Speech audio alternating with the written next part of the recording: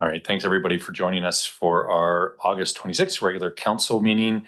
And we'd just like to start by acknowledging that we are meeting on the unceded territory of the Comox First Nation, the traditional keepers of this land.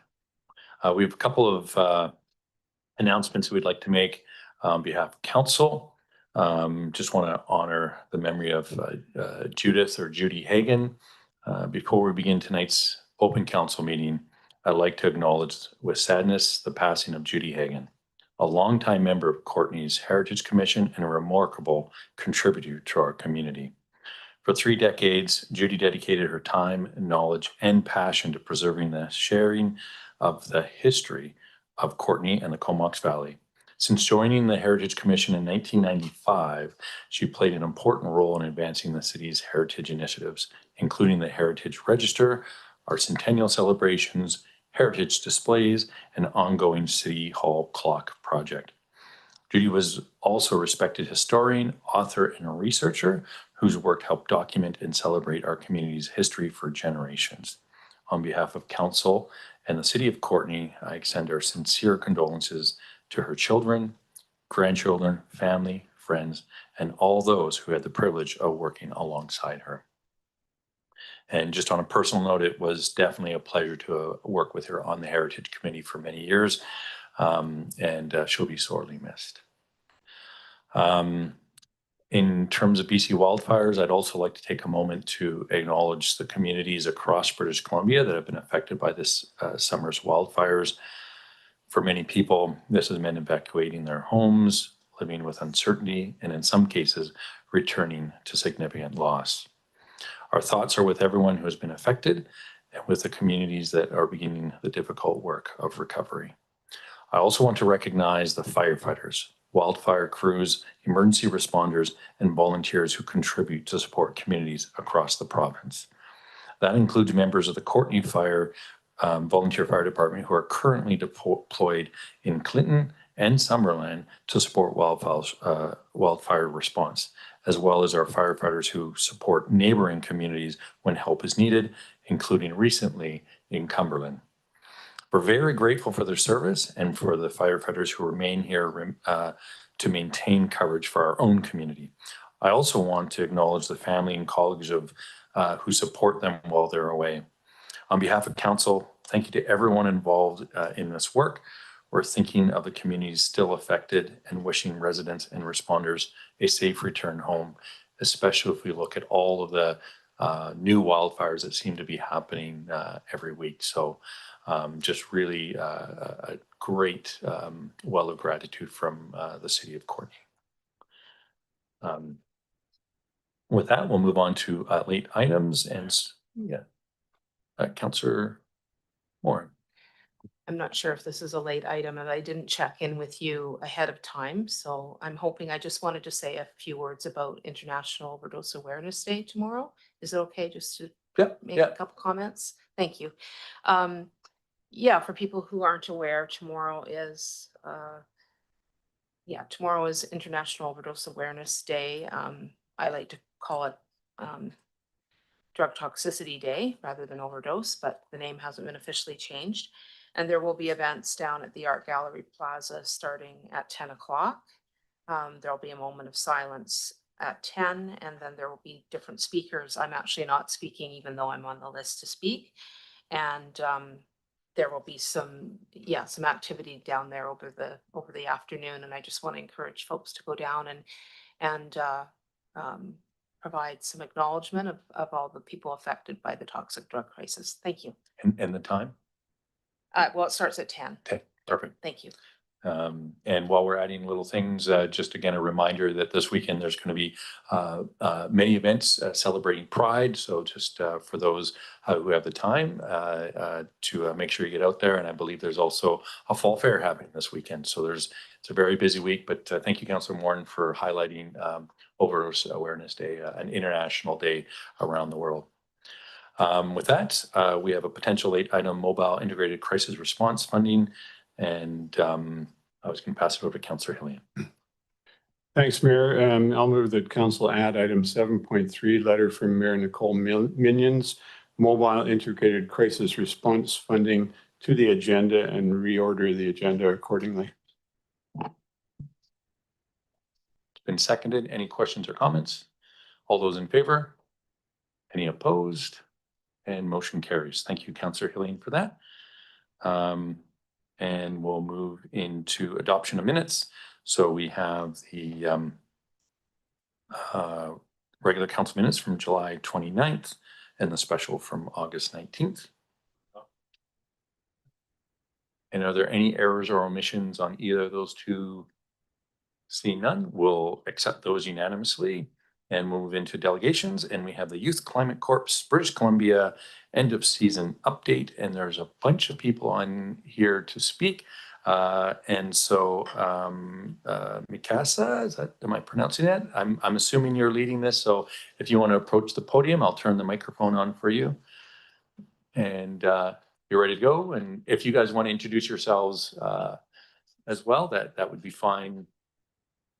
Over to you. Okay, sounds good. Yeah, thanks so much for the opportunity to speak before you today.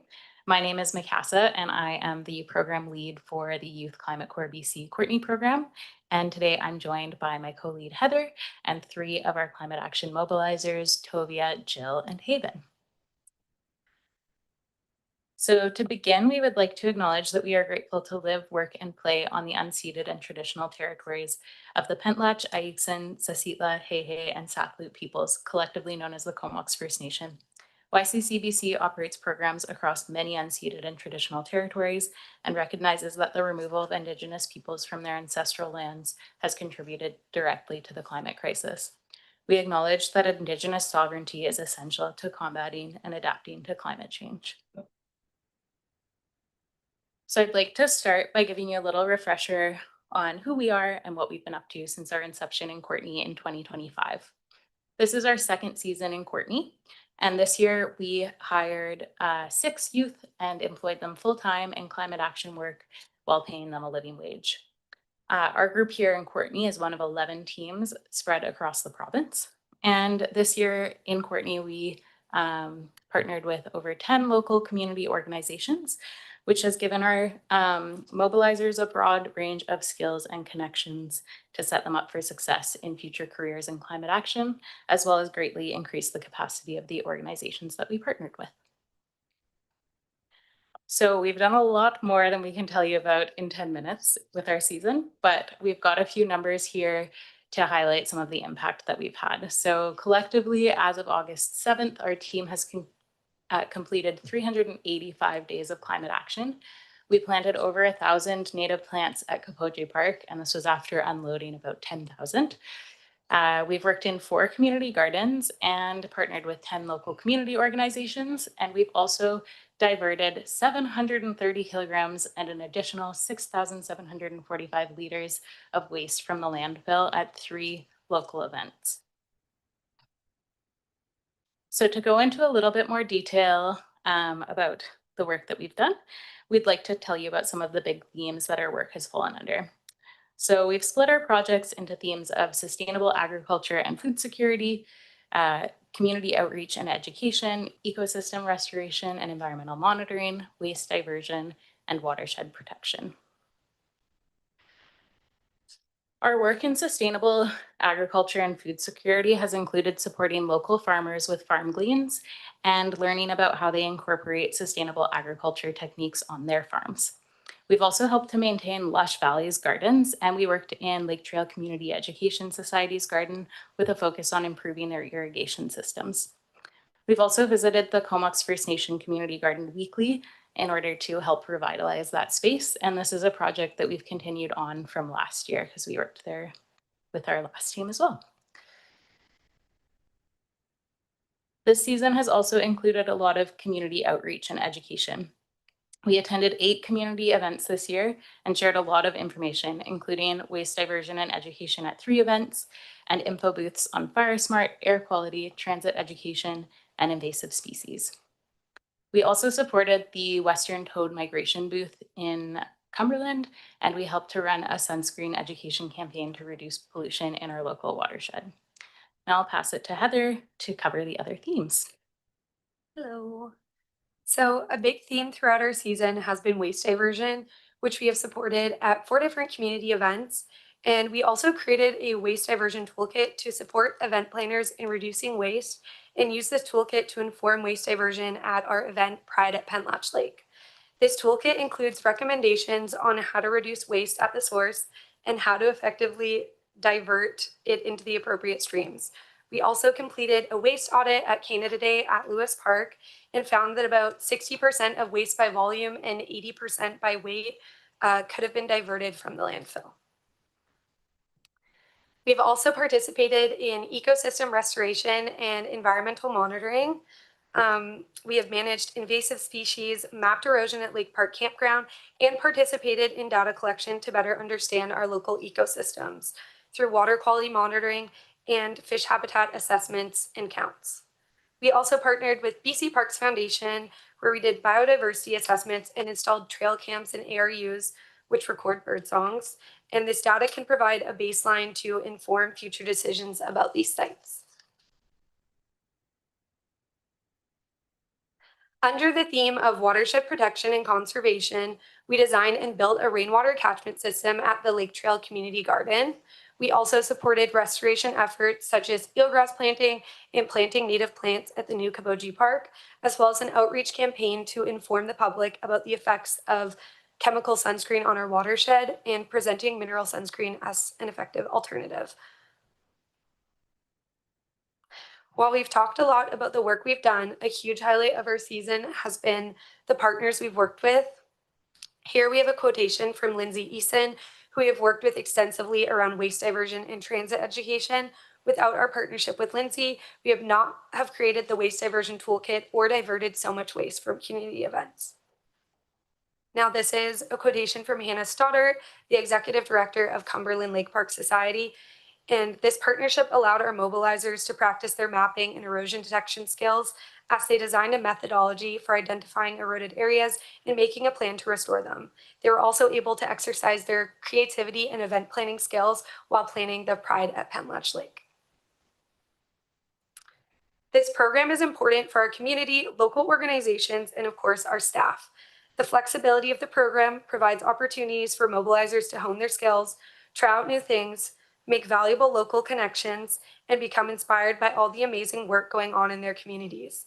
Of course, they can speak better to their experiences, and so I'd like to welcome our mobilizers, starting with Jill. Hello, my name is Jill. I grew up in Courtenay and I just graduated from UVic with a bachelor's degree in climate science.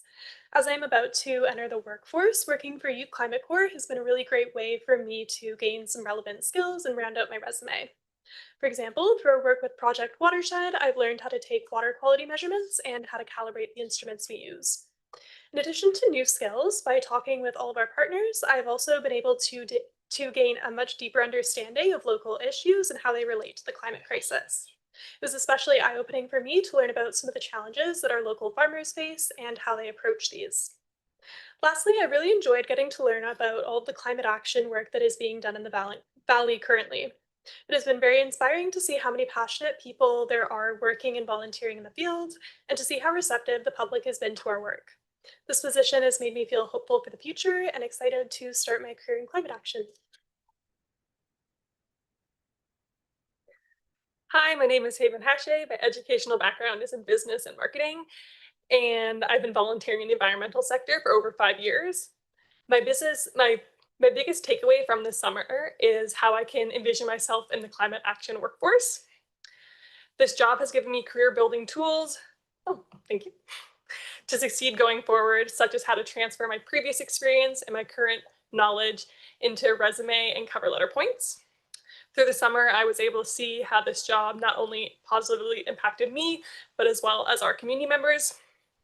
Helping divert waste at different events allowed us to educate the public on proper waste management. During these events, you could see that people did want to try to sort waste properly. They just needed that little extra helping hand. It was rewarding to see people throughout the event come back multiple times, each time knowing a little bit more. These people would express gratitude for us being there. The positive experiences with our community at these events has been really wonderful and has helped with my climate climate anxiety. I'm very grateful to have had this experience with YCC, and I'm very thankful for the support from the city.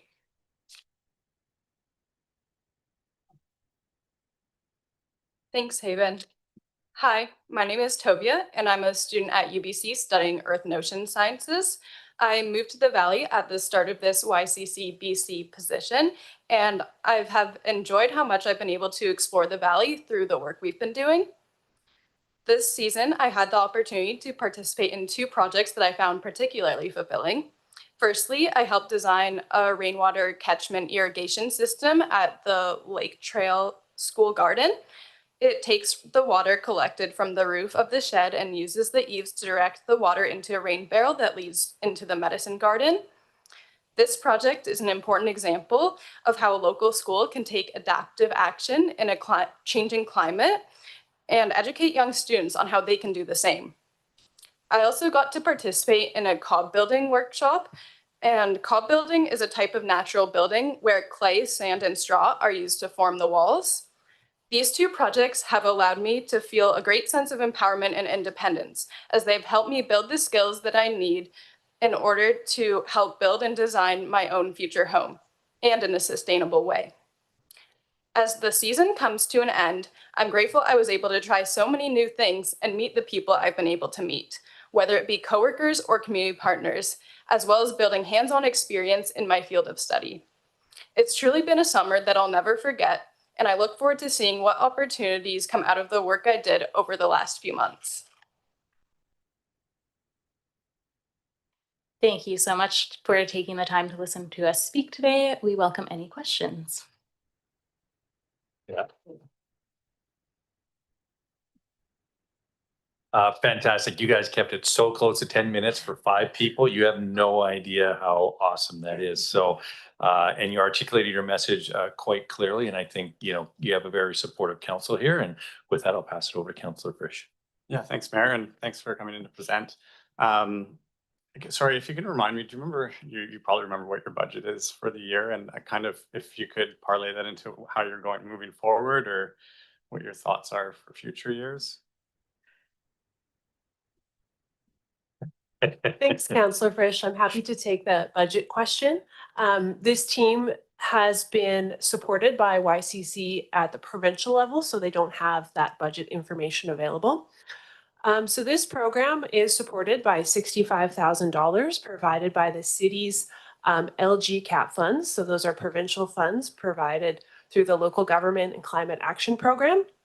The total budget to run this program is actually $175,000. So that difference is made up by a combination of provincial and federal grants that YCC as a provincial organization has been able to direct to our local program. That's awesome. And can we expect to see this program continue into the future, or what's the future look like for the Mr. Garbett? Thank you. Through the mayor, that would be a determination through the Yeah. financial plan. The 2027 and 5-year financial plan, a great deal of that financial plan is based on outcomes and in alignment with our strategic priorities. So I would assume that through that program consideration could be quite positive. The incoming council will also be guided by our official community plan and strategic priorities for the organization.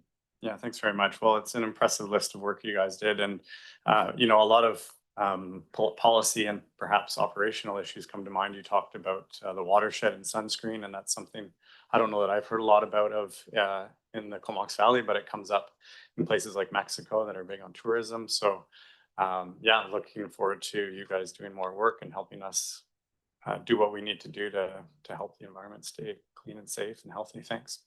Yeah, thank you. Yeah, the watershed protection is definitely important because we swim in our reservoir. So we want to protect that as much as we can. Fantastic. Thanks so much. Next we have Councillor Hillian. Thanks, Mayor. Really appreciate all of you being here today and the information that you shared. It was actually Councillor Cole Hamilton and myself that brought this initiative forward a couple of years ago with a resolution, and I'm really grateful that Janine, our staff and our engineering department were so open to jumping all over this. And so this is our 2nd year, and I sincerely hope that it carries on. I just want to let you know that when you talk about climate anxiety, which really rings a bell, I remember first experiencing it over 50 years ago when I was in my early 20s, and we were incredibly concerned about the future health of the environment. And of course, my generation totally blew it as a collective.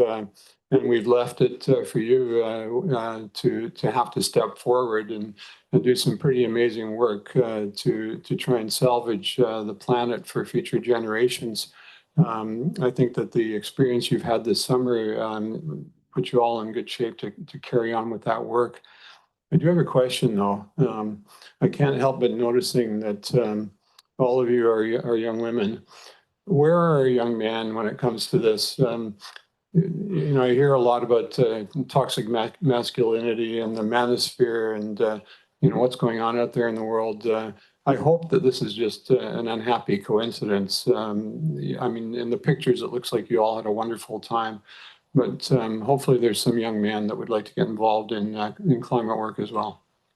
Yeah, thank you for that question. That's actually something that Heather and I discussed at the beginning of the season. How do we make this more attractive to young men? Because we had 0 young men apply for this position. So it is like we definitely would love to hire some men. We just didn't have any apply. And as wonderful as it is to have the representation that we have, we are definitely interested in getting a broader perspective. And yeah, we talked about trying to do some recruitment events in male dominated activities, or I'm not sure. So yeah, I don't really have an answer. I would love to have a more diverse team, but still figuring out how to do that. Welcoming any suggestions.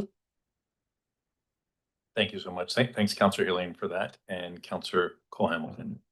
Yeah, thanks so much, Mayor. And thank you so much, all of you. I'm so glad that a couple of years after putting forward a motion to see this come forward in our community, that year after year it continues to do great work. And I think the combination of, from what I hear from you, of great work being done for the community, of learning valuable skills that can lead you towards a future doing this kind of work on a permanent basis. And I think there's also a lot to be said for just getting out and doing something. I think that's like taking action is kind of the antidote, at least in my world, for anxiety about things. Because then it's just thank you all so much for the what you've contributed to our community. And I guess whoever's sitting around this table in a couple of months, the new council will be making a decision. I can only hope that they'll continue to see the value that you brought to us. So yeah, just many thanks for all of the good work. And maybe one, just building on something Councillor Hilliam has said, well, I think it's important that young people are taking action. I don't think it excuses anyone else who's older and has more power and more capacity from doing the work. I know that's not what Councillor Hilliam was saying at all, but I think sometimes it can be, I've heard it said, well, it's on to you guys, like, but we're like students, you people, like it's for the people who have access to levers of power to try and do right by our children and grandchildren, and not forgetting that that's a responsibility we all have. Anyway, thanks so much, and just have a great evening out there. It looks like a beautiful night.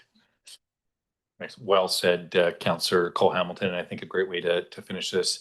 Again, much gratitude from this council for the work that you've done, and likely the work you're going to continue to do. Thank you. Awesome, thank you.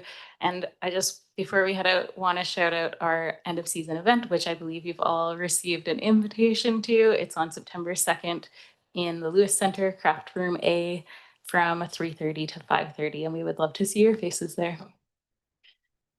Fantastic. Thank you so much. All right, with that, we'll move on to our presentation from the Comox Valley RCMP, Inspector Scott Mercer.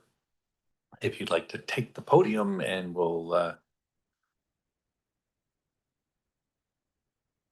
and I just got the microphone put back on there for you, and the floor is yours.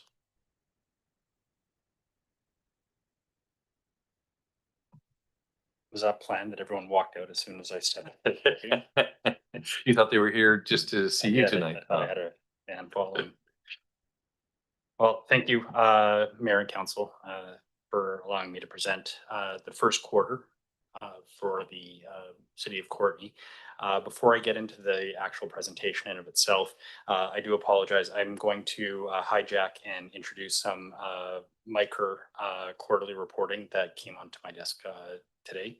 I feel that it's going to be appropriate for future reporting periods, so I'll make sure that I include it in the presentation package. But my numbers and data I can provide at a later date for council for their own consumption. So it'll just be some quick hits here, and then I'll roll into the actual presentation itself. So I did a comparative analysis of our micro monthly reports. And from an executive summary perspective, 3 significant trends emerged across this quarter. First, micro workload peaked in April and declined slightly in May, but then rebounded in June and remained focused primarily on high acuity mental health and wellness related files. Total detachment mental health apprehensions remained elevated, with 31 apprehensions in April and 26 in May, both exceeding historical averages. Hospital admission rates remained very high, suggesting strong alignment between police apprehensions and clinical admission decisions. For our micro team activity, the Courtenay share in terms of workload still saw above 75% working mainly in the Courtenay areas. Observations that were made were April represented the busiest month since January, with over 36 files and 37 documented interactions. Workload decreased by approximately 22% from April to May, mainly because we had our police resource that was absent due to annual leave. Courtenay remains the dominant service location. Mental health apprehensions. So the team in of itself only had 3 direct involvements of apprehensions, but was closely aligned with many of the other apprehensions that were done on the detachment scale. Micro is focused on broader intervention in case management activities rather than volume enforcement. Roughly half of all micro files were Mental Health Act or check well-being related. With respect to hospital admissions following apprehension, the admission rates had dropped slightly from an exceptional 97% from the first part of the year of 2026, but remained very strong between 84 to 85%. With respect to micro, this suggests that there's continued strong screening and assessment before apprehension, good alignment between police and healthcare determinations, and a reduced likelihood of unnecessary apprehensions. The police hours spent in hospital, it was an anomaly in terms of April, in which there was a larger wait time for members at hospital, and which we saw a decrease by half back in May. The April cases, there was 2 that resulted in wait times of excessive 3 hours, but those were unique cases dealing with a high acuity individual that required police to assist security at the hospital. The nature of micro work, though, what our data is suggesting is that micro is increasingly functioning as a mental health response unit, a proactive well-being intervention resource, and a community harm reduction team. This is being noticed not just within the city of Courtenay, but as we're introducing it to other audiences such as the town of Comox, the Comox First Nations. I've had a lot of productive conversations in terms of community outreach and looking for long-term funding partners on that. To that end, I was able to present to the town of Comox earlier in the quarter, in which I was able to showcase the value of micro to them. As a result, Mayor and Council recently passed a resolution on August 5th to consider supporting up to $100,000 or 34% of the remainder of the 2026 and 2027 year. This was affirmed with a letter that I received from Mayor Minions indicating formal notification of this resolution and the commitment for the rest of the year. With your permission, I'll then go into the quarterly report. Okay, I'll maybe look to council. Just we do have a letter that is a late item at 7.3. So in a few more items, I don't know if council wants to move that forward and consider it now, or listen to this and then come back to that again in a few items. But I'm not seeing any. Councillor Moore. I'd just like to suggest that if maybe, I don't know if you're staying for the duration, but if we have questions about it, we could ask questions, but still consider the item when it comes up. I'm here for council's pleasure, so I'll Yep. absolutely stay. Okay. It was really just to make it simpler and then he could leave as soon as he's done. If we did it all at once and then he could take off. Councillor Frisch. Yeah, I'm sure you have something to do when you're done. Maybe we do move it up and keep it close for you, so you don't have to hang out for other stuff. So I'll move that, we move that item 7.3 to immediately after this. Is that fine? Does that work? Yeah, that's what I was. Is there a seconder? Any questions or comments? All those in favor? Any opposed? And motion carries. And so you can continue on and then we'll maybe try to segment the questions and go from there. Thank you. Going to the guts of the presentation here. So the first quarter speaks to April 1st to June 30th of this fiscal year. In the first quarter of the 2026-2027 fiscal year, there was a 7% increase in calls for service in Courtenay compared to the same quarter of the previous fiscal year. In the first quarter of the 2026-2027 fiscal year, the most common calls for service in Courtenay pertain to traffic incidents. Compared to the first quarter of the previous fiscal year, there was a notable increase in calls for service pertaining to missing persons that was largely attributable to reports from a youth group home in Courtenay. I want to speak a little bit in terms of missing persons and what that means to the RCMP. These missing person reports, because we saw a significant surge increasing by 150% to that would be 36 to 90 calls. What's distinctive of this is this call type requires a high degree, or sorry, a large amount of work with each missing person report. This is considered one of our higher risk calls, and depending upon characteristics or demographic of the missing person, whether it's age, gender, ethnicity, lifestyle, living situation, disabilities, or the circumstances of the absence or disappearance, requires a dedication of frontline resources to include police, fire, search and rescue. These investigations are labor intensive and consume vast amounts of time and resources. More problematic when they are repeat or repetitive persons that do not want to follow house rules in the case of some of our more problematic youth situations that we have. Nonetheless, we do take these files seriously each time that they're called in, even if they are repetitive calls that we get with certain individuals. And we're working with the group homes and the respective agencies, as well as the families, to try and reduce this impact that happens on the police, because obviously we don't want to be the persons that are actively involved in these if it is something that can be resolved in another way. So we're always looking to proactively address that and create a network that we can reduce this this call volume for us. Check well-being complaints have risen. These at times are masking as missing persons complaints, but largely the general public are calling in persons that they're seeing having health-related issues out in the public. Property crime increases are largely attributed to theft from motor vehicles, theft of bikes, and shoplifting. So we've seen an increase in thefts from grocery stores this past quarter. Some of them are committed by organized groups. Harassment, where we see an increase there, can be attributed to online or social media comments, as well as intimate partner conflicts. With respect to most common call locations in the first quarter, the location with the most calls for service after the Comox Valley RCMP detachment was the Connect Warming Center, which saw a 60% increase from quarter one in 2025. The types of activities have not changed with reporting, just the frequency of these complaints. We have a better working relationship with the Connect staff, in which may contribute to this increase, but I would probably argue that the more notable increase is likely due to the lack of police visibility within the downtown core. Our bikes had been suspended since December, so we're going to see a larger call volume as opposed to the proactive measures that might stave off those calls from coming in.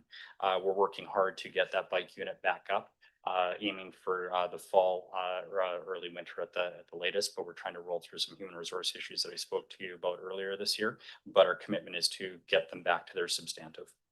The Courtenay Provincial Courthouse is the next slide here. This is often a topic of conversation in council discussions. I've taken the advice from council to try and separate the courthouse calls for service from the other downtown calls for service so that we can see that distinction between them in terms of the impact of calls for service that we respond to. So in this first quarter, 2% of the calls for service in Courtenay occurred at the Courtenay Provincial Courthouse, and of that 2%, 87% of those complaints pertain to a breach of some sort of court document. So the administrative offenses that I've spoken to in past council sessions. Downtown Courtenay calls for service. There were 758 calls for service in downtown Courtenay, which was an 8% decrease from the year before. And the calls for service pertaining to breach occur primarily at courthouse, what I spoke to, whereas 56% of the calls for service pertaining to assaults occurred in downtown Courtenay occurred at the the Connect Warming Center. As previously reported in past sessions, the majority of assaults experienced are committed usually by persons known or associated to the victims. I do want to note that stranger assaults can happen from time to time, but they're not as common as the as assaults that are reported into when the offender is known. With respect to violent crime, the most common type of violent crime in Courtenay was assault. The location with the highest numbers was at the Connect with 12 compared to the first quarter of the previous fiscal year, where there was a notable decrease in assaults. There was also a notable increase in sex offenses for this year. 44% increase in sex offenses, but looking into it further, these investigations are singular reports and not serial in nature. We saw a doubling in robberies, and these are generally petty in nature with minor use of force. It should be noted that last night, unfortunately, one of our businesses in downtown Courtenay experienced an armed robbery file that we were able to respond to fairly quickly. No persons were harmed in this event, and it is being investigated by our serious crimes unit right now. The heat map for violent crime in Courtenay, again, the hotspot for violent crime is in the downtown core, but that can fluctuate from quarter to quarter. Property crime, the most common type of property crime in Courtenay was mischief to property compared to the same quarter of the previous fiscal year. There were notable increases in mischief to property, bike theft, and business break-and enters. The break-and-enters I can speak to in terms of we had one individual that was responsible for a string of break-and-enters, which he was arrested and charged. We had another person that was responsible for two of them, and the rest of them were just solo events that weren't serial in nature. The map of property crime is pretty predictable as far as it's all in the downtown and commercial areas within Courtenay. Controlled Substances Act. So there were 36 CDSA offense files in Courtenay. This was a 23% decrease from CDSA offense files in the same quarter of the previous fiscal year. We see a notable drop in drug trafficking offenses on this. That is largely attributed to the fact that our member that was doing such a great job in terms of drug trafficking investigations was on paternity leave, and now he's since back and he's picked up exactly where he left off. So we'll see that number increase. Drug possession in itself, again, we've seen this increase as a result of, I think it's more just public awareness and calling in of these activities that are occurring in public spaces, not necessarily that drugs in themselves have increased within the community, but our focus again remains on drug trafficking and production. Traffic offenses, there were 55 traffic offense files in Courtenay. This was the same number of traffic offense files as there were in the first quarter of the previous fiscal year. Our traffic unit has increased from 2 members to 3 members. We got a member from Surrey that transferred over here. So now we're up to 3, which means that we're able to do more enhanced projects in the area, targeting certain spots that we know to be problematic within the city of Courtenay as well as in the Comox Valley. vehicle collisions. So there were 101 vehicle collisions files in Courtenay. There was 3 vehicle collision files, fewer in the first quarter of the previous fiscal year. We were seeing more daytime collisions as opposed to nighttime collisions. And we did see an increase in fatalities from the previous year.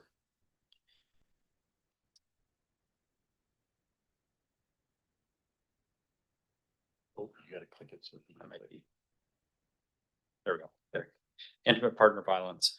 So with respect to domestic or family violence, there were 76 files in Courtenay that were flagged for spousal or partner violence. This was a 30% decrease compared to the first quarter of the previous fiscal year.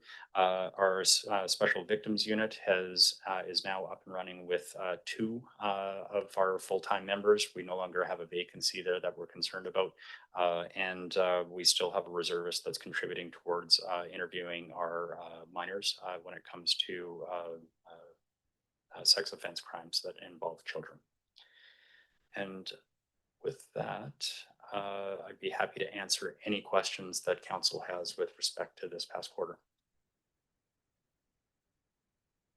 All right, thanks very much. And I was really happy to see that you put the Q1s on there on some of the slides, just to denote that we're not comparing necessarily the whole year, but just those quarters. So that was great to see. And yeah, every time this presentation comes forward, it does seem like it's getting tighter and tighter. So really appreciate that. I'm always happy to take the feedback back to the analysts. Yeah, there you go. It's not eye rolling every time I come with new suggestions. That's great. Fair enough. Yeah. Fair enough. Appreciate that. And I'll pass it over to Councillor Healy. Thanks, Mayor, and thanks, Inspector. Just a couple of questions about the violent crime. Are the intimate partner violence numbers captured in the larger assaults, or do they show up as, excuse me, as a separate category? That I'll have to bring back to my analyst. I don't know how she captured Yeah. the data in here, if she was just distinctive to the coding on the file. But if we want to draw as a distinction of where they're happening in Courtenay, I could probably get that information as far as areas within Courtenay as opposed to like specific residences and stuff. Yeah, well, no, I think that's fine for now. But the other thing I was curious about, you mentioned that stranger assaults are fairly rare, that most of the assaults that your members investigate are taking place among people who know each other. And oftentimes it's a conflict situation that where one person perhaps gets out of hand. I think that the perception among the community is that it can be sometimes unsafe to be out and about. But we heard from your colleague, Staff Sergeant at the last meeting, that he considers Courtenay to be in general a fairly safe community for the average resident. And I'm just wondering how the crime statistics either bear that up, or how we should read into these.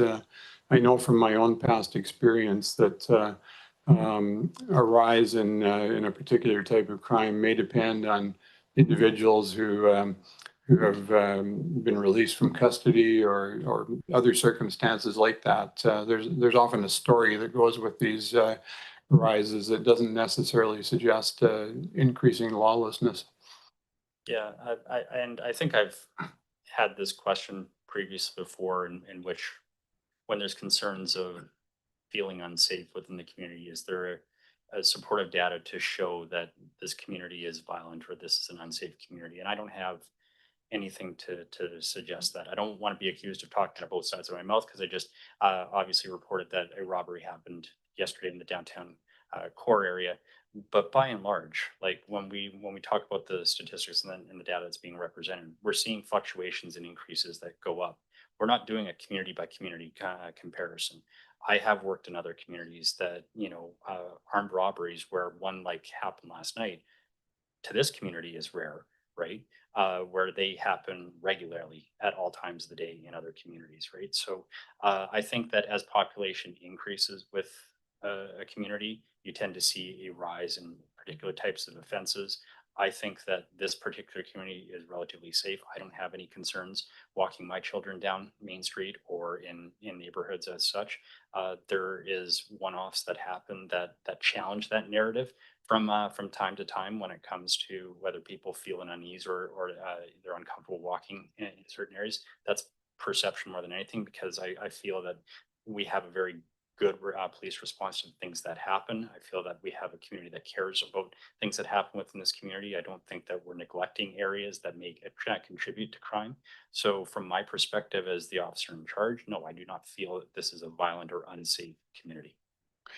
Thanks. And I do just want to acknowledge the service that you and your members provide to try and keep us all as safe as possible, and much appreciated. Thank you. Thanks, Councillor Hillian. And next we have Councillor Frisch. Yeah, thanks, Mayor. I had 2 questions. One's about the missing persons. Can you just comment on if that's like criminally related generally, or like what percentage of them, or is it just No. someone's gone off and No, no these one's there? aren't related to like forcible confinement or kidnappings or anything like that. These are people that are reported by loved ones or people associated in their lives. They can range anywhere from youth. They can range to elderly when we talk about people that suffer from dementia or Alzheimer's, and these are more common than not within a community of this age demographic. We have both, a large amount of youth and a large amount of elderly here, and we have people that they go and do recreational activities, that like to hike, that don't check in on certain things, right? So these are the types of missing persons files that we regularly engage when we have to activate search and rescue, and that I just wanted to.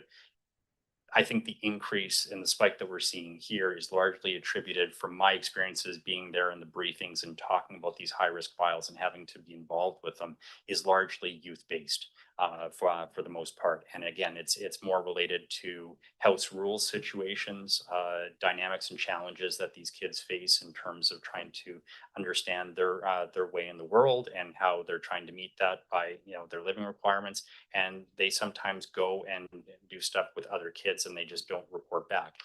The thing that I've really tried to press from a policing perspective is that it doesn't matter that these are repeat persons that we're dealing with. We do not treat them any differently. We don't show complacency on them.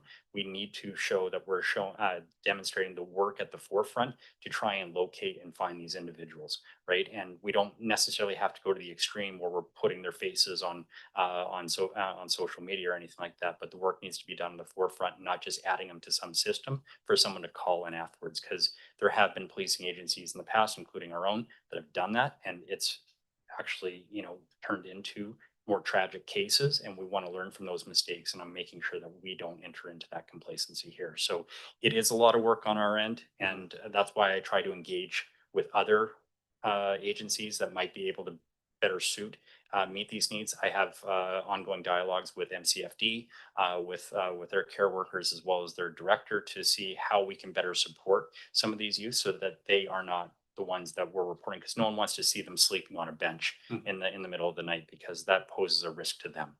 Well, I appreciate you keeping your finger on that pulse and looking for those efficiencies.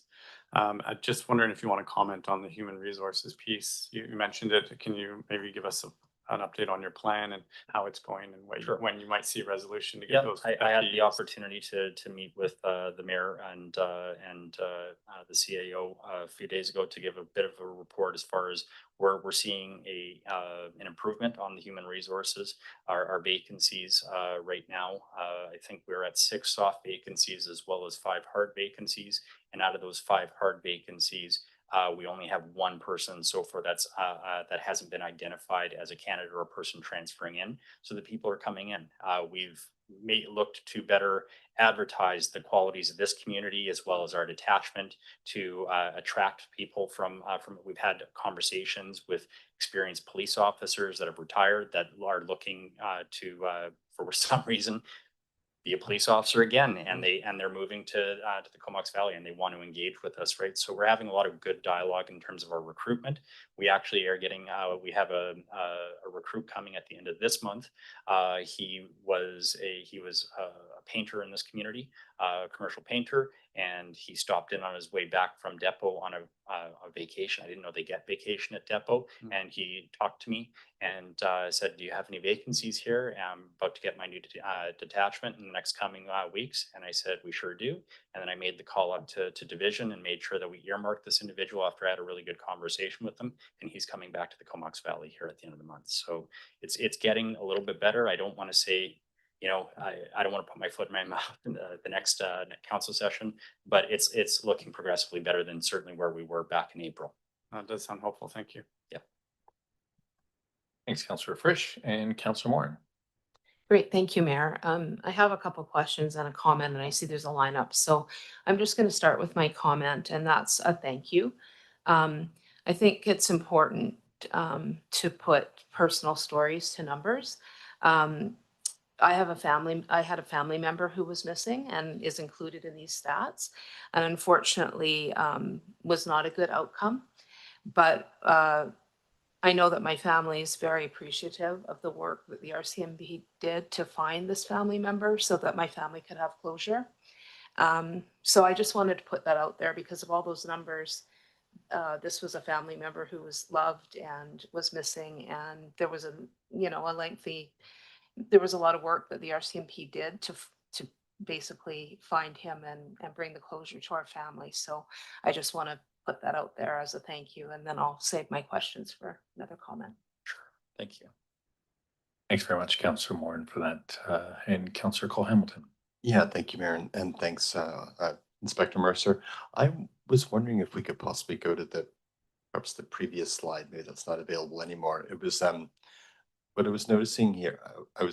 I guess a question for clarification. The middle column, spousal partner, the second from the left, the one which decreases fairly dramatically. Other offense. I was wondering if you could tell me what kind of other offense that was. Yeah, I mean, that can range from harassment. It can range from mischief to property. There are intimidation offenses that are not your standard domestic violence situation. There are also sex offenses that can be reported too. We are seeing a passing. I think it's Bill C-225 that is speaking to accompanying a domestic violence charge with another federally mandated charge to go with it. And I think the jeopardy with respect to that charge is more severe. I don't know where it is, if in the review stage, if it's actually become a bill of law yet. We just got notification this past little while that it's coming through. We're going to adapt to that and have our conversations with the Crown Prosecutor to see how that impacts our way of dealing with domestic violence files in the future. Okay, thank you for that. And like what I see here is would seem to be a decrease overall in intimate partner violence, particularly with that sort of other offense category. And you said that some of the other offenses could be sexual offenses. I was wondering, there was also like 113% increase in sexual offenses. So Yeah. I'm trying to figure out, is this a matter of things being moved from one place to another? Like I don't have a firm answer for you on that, and what I can bring back to my analyst and understand that a little bit better, because I was alarmed as far as the increase Yeah. that we saw for sexual offenses for sure. And I didn't want to water it down by saying they weren't serial in nature or anything like that. Everyone is serious. Okay, and so it is possible that what seems to be quite a significant decrease in other offenses, some of which could be sexual, might account perhaps for It's the my increase. assumption as to what that might be, but let me get a firm Yeah. answer both what the category of other specifically means, and then if it does speak to sexual in nature, if it also translates to the other graph that I presented and the percentage increase that we were seeing. Okay, but I appreciate that follow-up. Obviously, the sexual crimes stat is of significant concern, Absolutely. so it'd be great to get more clarity on that. Thank you. Thanks so much, Councillor Cole Hamilton, on that, and Councillor Jolicoeur. Yeah, thanks, Mayor, and thanks for being here, Inspector. I'm also appreciated the stories. I think the one around the business spoke to me beyond the sexual offenses also concerning, but in part because I think the largest increase year over year in this quarter is 400% for break and enter business. And so I'm wondering, I know that we've done the heat mapping for the property crimes as well as the violent crimes. And the property crimes, I noted, actually, it looks like it kind of goes along Ryan and then along Cliff. And so is that fair to say that much of that is attributable to the businesses along those corridors? Yeah, it's mostly, I shouldn't say mostly. Primarily, a lot of the ones that we deal with are break and enter to businesses rather than break and enter to homes statistically.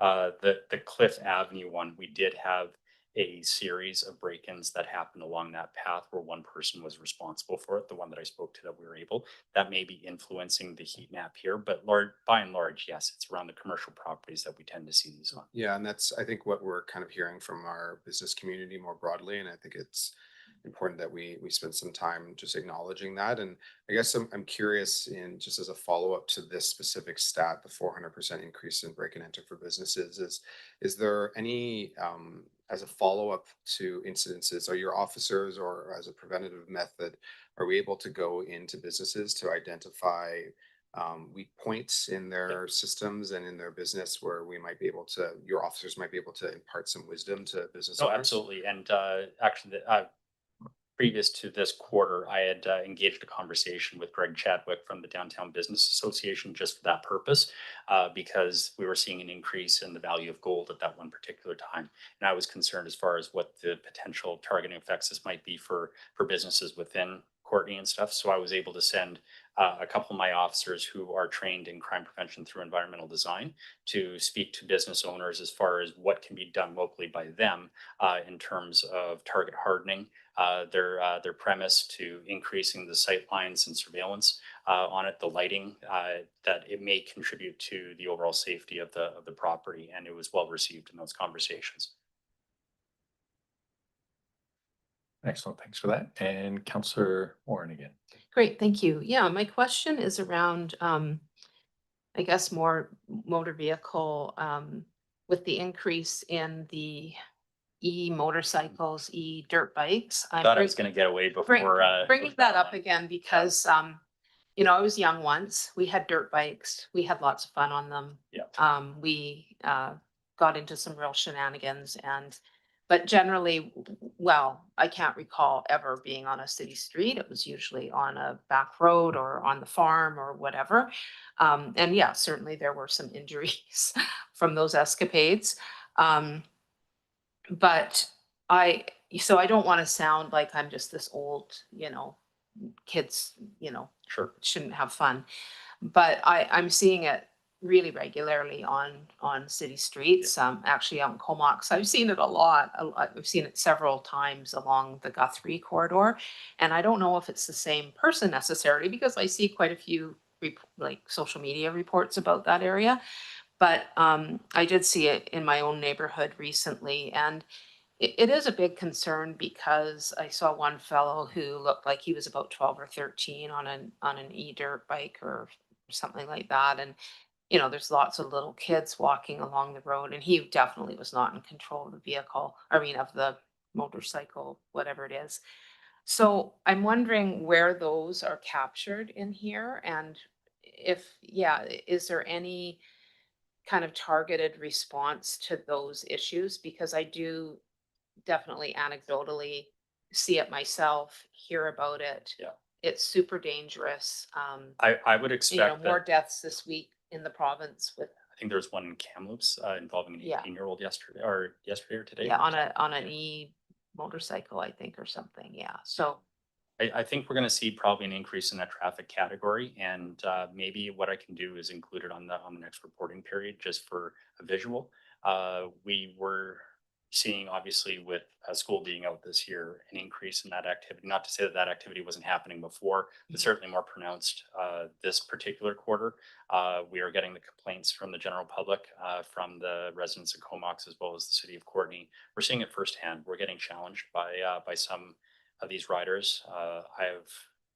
My guess is as far as the age range, as far as what these riders are, but really trying to challenge the police into some sort of reaction, or the Mhm. public into some sort of reaction. Some of the activities are extremely dangerous, and we're not going to engage in that manner, right? Because I mean, ultimately, we don't want to be responsible for someone getting hurt, let alone their own actions that are dictating what they're doing, which is also alarming. My traffic members have been directed to try and deal with this in a way that we can separate rider from the device, and then use whatever enforcement measures or education measures that I will deem appropriate, or they'll deem appropriate to deal with that person.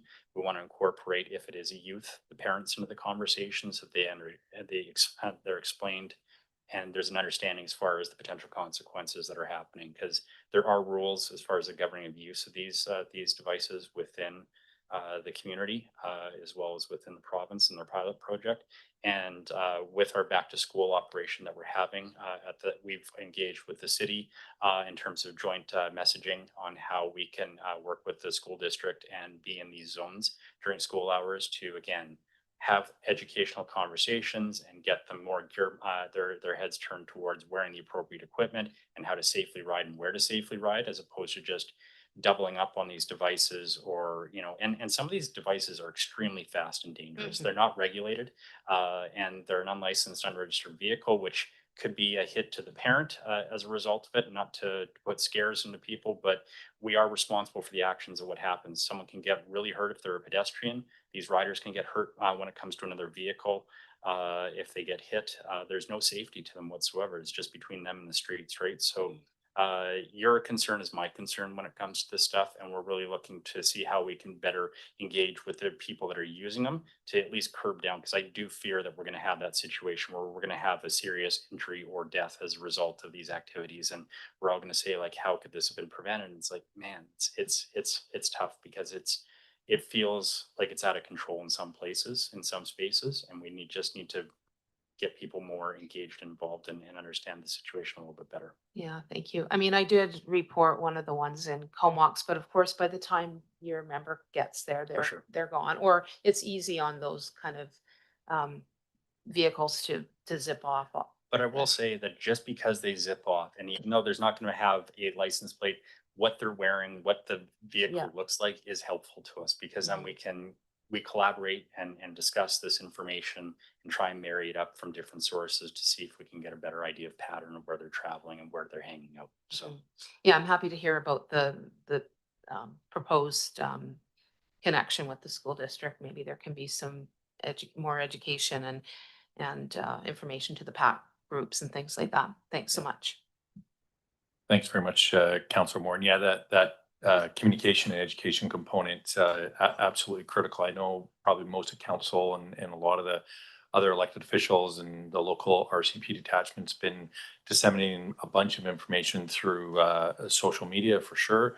But there may be an opportunity to, even at UBCM, talk to organizations like ICBC and the government organizations that kind of work adjacent to them, to see if they can bring, ads and things a little bit more to get that more front of mind. So with that, I'll pass it back over to Councillor Jaluka. Yeah, thanks, Mayor.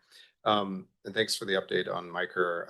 Was ferociously taking notes, but I'll have to probably rewatch the meeting to get the exact numbers that you had stated. But some of the things that stood out to me were the 3 direct involvement for mental health apprehensions. We did spend a lot of time talking about this when your team came and spoke to their unique skill set in addressing actions under the Mental Health Act. But I did note that you had spoken about, I think I had here, over half check well-being. That might have been just for April. And so when I think about check well-being, and we've had this conversation as well, Inspector, around the role of Circle, and I did actually, so happenstance, had heard from them today that they're up to about 100 calls a month. And that, for those in the community who are wondering, is the crisis team that we have in the community that's provincially funded. And they work to support folks who are experiencing mental health crisis. And so I guess my curiosity is, again, like, if you can walk us through operationally. So we've got the Micro team members, there's 2 of them who are responding yeah, if it is half of 1 month's calls were for check well-being, how do we interact with Circle given their expertise in supporting people who are in crisis? Yeah, a lot of these check well-beings, there's a bit of a category here as far as what we're, sometimes the scoring of check well-beings is the concerns of the public regarding an individual that they're seeing, say, on the side of the street, that they don't want to have any interaction with, but it seems like they're going through a health crisis of some kind, or there's some sort of addiction issue that's associated to it, or there's something that is concerning enough that they're going to call it in and they want some frontline agency to deal with it. That's going to get transferred up immediately up to whether it's going to be, is this a call for EHS or a call for police? And when there's an EHS call, sometimes the police will have to go with EHS to check on them to provide a safe area for them to work for us. It could also mean an area of work where there is a strong mental health component, a high acuity part of the call that CAR 64 will be involved in. And it doesn't necessarily mean that there's going to be an apprehension, but they're going to be checking on their baseline because they're seeing if they, if they have access to their medications, or if they have been connected to their health team, or if they are just, having a moment where it's behavioral and it's not, and they may be dysregulated, but it's not actually something that that needs to be brought to the hospital's attention, and we're able to triage on there. When things don't even meet those categories, we have diverted to Circle, or we've communicated to Circle as there's maybe a potential area of work that you could be doing with this individual. I will speak that I do have quarterly meetings with Circle and engage with them because we're working in the same space. I have found that our work together has been collaborative in terms of how we can better communicate with one another and use each other in these spaces without it feeling like we're competing for any work. And I haven't gotten that sense either from them or from my team that we are. It feels like we're working in the areas that we need to, that were specific to our experience and training, and they are as well. Could there be potential overlap in some areas? I can't say with any degree of certainty that there isn't, but I'm getting a lot of positive feedback from Circle that whenever they need us, they call us, and whenever we need them, we call them, and we continue to improve that line of communication with them. Let me see if I can get a more refined example as far as the check well-beings back to you, so that it might address some of the concerns that you raised. Yeah, thanks. And my last question on the micro, yeah, again, really helpful to get some of those initial data points, and looking forward to seeing them in the reports going forward, is the actual apprehensions themselves. I think this might have just been for April, but maybe it was for both, but 3 direct involvements. And then something around is it the other officers, just the general duty officers are also still reporting? So we've got kind of the micro team that's responding to a Mental Health Act apprehensions, but also some of your regular. Those will be probably outside the scope of the micro hours. Okay. That might be doing. That's that might be happening, right? Because again, we're not standing up a team only to continue to do that same work ourselves if that team is working, right? So we're trying to increase our coverage so that we will be able to work in the times that our other officers aren't necessarily exposed. That has been some of the feedback that I've received from the detachment, that only largely half of our detachment is getting the benefits of this because of the way the schedules align in our resources, where the other ones aren't, right? And there's kind of a jealousy argument to be made there. But I know from the feedback that we're getting from the floor, members feel more assured when Micro is working, when we're dealing with mental health, not because it's, delegating some work that they don't want to deal with. They just feel like the experts, or the people that know better in these situations, are giving them the information that they need to make a more informed decision. Excellent. I don't see any further questions or comments, so maybe we'll receive the stats from Inspector Mercer unanimously. Oh yeah. Quick question regarding e-bikes and such that are being operated extremely quickly, or what you think is dangerously. Can those be seized or taken away? If they don't meet the requirements, they can be seized, right? So if they're doing 50K an hour down the middle of the road, and that especially would be if they don't meet a certain CC level, Like again, some of these are being ordered internationally online. So, and I've seen them advertised as far as the speed levels. We've seen some of the bikes that are going through on Snapchat and TikTok and all these other things that they're doing. Like there's some fast devices out there, and if we do have the ability to seize it, we'll seize it. And it's not because we're trying to take someone's stuff away. Yeah. It's dangerous to be on the road. There's a reason why we have rules for regulated vehicles. Yeah, fair enough. Thank you. Thanks, Councillor Frisch. And if there's no further comments on the stats, we'll receive those unanimously. And then we do have that late item, the letter from Mayor Nicole Minions that's been circulated to council. And then there is a potential motion there as well. Councillor Frisch. Okay, you got the, and just so council's aware, it's been emailed out. If you didn't get it beforehand, it should be in your inbox right now.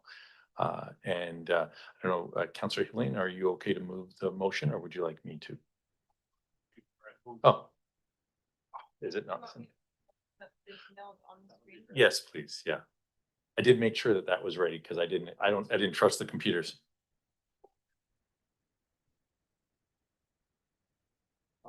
Yeah. Okay. Councillor Frisch. Yeah. Yeah, thanks, Mayor, and thanks for making sure this makes the agenda and speaking to it. But I'm really happy to see Comox on board with this. And maybe if you want to just update Courtney, like us, on what our portion of that, if you remember. It's right on the screen. There it is. Thank you. To support that. Yeah, and so you guys went to Comox and gave a presentation as well. Yeah. Was there one to Cumberland? No, there wasn't. And again, because they're a provincial entity, but Right. the plan doesn't just stop at the municipality. I am engaging with the provincial side, looking for advocation for this need for the community. I have had positive conversations with the KFN as well as the CVRD and Mayor Brown with Cumberland. It's just moving that ball forward and finding the right audience with public safety and the health minister, and raising the need to their level so that we can get the BCRCMP who handles the provincial side and the contributions of whatever resources that we need on the province side to maybe backfill this to create a second position, fingers crossed. Then maybe there's that as an avenue, right? So I am exploring all opportunities at this point. Yeah, well, I appreciate you carrying this and bringing it to that higher level of government for funding. And if it's okay with Councillor Haley, I'll actually move the motion as presented on the screen. Okay. Councillor. Yeah, thanks, Mayor. Okay. So I guess this is a question for the corporate officer. So council already has an existing resolution on the matter, which remains in force that we passed on May 13th. I did also just send that to council. So this motion appears to conflict with or really reverses that decision. So I'm wondering if we can have a ruling of the chair and some advice from our corporate officer on how to proceed. Thanks. Council does have a previous motion on this. Oh, sorry, my screen just went blank. It basically requested a council report and you had sent that out as well. Council's aware that you had made a previous motion. You can make a subsequent motion. If you mean for staff to not do the report anymore, it would probably be helpful to clarify if that direction should still be fulfilled or not. Yeah, and I think one of the things is that that motion, I think the way I interpreted it was for a permanent microfunding. This is talking about extending the pilot, so that to me is a bit of a different perspective on what we're doing right now. But if there needs to be clarity for council's comfort, I fully understand that. And yeah, just as a subsequent again corporate officer, so the motion speaks to the pilot. The third part of the motion says includes any relevant data from the pilot Comox Valley micro program. May 13th was a while ago, but the conversation was about the pilot. I don't recall the motion being around permanent funding. It was about addressing the matter at hand, and the motion does speak to the pilot program. So, right. Back to the clip. I don't think I have anything further to add. Council can decide how it would like to, how it would like staff to implement the previous motion. And if part of it applies to a different kind of funding, I see what you see that, we talk about the pilot in both of them. This one talks about one additional year and the previous one referred to the pilot program. So I think the other one was referring to it for data, and this is saying we're going to extend it to get that data as well, and then to actually look at the funding behind it. I think one of the big things in terms of the micro is, I guess part of it is it successful or not? That's one question. But the other thing is really its ability to move forward. So if we don't fund it in some way, as Inspector Mercer said back when we made that motion, they're kind of cobbling things together to make sure that it continues on. What this does is it gives it certainty, at least for the pilot process. And then Inspector Mercer isn't trying to find money to do this. It's actually something that he has some real direction from, especially the town of Comox. Yeah, so I think point of order, we're not debating the matter at hand. We're discussing a point of order, Mayor. So Yep. just for clarification, are you ruling that this motion on the screen is in order for us to be debating? With That's what the I'm looking conversation for. I've had with staff, I've been told that this is in order. Okay. Councillor Moran. Yeah, thank you. I didn't hear the motion seconded or anything before Councillor Jolligan jumped in, but in any event, first of all, I'm very appreciative that Town of Comox is willing to commit some funds. Certainly not in opposition to looking at what we can do, but I do feel like we don't usually decide at the meeting about, I'd really like to get more information from staff. I'd like to have a bit more time to, to figure out the direction rather than a motion just going on the screen, and we haven't had any time to to discuss any of it. So I would actually prefer that that we look at the motion that was previously passed and the action on that, and then bring further information back to the next council meeting with a potential resolution for the next meeting, so that we have more information to go on. Nope, no, and that's why, yeah. So, and I think now we're sort of, there's a point of order or. Well, it I hasn't mean, been we seconded. still have a light on, but that's the direction that I prefer to go in. Yeah. Okay, so the motion has now been seconded, the motion that's on the screen. And I think, if I'm understanding Councillor Elaine correctly, I think also this is just emergent because a letter came from Town of Comox. And if this, and we're under tight timelines, but if it gets deferred to a future meeting in this term, I see that is totally fine. The challenge I see, if it takes longer than that, then it'd be a lot longer, but. Well, we certainly didn't have any trouble with urgency at this meeting, so I think we could have urgency at the next meeting if Sure. that was the will of council. Thanks. Yeah, fair enough. Councillor Frisch. Yeah, I just wanted to clarify that this issue is separate from the increase we did to our police budget in general to get us hopefully up to what we see as our target full-time equivalents. Because I know it can be confusing. And then I guess if we do want to put this off for a meeting, how does staff or you see us doing that now with the motion on the floor? If we want to give some more time for contemplation, or maybe ask for some information. I'm not sure what Councillor Moran's thinking exactly, but even just for contemplation, how do you see moving forward with the motion on the floor at this point? At this point, I'd be looking to council for some direction. Again, this came from the Town of Comox without a whole lot of notice.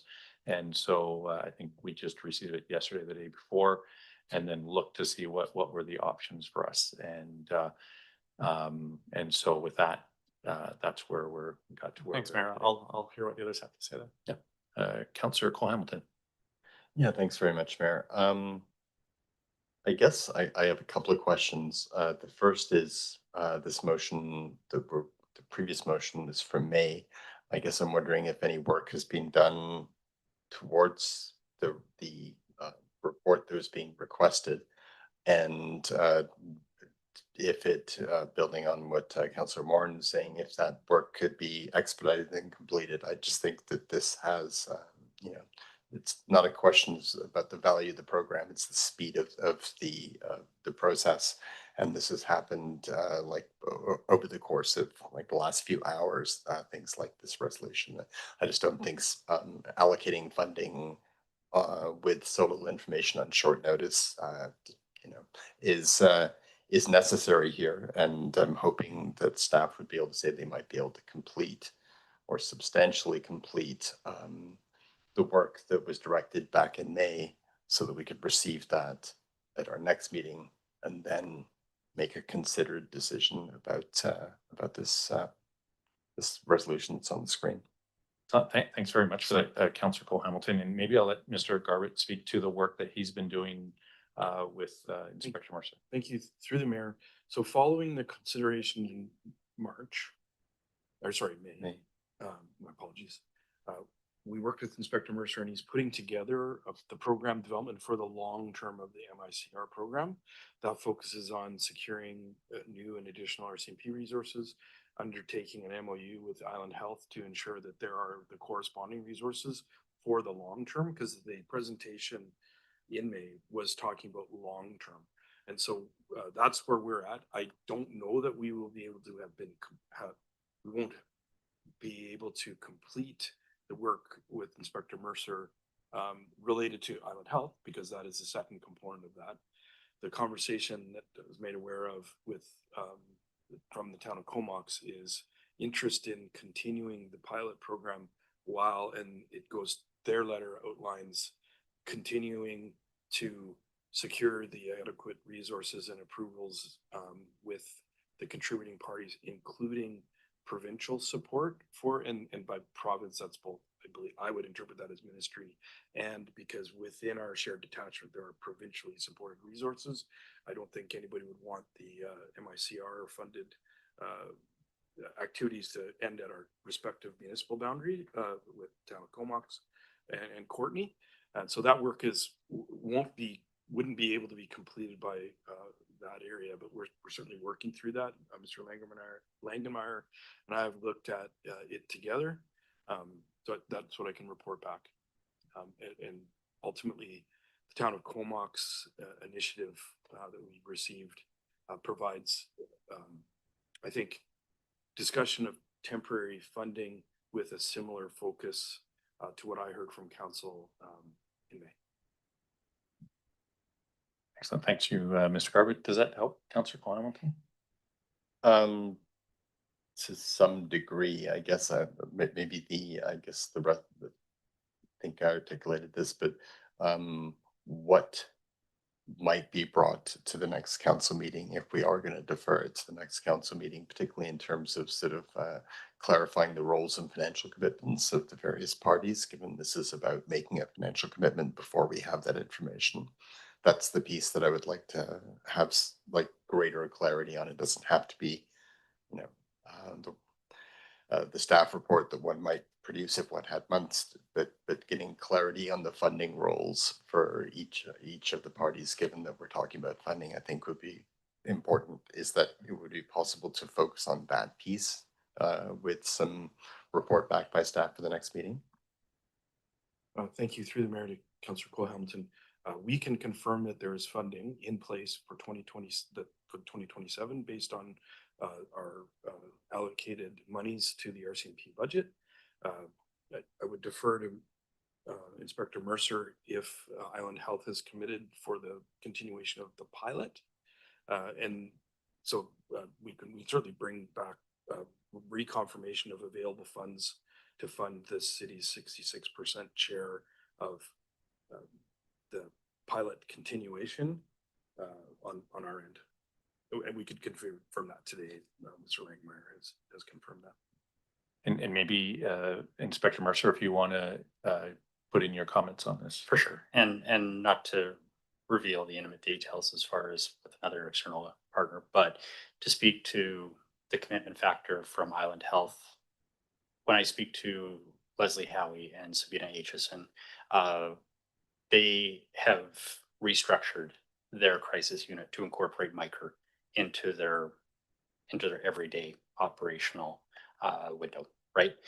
So on top of that, they've committed Tara, the nurse, to the role of the micro nurse with Greg for the remainder of this year, with the planned purpose to try and advocate for a long-term funding of this position, with potential growth for a second police resource and a second health resource on the horizon.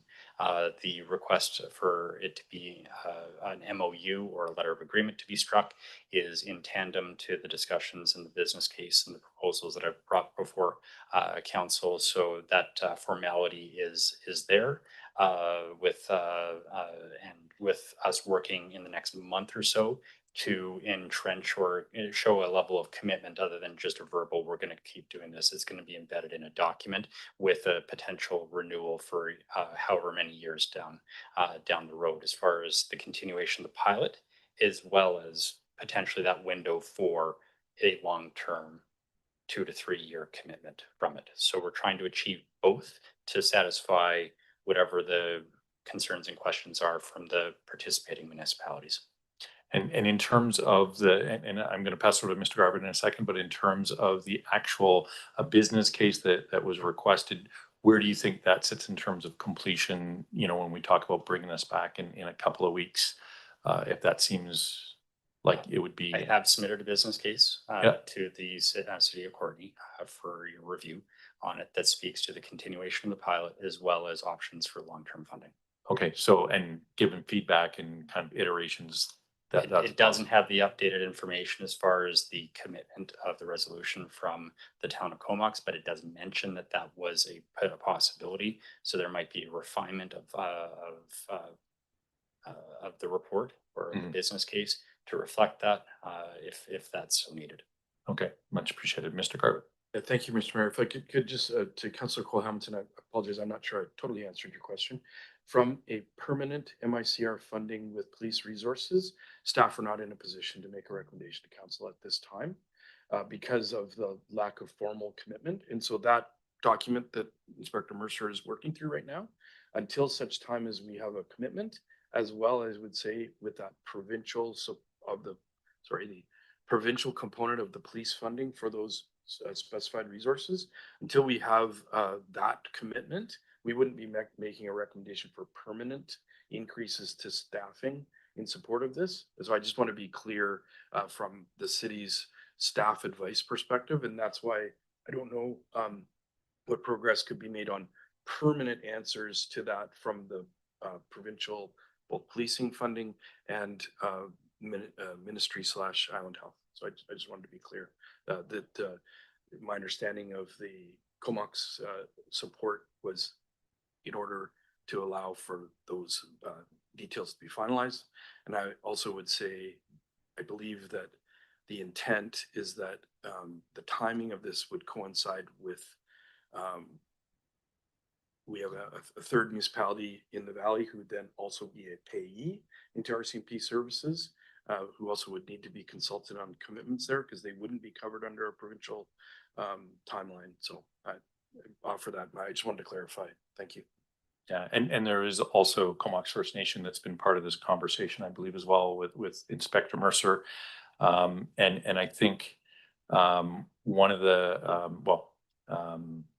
the topics that where this could actually come back, because obviously one of the challenges we have right now and why we're having this conversation is the siloed nature that Inspector Mercer talks to Comox and Courtenay and Cumberland and Comox First Nation absolutely separately, and the regional district to a certain degree.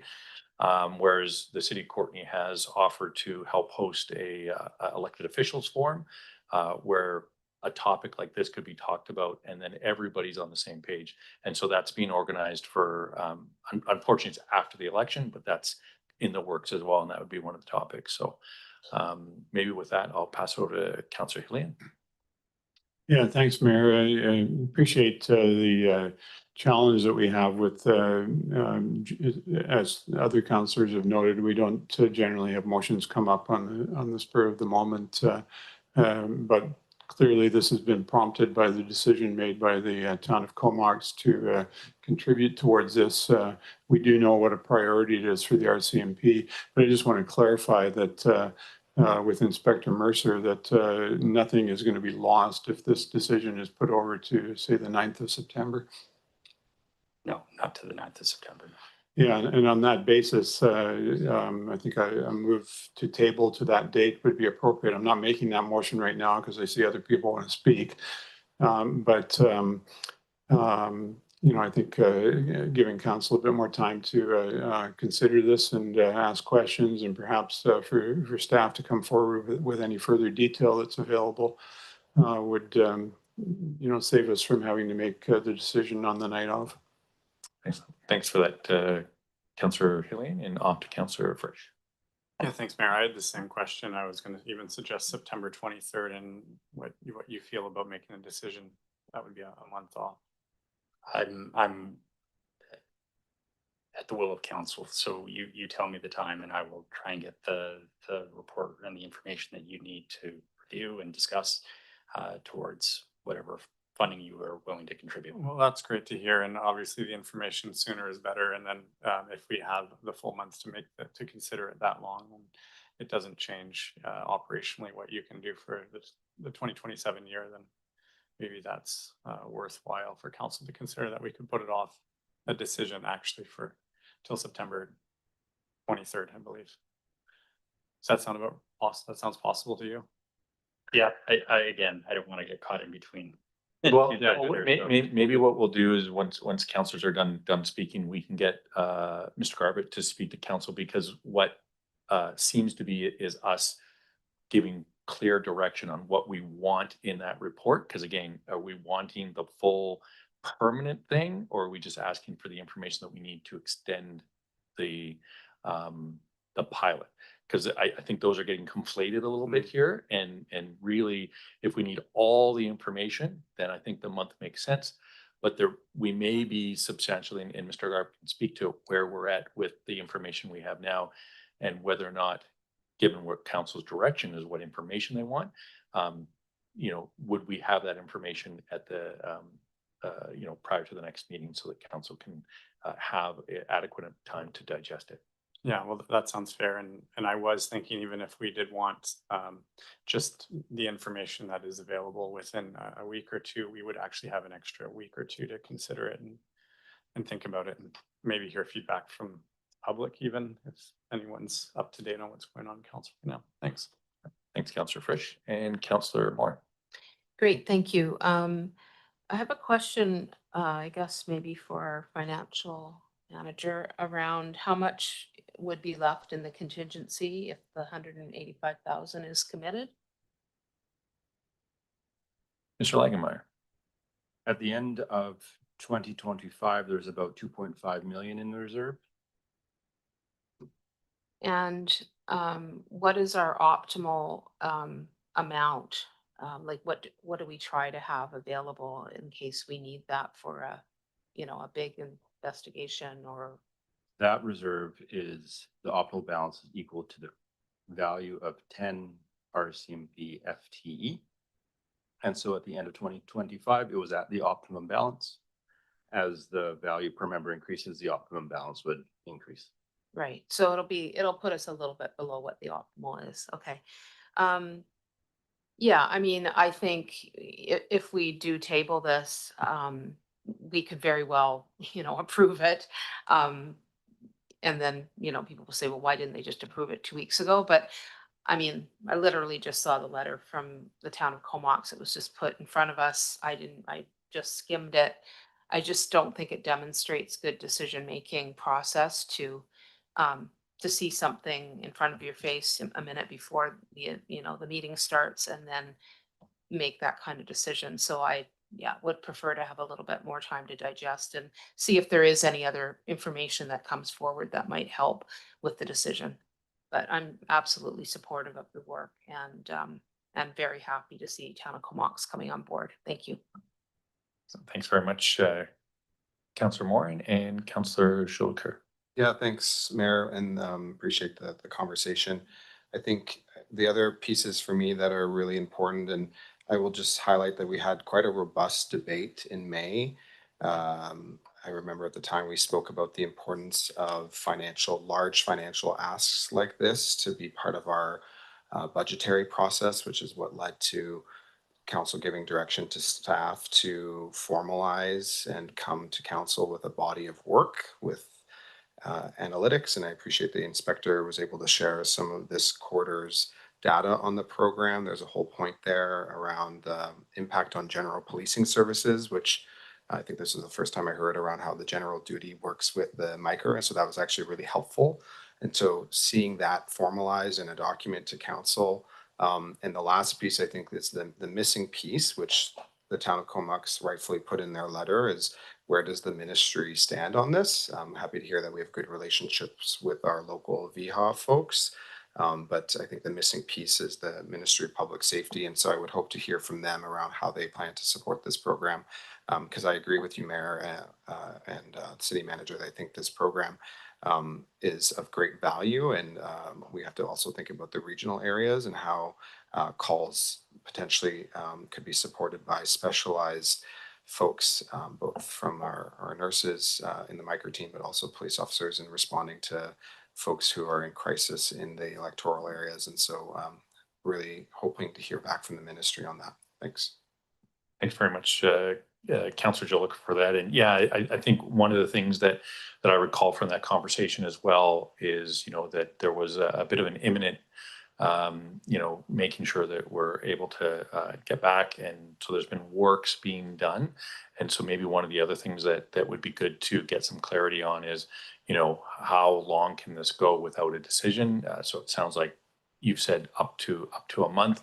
But my concern is that if it doesn't get sorted out this term, now we're waiting for an election, and then we're going to add potentially doubling the 3 months that we've already used, and that's a concern for me when again we're talking about the pilot and not a permanent extension of this. So maybe in that report, and again, if you've got things that you want to make sure in that report, now's the time to let staff know.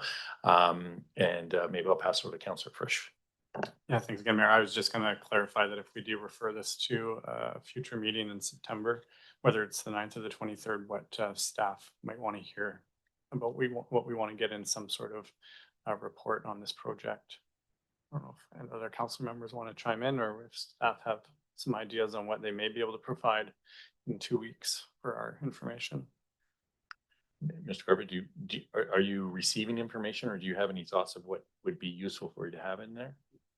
Sorry, Mayor, I'm just, there's a motion on the floor. We've used words, tables, things like that. So I just want to confirm and with my corporate officer, should this matter be dealt with, or I can weigh in on things. But I think what we need to do is understand what council would like to do. Then I can get direction on what information you want. If you wish to defer consideration of this or refer, because if we refer to the next, we can get some more information, but I'm not clear what council would like to know in order to have a consideration of the pilot, and what council would like to know in consideration of future. My hearing of this conversation is council needs information to consider funding the pilot, because that's what this resolution is about. And maybe just to clarify, Inspector Mercer did say that there is something that's been sent to the city for review to get some feedback. And so is that document more focused on the permanent funding long term then? My reading of that document is it provides a longer term path. It does talk about the pilot itself, but we at a staff level, and have said to Inspector Mercer that long term is what I heard from council being concerned about, to ensure that there's adequate resources to support this. If there's an investment in police resources, we do not directly invest in Island Health Services, so we can't do this unless we have a long-term funding commitment. And I'm not an expert, obviously, in this MSCR program, but what we did hear is that there's specialized training, there's dedicated officers involved, and great work has been done so far, and lots of momentum is being built. But we have we need to have a committed partnership in order, that would be my, sorry. Mhm. We as staff would recommend to council that prior to committing long-term resources, that there is a stable MOU in place that commits funding and program delivery as we support this program. I believe that is the case in the other communities, including Nanaimo, that has done this. So we're trying to learn from this. Hopefully that provides some clarity. Okay, appreciate that. Councillor Hillian. Thanks, Mayor. I think the simplest thing to do would be to, as I said before, to table this or defer. Either one, the corporate officer will advise us either way. And to request a staff report. The staff report would primarily be information provided by Inspector Mercer. He provided some of that information verbally at the start of his presentation today. It would be helpful, I think, to have that as part of a report, along with any other financial considerations that the city would be able to add that would clarify whether or not council wants to support this as an extension of the pilot, because I believe that's what we're talking about. So I think that if we make the motion and request the report, that would give staff the information they need. And if I could just ask one technical question from Inspector Mercer, if we were talking about September 9th, are you available on that date? I am. Because I think having you here, once council gets a report and they sort of consume that, and then that might create some more questions. So making sure you're here would be absolutely critical, I think. If council makes the motion that you postpone consideration of this motion until a specific date, it would be helpful to know the specific date. And as you've all mentioned, what you're looking for from staff, so you could add that to it. And postponing consideration of the motion would take precedence over voting on the motion. Thank you, if I may. So I will just point a practical matter.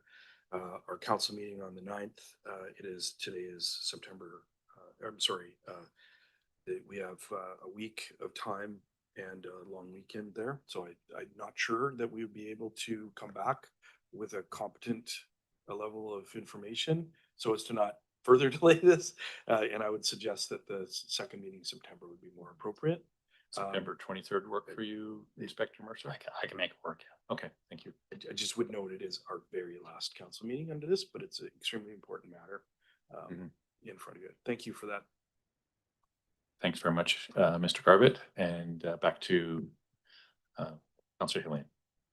Thanks, Mayor. I'll move that this motion be postponed to September 23rd and that staff provide a report, including our CMP information on the pilot micro program extension, any financial considerations, and further information regarding provincial commitment that may be available by that time. It's been moved in second. Any further questions or comments? Seeing none, all those in favor? Any opposed? Motion carries. All right. You're free to go. I feel like a police officer saying you're free to go. But thank you so much, Inspector Mercer. And have a great evening, and we'll see you in about a month. All right. Thank you, Council, for that deep conversation again on very short notice. Really very much appreciated. On to item 7.1, the Mikisew Métis Association request for funding and closure of 5th and 6th Street bridges for 6th Annual Spirit Walk on September 30th. And do we have Councillor? Yeah, thanks, Mayor. Well, I was just wondering if we have anyone to answer questions about this, a staff member or Chris is here, and we do have staff, I think, as well, who are somewhat aware. Yeah, well, I guess my thought was, I saw the outline. If you want to grab the podium and if that's okay, and the mic, is that fair? Yeah, and I can put on that podium mic again. There you go. That mic's on. You can pull it down a little bit. So. Yeah. Hi, everyone. My name's Chris Sample. I'm with the Mikisew Métis Association here in Courtenay. Yeah, thank you. Well, I noticed there was a plan on timing, but I was just wondering how long you actually were looking to close the two bridges, if it was for that whole period or if it was very specific, as needed sort of. Yeah. So what we plan on doing is everyone meeting at Lewis Park. And then we're going to have a welcome by an elder from Comox First Nation before we start the walk. And we plan on starting the walk right after 10 o'clock. We're going to walk down 5th Street to Duncan Avenue, turn left to go in front of the art gallery where we're going to have a display, and then go left again down 6th Street and onto the new pedestrian bridge under the underpass and back onto Harmston Park. So depending on how many people come is how long the walk will be. We won't be stopping at places to look at things. We're just going to walk. And so last year we had a lot of people and it took longer than we thought. So I don't have an estimate of how many people, but it was, what do you think? And you mentioned Harmson Park, but I think you meant Lewis Park. Oh, I meant Lewis Park. Yeah. Yeah, No, I no. mean Lewis Park. We were at No, Harmson fair Park enough. last year. But yeah, I mean, if we look at what happened last year, I would expect we'd want to, give a window of like maybe 3 hours or 2 hours.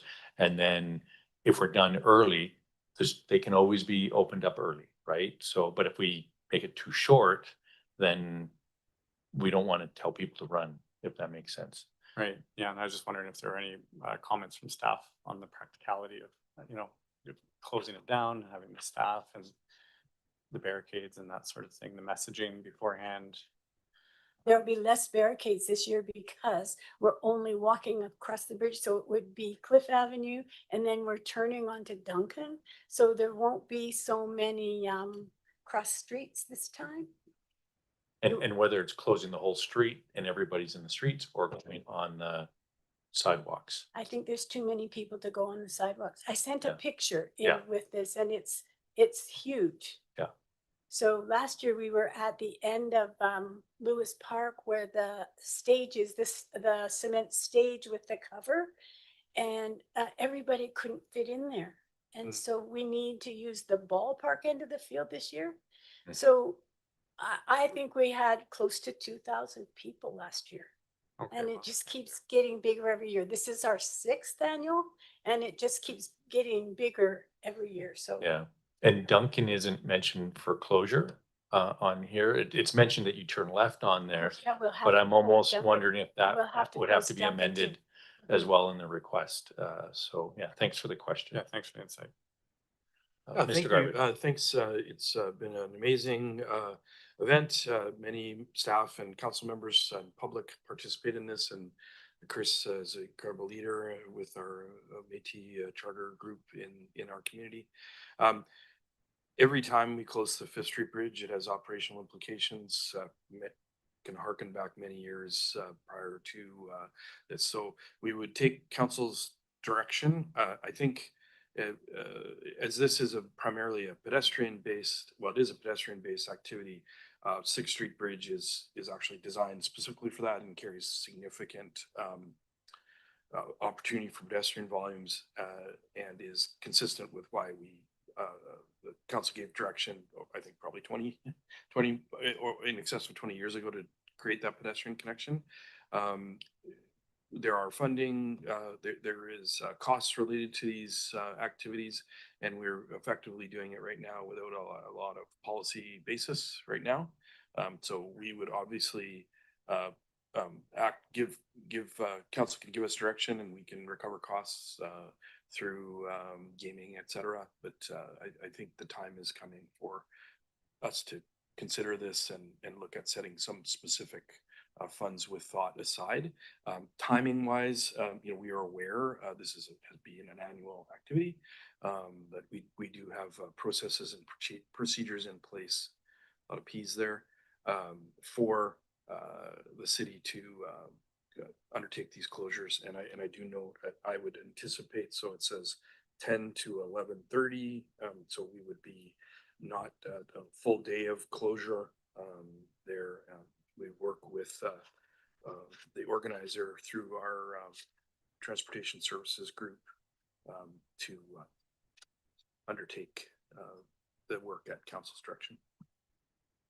Yeah, thanks for that. And again, getting back to that timing issue, once, Fifth Street is finished, it can Yeah. open up again. Once Duncan is finished, it can open up again, and same with Sixth. So, it might not be, and it would probably look to staff for that expertise if it all opens and closes at the same time, or if there is more of a staggered thing. But with that, I'll pass it over to Councillor Moore. Great, thank you, Mayor. I'm very supportive of us supporting the closure. It's a huge day for the nation as well as our community. It's very encouraging to see the attendance increasing every year. It is a federally recognized day. I think Murray Sinclair talked about how one day doesn't um, can appear tokenistic in terms of, we should be thinking about this every day, but at the same time, it is a day that it is involving more and more people and more awareness, which I think is something to celebrate, even though it's a somber day in some respects. So it sounds like reasonably it would be maybe a half day, because it is considered a stat. I know there will be some businesses open for sure, even though it is a stat, but hopefully it will, I think it has more benefits than negatives in terms of having this closure. So I think I do take the point though around the Sixth Street Bridge. If I like to see that you're including that as part of the route, but yeah, just whatever we can, shift over to that active transportation segment would be helpful. So I'm very supportive of this closure. Thanks. Thanks very much, Councillor Morin. And so, coming back to, sorry, the request, is it up to council then to create the motion then?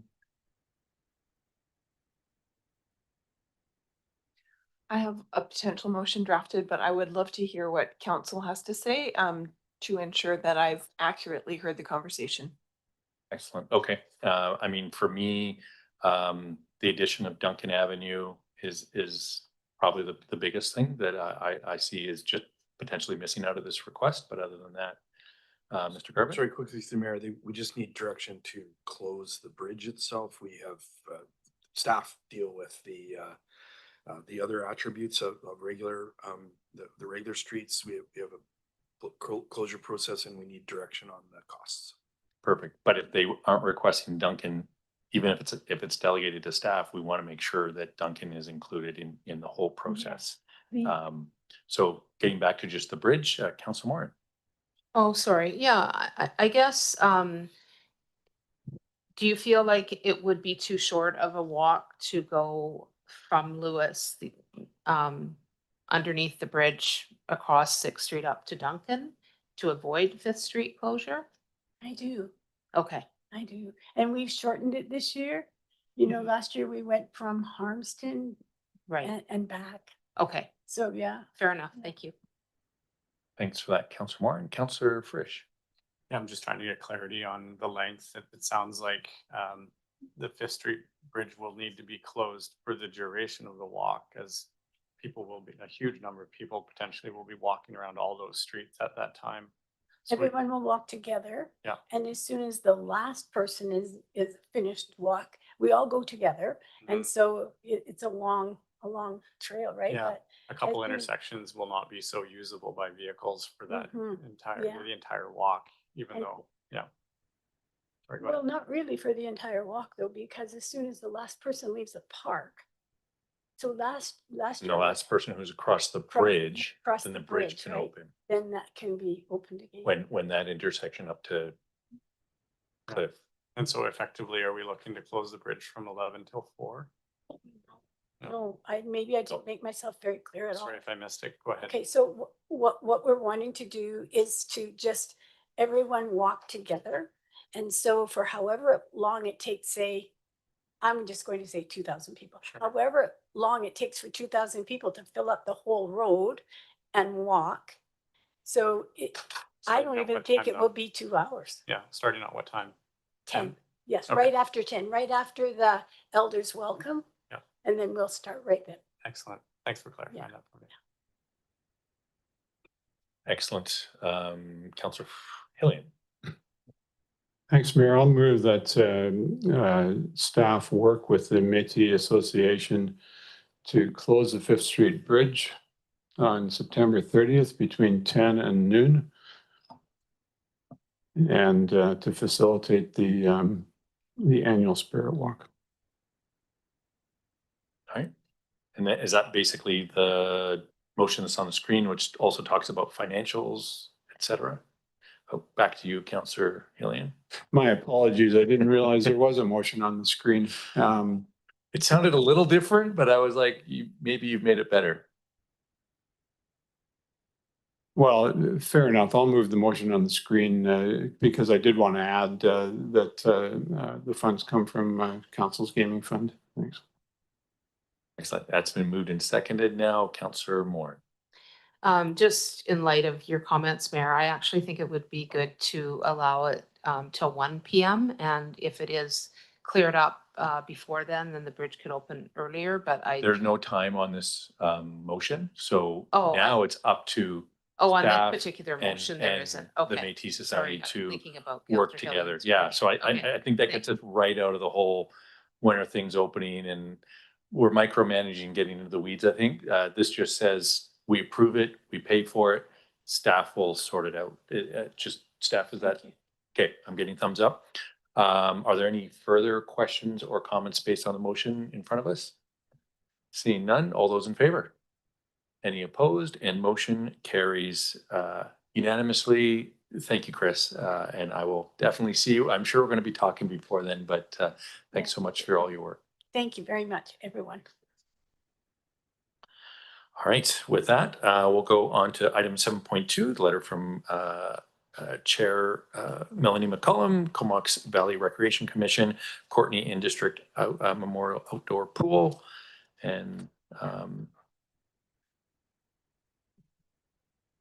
if somebody would like to move or seat. And that's been moved and seconded. And Councillor. Yeah, thanks, Mayor. Question to staff, now that we have received this correspondence from Chair McCollum on the decision of the Recreation Commission, I'm wondering, based on the detailed project timeline that was presented to council and also presented to the Rec Commission around the project timeline for the replacement, how would this timeline that the regional district has now to engage in a scope of work that's listed in the letter, how does that impact I guess 2027 operations and future year operations? And is there any thinking that staff can share around what we might need to contemplate moving forward to keep the pool open prior to decisions being made at the commission? Oh, Ms. Saunders, I was looking over there and you're always over there, so sorry about that. Thank you through the mayor to Councillor Jolicoeur. I would expect that this would result in at least a year delay in when we had originally planned to be able to start construction for the pool. So in our original options analysis, we were looking at detailed designs occurring in end of 26 and into 27, with the earliest possible construction being 2028 or 2029. I would expect we'd be looking more at a possibility of the earliest construction starting in 2029. Staff have been continuing the technical analysis and further detailed design and work as per council's last resolution. So we have some updates on that will come forward in the fall, as well as updates on how the operations of this year went and what it'll look like to continue operating the pool for the next year or so. So really the short version would be at least a year delay, but staff will be preparing a report as a status update and seeking direction from council on the next operational season for the pool in the later fall. Okay, Thanks for that. Councillor Moore. Thanks, Mayor. Yeah, I guess in light of this, this new, information or new action on terms, with the rec commission, and the delay, I guess I'm wondering, at what point do we start to introduce other options? I think this council's been fairly clear around the need for additional funding to make this project happen. 32 million is a big price tag. And I don't know if the plan was going to be that there would be a referendum if we, you know, depending on what funding we had available and what we didn't. I guess I'm sort of curious about what the avenues are going forward. Obviously, we're leading into an election. There's going to be a ton of questions about this project. Would really like, I guess, a little bit more clarity, because this information from the regional district is not going to come anytime soon. And there will be pressures on this council in terms of, yeah, what the options are. If the rec commission says no funding or, you know, any of that stuff. Thank you very much for the question. I'll go first, and Ms. Saunders presented explicit, give an excellent presentation to the board, or sorry, the Recreation Commission, the CVRD. But I would just say that it's difficult to actually say right now because the ball is in someone else's court at this point. And so obviously there will be questions, Council, but we simply can't answer those questions at this time based on the direction. So it's sort of difficult. Courtenay Council gave us direction as staff. We came back, Council received that information, gave it significant consideration, gave us a path forward, and that referred it to the regional body for support. And that's where it remains right now. So to talk about how the city may proceed is entirely dependent on the results there, unless we got some different direction from council. And that obviously I would say would likely come from a future council. So at this point, we as staff could not advise how the costs related to a potential future project could be addressed, related to borrowing, et cetera, until that determination has been made at a regional level. But I just offer that it's extremely difficult because the project was neither endorsed nor rejected, and so that work needs to continue. And Saunders still has her light ready to go. Ms. Saunders. Thank you, through the mayor, to Councillor Moore. Just to build on Mr. Garbutt's comments, staff will bring a report back later in the fall to the next council with an update on our operational the operational ability of the pool in its 78th year, and as well as sort of the impacts of the regional districts or the Recreation Commission's decisions, and present that information for council to, if they want to provide any direction to staff at that time, as well as an update on the work that our colleagues in infrastructure and environmental engineering have been doing on the detailed design. So it wasn't work we were able to pull together for this letter coming to council, but it is work we'll pull together and bring forward to the next council. And at that time, if the next council wants to provide any direction other than waiting to see what the decision at the Recreation Commission is, we would take council's direction at that time. Can I have a follow-up? Yeah, I just want to make a follow-up comment. Unfortunately, the Rec Commission meeting, the substance of the meeting was not available on video, is not available on video because of some technological issues. And I just want to provide some clarity, and staff can correct me if I'm incorrect on any of my points, but our staff did an amazing job, I think, presenting to the Rec Commission about this process and how we arrived at taking this to the Rec Commission. And in fact, during the aquatic study and the outdoor pool was part of the aquatic study, even though it didn't play a major part, but it was incorporated. There's been some misunderstanding that we've just kind of come out of the blue going to the region for funding. And I just want to clarify that the process that was followed was what was indicated. The regional district wanted us to go away, wanted Courtenay to go away and get all the information, which they did a very robust engagement process, and brought that forward, and brought it to council, as well as took it to the Recreation Commission, and that's what council based their decision on, which was very clear that people wanted a replacement pool. So it didn't come out of thin air, and we actually were following the process that was set out by the regional district and the Rec Commission. And so a lot of that was lost. People can't go back and look at that video, which is super unfortunate because most of the discussion took place in the second part of that video, where most of or the second part of that meeting, where most of that discussion took place. And I don't know if there's other Rec Commission members here who may want to speak to that as well. But I just want to put that out there, and I don't know if I've missed anything important, or if I've said anything incorrect, but maybe, I don't know if staff don't see any lights on, so I guess I'm fairly accurate. I just wanted to put that on the record because it's not on the record at the Rec Commission meeting. Thank you.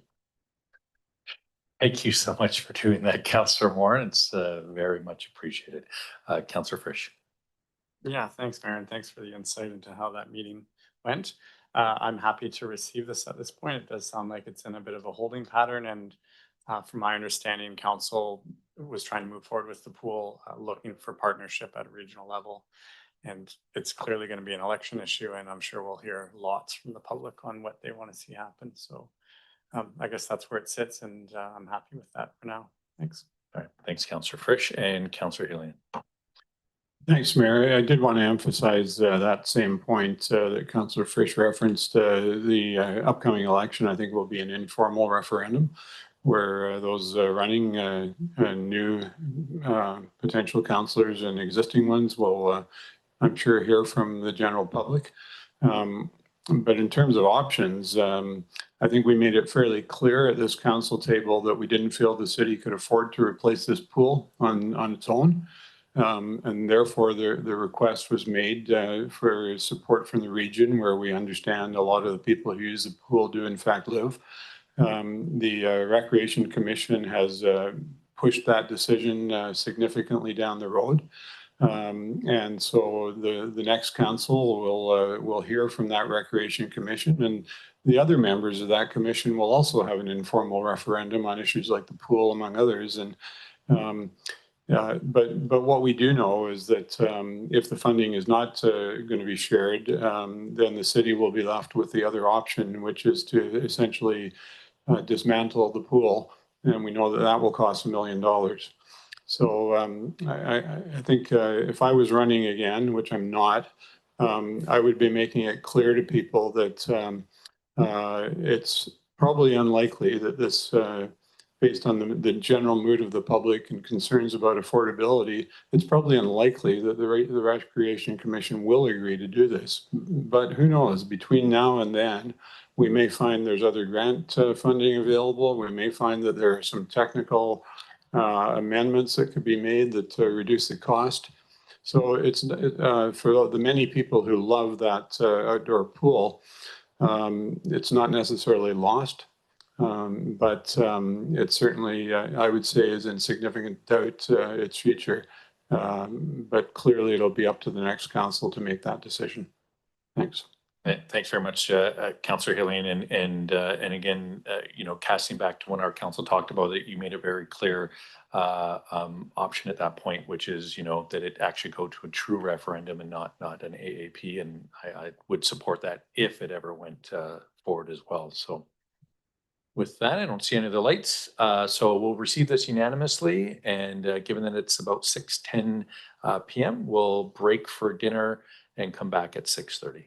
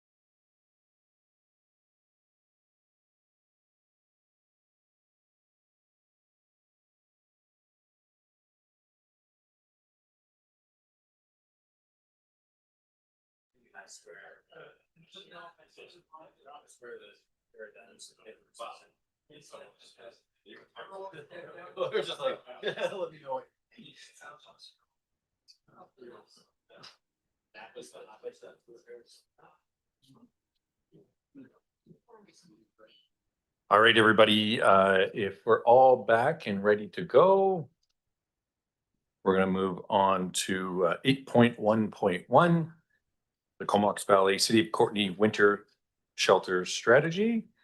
And with that, I will pass it over to Mr. Garbutt. Thank you, Mayor.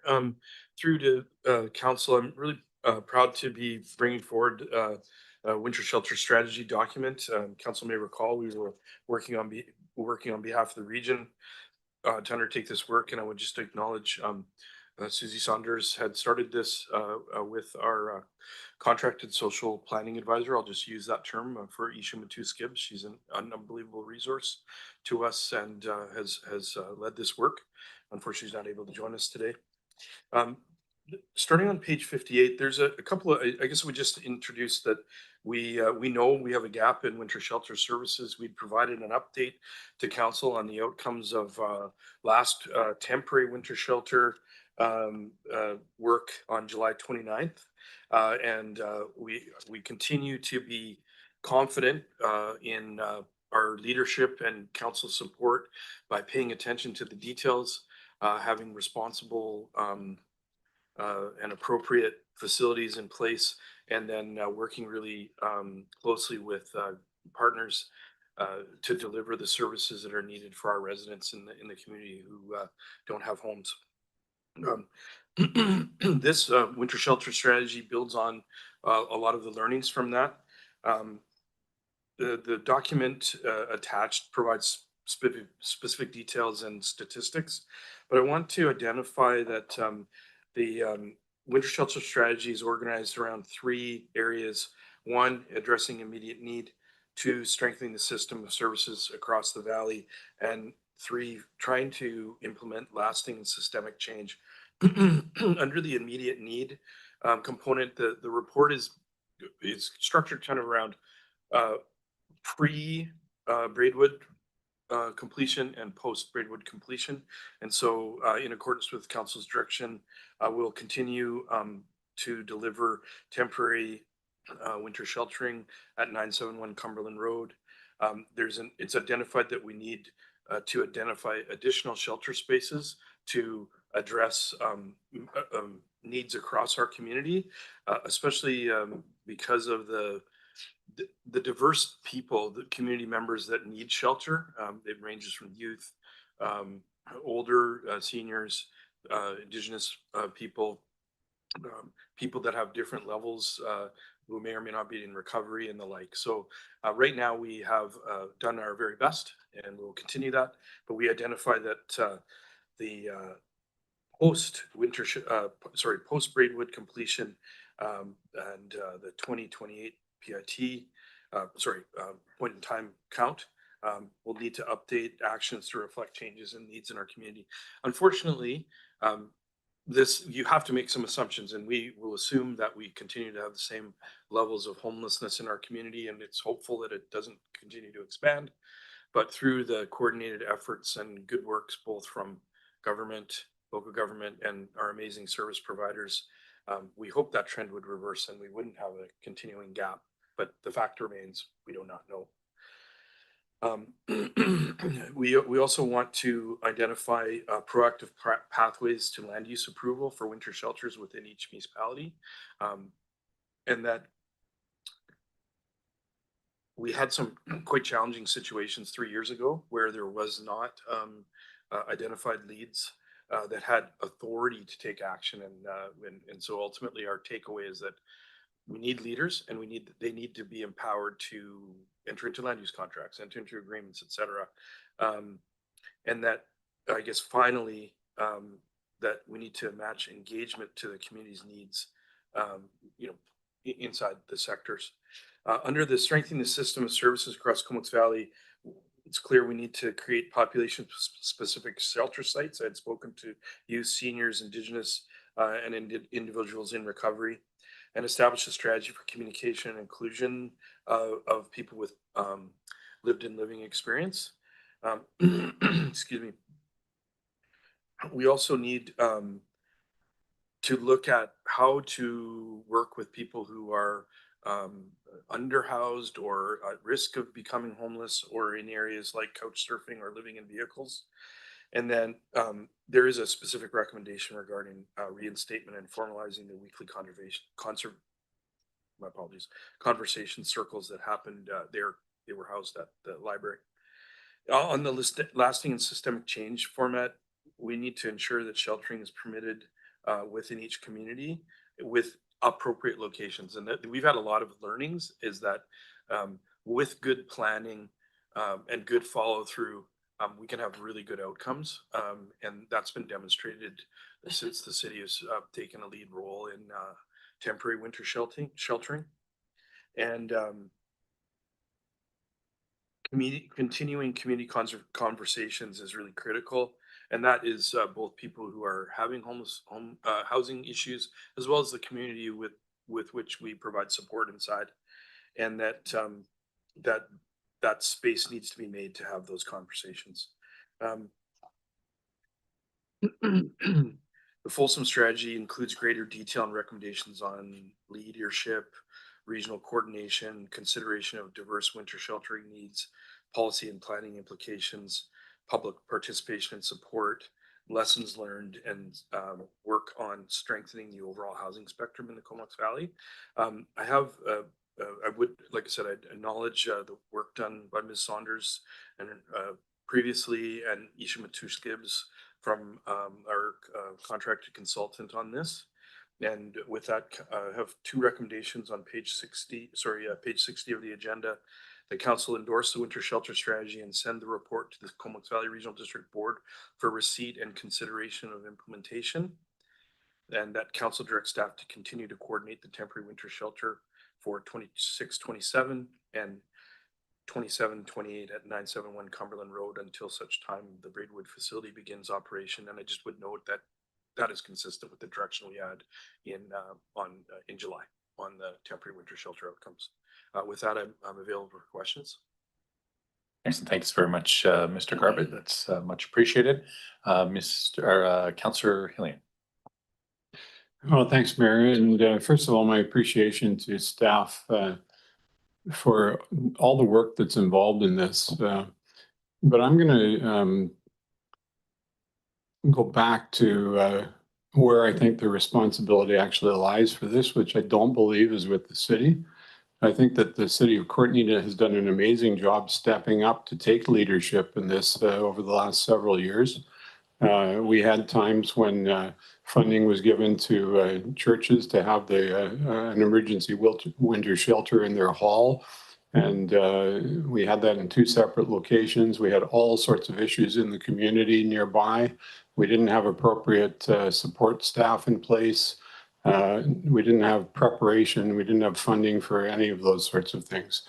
The city has come in and provided a building, provided the leadership, and I appreciate that the city will continue to do that until Braidwood is completed. But I think that we should continue to press and advocate with the province to be more proactive in taking leadership on this issue.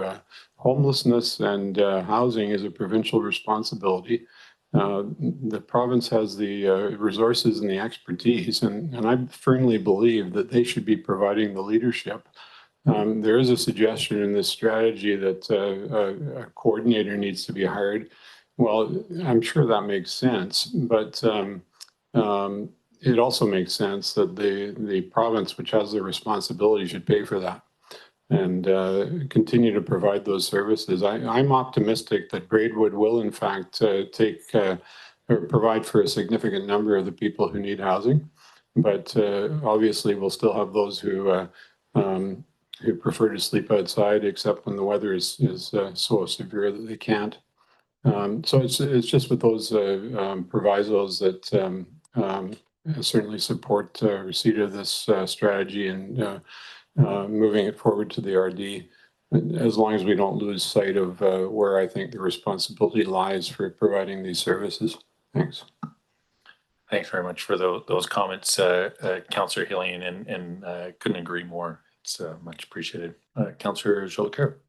Yeah, thanks, Mayor. And I also want to just share my thanks to staff for taking the direction from council to respond to what many in the community would argue would be failures of other levels of government to address what's known generally as wicked problems like poverty and homelessness, mental health and addiction. And this strategy, I think, really positions the city as a leader in the Comox Valley, taking on, to Councillor Hillian's point, leadership on things that are squarely in the provincial purview. However, I think the strategy as it's laid out is quite robust, and it also, I think, paints a challenging future for us in that it identifies an ongoing service gap even after Braidwood is open, with an estimate in the staff report, in the strategy pages 17 and 18, 100 people unsheltered year round and 70 will remain unsheltered in the winter. And so I appreciate that we're having this conversation now. I appreciate the recommendation on the table in the staff report, because I think the strategy highlights some of the examples of how long things take to get done in this space, from land use to identifying an operator to identifying a building. And I think the strategy articulates that.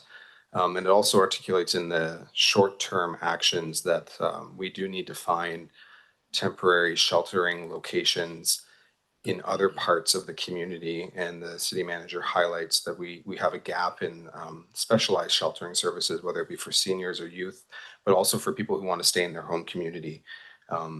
There's examples around, speaking around Cumberland, for example, people who are unsheltered in Cumberland want to stay in Cumberland. And so I do appreciate that we're having this conversation now. I think this sets up the Comox Valley positively to have the really robust conversations.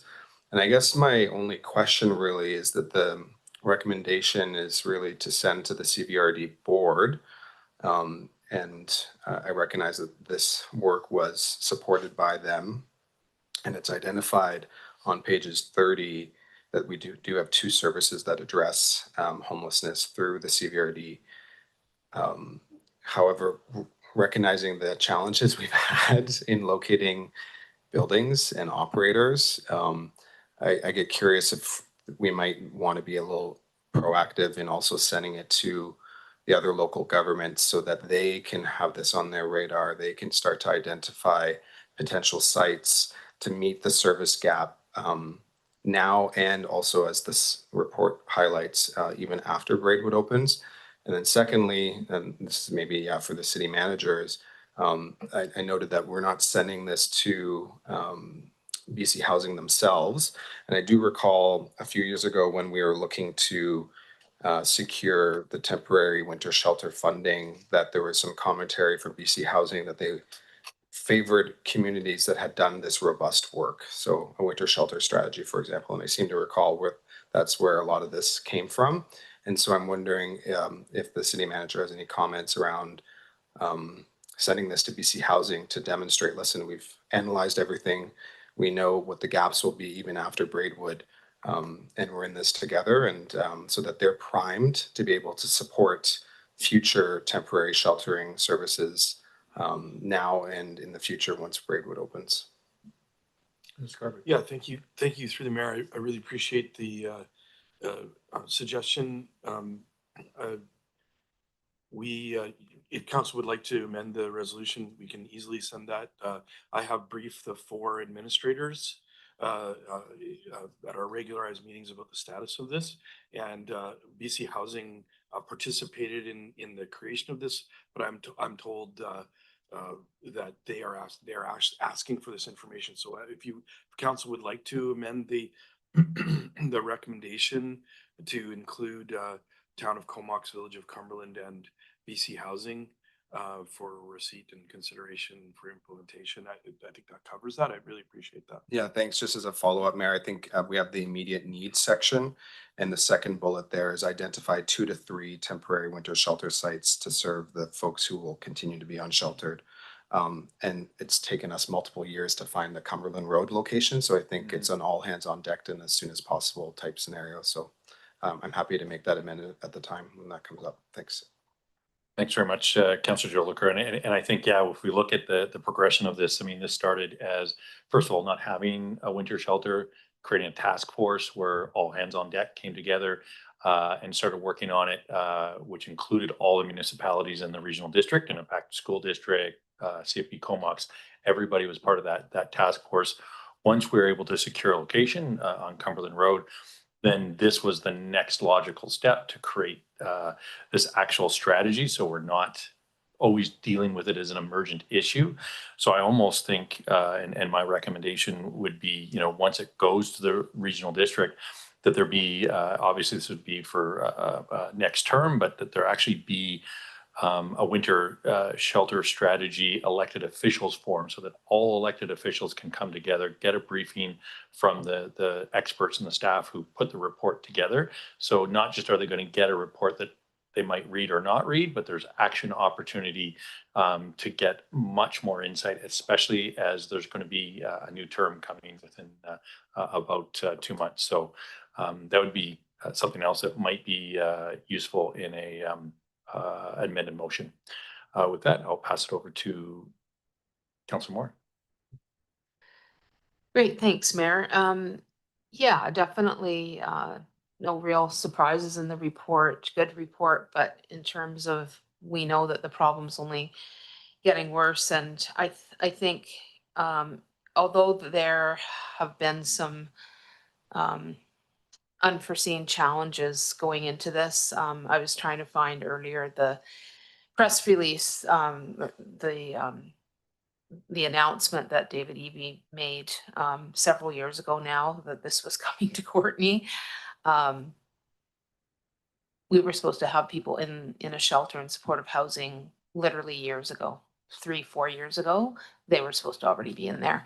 And I think that because we haven't had that happen in the timeline that we hoped for, the problem has just continued to get worse. And people who are living in the rough, they get worse in terms of their functioning and their capacity. And so then by the time you get to the situation where you maybe have some housing available, many folks are not going, it's not going to work for them in the type of housing that we have. So I guess I mean, when I look at the successes, flipping the coin here to the successes, like the lodge, where people have been able to have some stability and actually move into regular rental housing. And, you know, that builds over time when you're housed, you know, with lots of supports, you can move on the continuum of housing. So we just haven't had that opportunity to get ahead of this the way we've been advocating for many years. So I guess my hope is in all of this that with the next council that the next council gets on to hard advocacy with the province for the next announcement to come immediately for the next housing, because we're years behind where we should be. It was great that they committed to that like 5 years ago now, or 6 years ago maybe. Like I say, I couldn't find the exact date. But we're continuing to be behind. And so we actually need an announcement, you know, immediately on the next housing that they're going to provide for our community. So I'm hoping that that if we do this recommendation and we get the whole region on board to really strongly advocate for that, having that collective voice hopefully will help. We definitely have we have a big challenge in that some of the funding that we've applied for the Heart and Hearth or whatever, you know, has gone to other communities. You know, so much so much funding has gone to other communities which also need it, but this is how our problem just continues to get bigger, and definitely no fault of our staff have been amazing. The direction, the consultants, everybody has done great work. But I'm hoping that advocacy basically starts the day after the election. Thanks. I think Councillor Jolicoeur was going to sneak in a couple of amendments, but Councillor Jolicoeur. Yeah, I was just gonna recommend that we add, send the report to Comox First Nation, the town of Comox, the village of Cumberland, and the CVRD board for receipt and consideration for implementation. All right, thanks for that. It's been moved and seconded. Any questions or comments? Oh, yeah. BC Housing. BC Housing, sorry, yep. and BC Housing. Okay. Friendly amendment, and it was all spoken for before. No questions or comments. All those in favor? Any opposed? And motion carries. Thanks, Council, for that. And again, thanks, staff. I personally am so thrilled that this has gotten to this point. It feels like we're actually moving forward. With that, yes, sir. Sorry, my apologies. I don't want to extend this any further, but I just wanted to let you know. So we will be first thing tomorrow morning sending this because it's there is work coming to the CVRD board for their September 1st meeting. And I work closely with their CAO and general manager of development services. That's where this work resides at the CVRD. And I just want to clarify, so the sorry, I'm having trouble today. Community homelessness plan that is also being undertaken at the CVRD board. It's my understanding that that document won't be presented to this current board. However, updates in the implementation of the homelessness support service function and funding will be presented to the board. So we wanted to get this work done and get it to the board so they are aware and can incorporate that into their deliberations. Thanks. Thanks, Mr. Carpet. Appreciate that. And moving on to 8.2.1, development variance permit 2609 for 2535 Cumberland Road. And I'll pass it over to Mr. Bellababa. Through the mayor, council will be familiar with this proposal, having considered the rezoning in July. So therefore, we have no prepared remarks for this, but we are, of course, available to answer questions. All right, Councillor Frisch. Oh, thanks, Mayor. Well, I just note that we have a letter from one person in the neighborhood opposing variances. Wonder if you wanted to speak to any of those points. In particular, I guess I don't really know that I understand all these issues, but you might. Traffic and pedestrian safety hazards. Do you have anything to say about how these variances might influence that? Through the chair, that was analyzed when we looked at the proposed variances. It's really difficult to connect these particular variances to particular traffic or safety hazards. We're only reducing, the variance is only proposed to reduce lot frontages for 2 lots. So the sort of a massive reduction in the number of available parking spaces isn't really going to happen as a result of that. Likewise with the lot size reductions. So I would say staff would really have a hard time connecting those concerns to the actual variances that are before council. Thank you for that. On that, I'll move the recommendation. Okay, it's been moved. Could it get seconded? Now it's seconded. Thanks very much. Councillor Jolicoeur. Yeah, thanks, Mayor. Yeah, just because it was, obviously 2 residents took time to share their concerns and articulated them quite clearly. There is in the later part of the letter some commentary around works of on site as of August 19th and some questions to the city around whether or not this was considered a pre-approval or perceived as pre-approval for access. So I'm wondering if staff can speak to that as well. Through the chair, similarly, those concerns aren't necessarily material to the variance. They're not connected in any form of pre-approval, nor is the variance pre-approval. The work that is occurring on site is does not require approvals. It's mostly clearing up chattels and vehicles and things like that from the site. The house remains standing. They don't require a demolition permit. We've examined the photographs of the connection to the road, and it's been installed correctly with a proper apron to prevent material and debris. We've seen videos of trucks driving by at a very slow pace, so Public Works has been notified.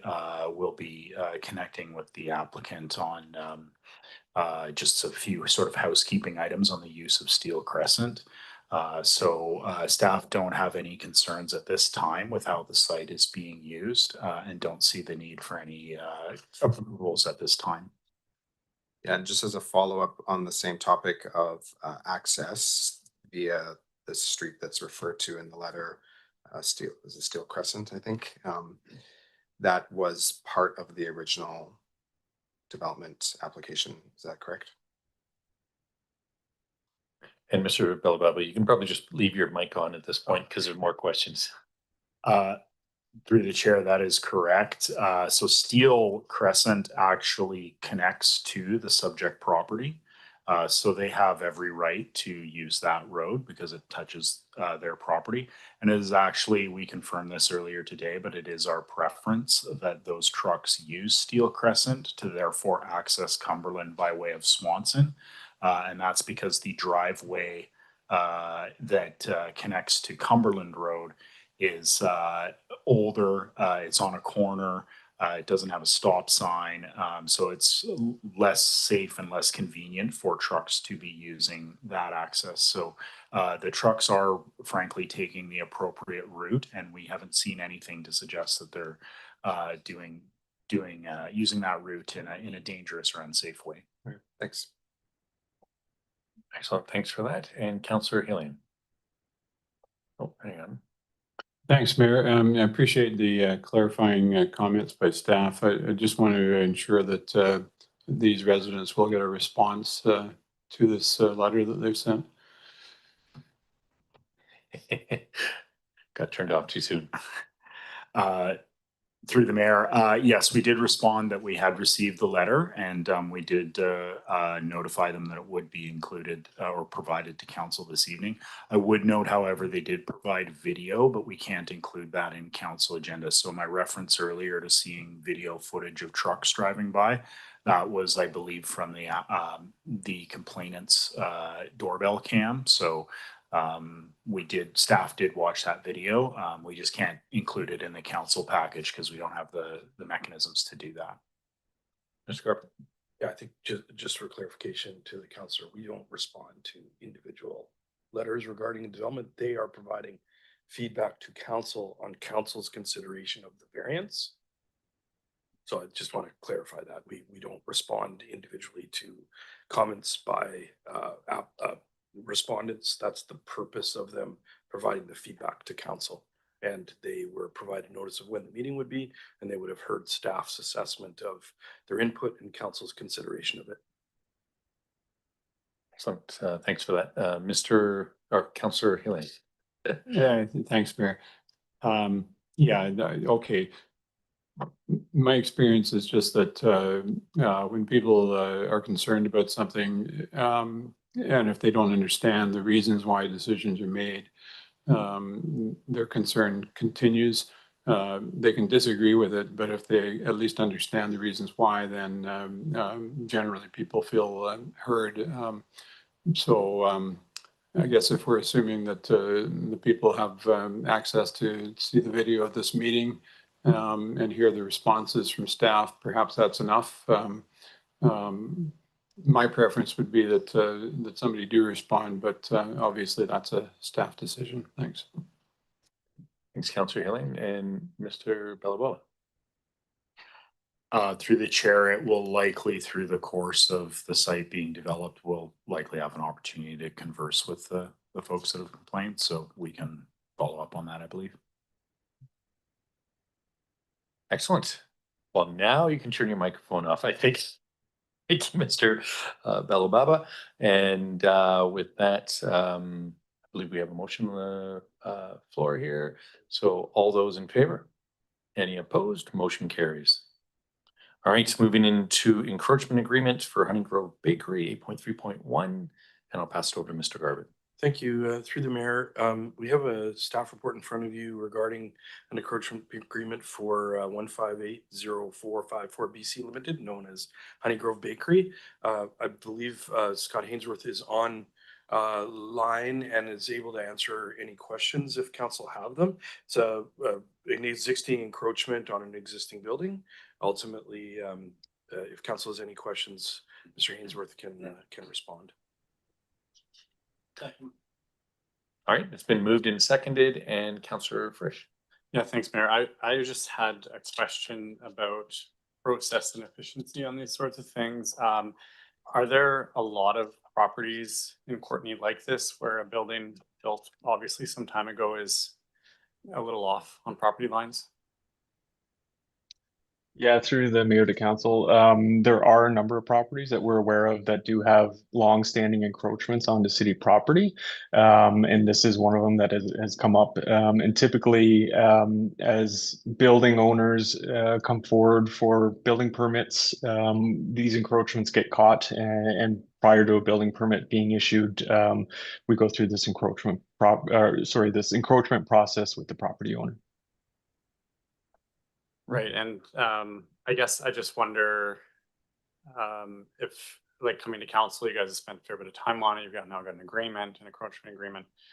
Are these issues really significant enough to, like, or is there another option, I guess, through policy to just Mr. you know, Garbutt, if a building delegate, you mean? Well, yeah, partly to delegate, but also to you know, if the building's not being substantially changed on the exterior, like if you're not going to actually move the building, take it down, which seems unreasonable for a few centimeters. Is there other options that could maybe make it And simpler? Mr. Garbutt wants to. Yeah. Mayor, Councillor, it's when we're made aware of these things, it's best practice to identify it, and then by having that encroachment agreement, it's in the interest of both the property owner and the city. Sometimes there are mortgages, there's various things that why these kind of legal instruments are appropriate, and it's our duty to manage our property, which in this case is a public road, to the best of our ability. With respect to sort of delegating and addressing these things, we could come back to the next council and talk about that. There are certain things that can be delegated and some things can't. So we can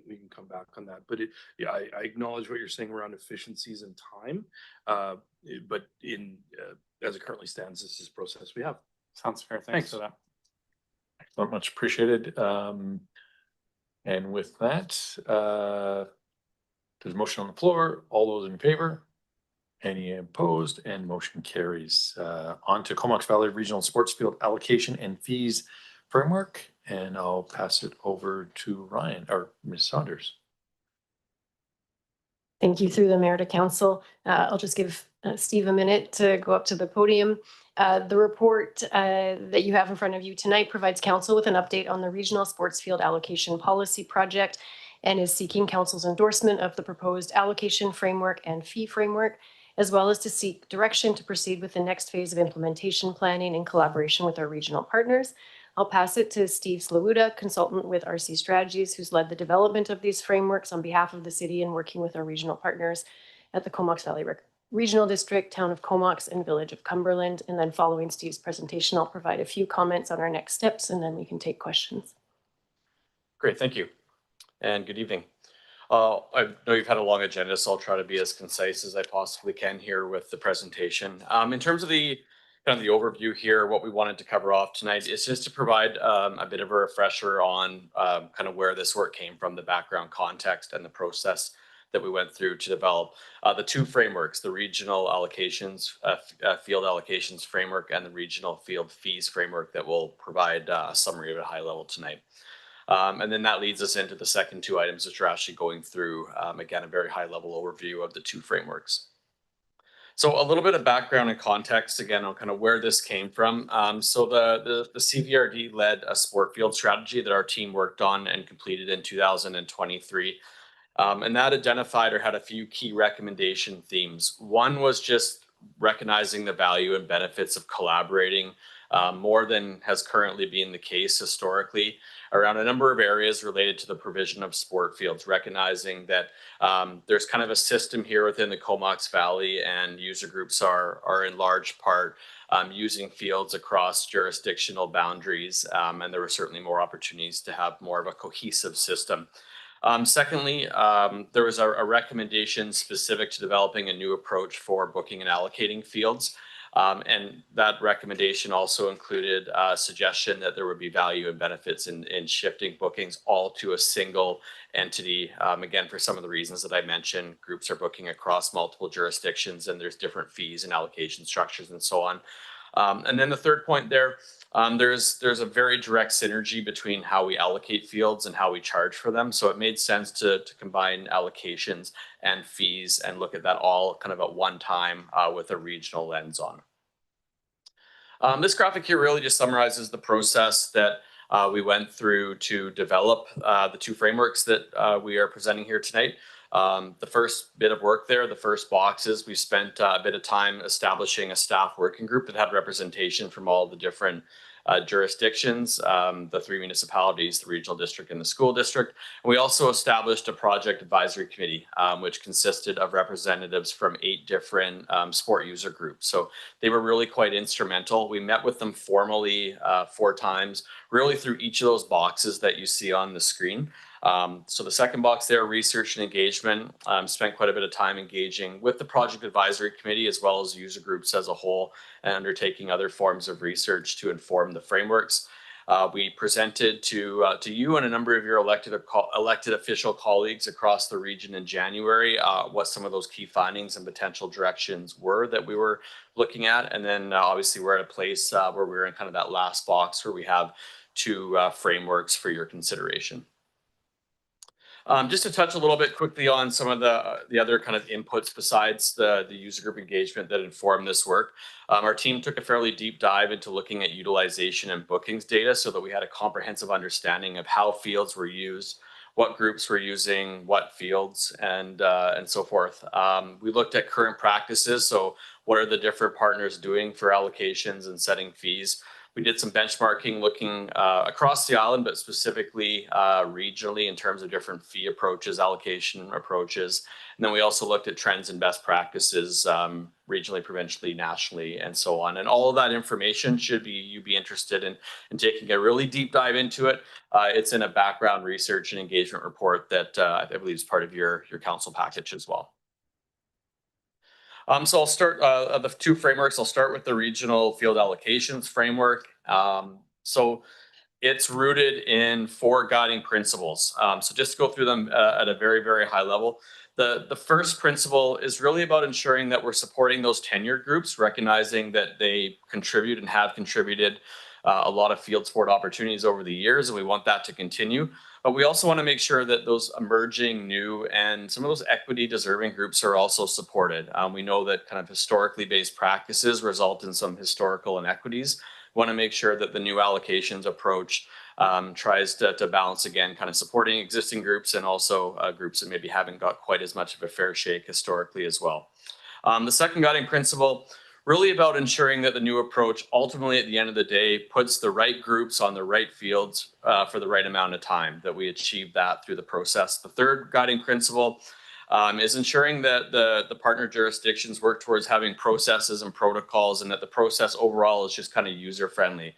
The majority of sport field user groups, as you're all well aware, are kind of volunteer-based organizations. We want to make sure that we're being as kind of convenient and user-friendly as we can with them. And then the fourth guiding principle is just kind of building on that a little bit more, that there's a collaborative spirit between all of the partner jurisdictions and those sport user groups on an ongoing move forward basis. And I think this process actually did a really good job of kind of setting sort of a foundation for that through some of the conversations that we had and some of the dialogue. So I'm going to get a little bit more into some of the key roles and responsibilities because they're pretty important to the framework for allocations.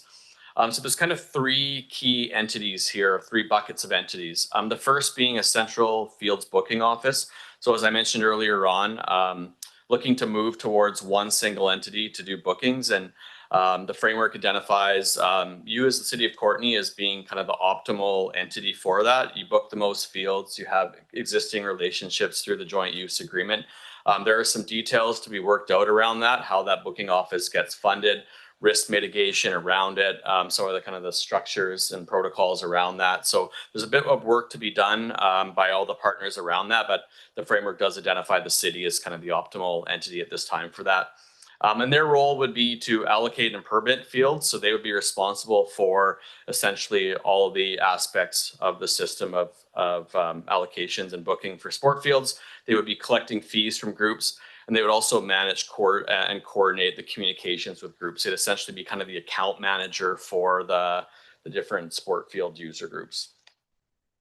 Another key entity is obviously the owners of the field themselves. And we want to be really clear that this is not suggesting that the maintenance responsibilities or the kind of the overall control of those fields is taken away from those respective field owners.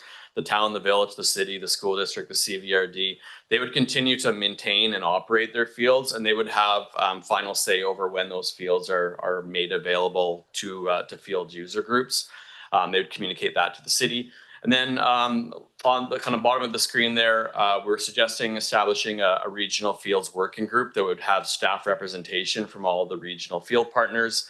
And they'd be responsible really for helping implement the new approach, as well as on an ongoing basis, kind of being there to help resolve any disputes, communicating back to their respective councils and so on. So to get into the process, again, very high level, there's a lot more detail in the framework itself. So the framework has kind of a pre-step involved, which we kind of called a baseline assessment and review.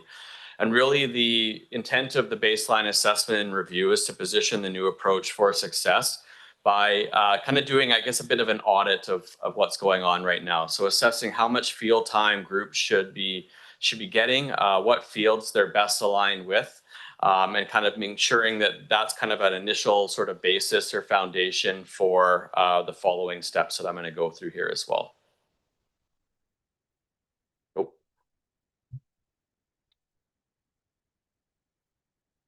So the allocation process really has a number of different actions and steps that are involved. So the first is kind of the internal field partners, so the field owners essentially submit to the central booking office, hey, we want this much time for our own internal purposes, community events, maintenance, downtime, and so on.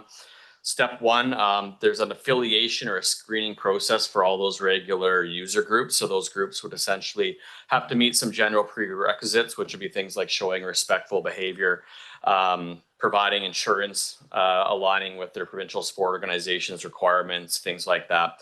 Then we get into the actual process of giving them field time. So kind of the third box there, the first round of allocations, that would give those groups kind of a baseline amount of time based on kind of that sort of initial assessment or that audit that I mentioned, as well as also what they've used in previous seasons. So this process would occur every season. So right now the framework identifies 3 seasons over the course of the year in which this would occur.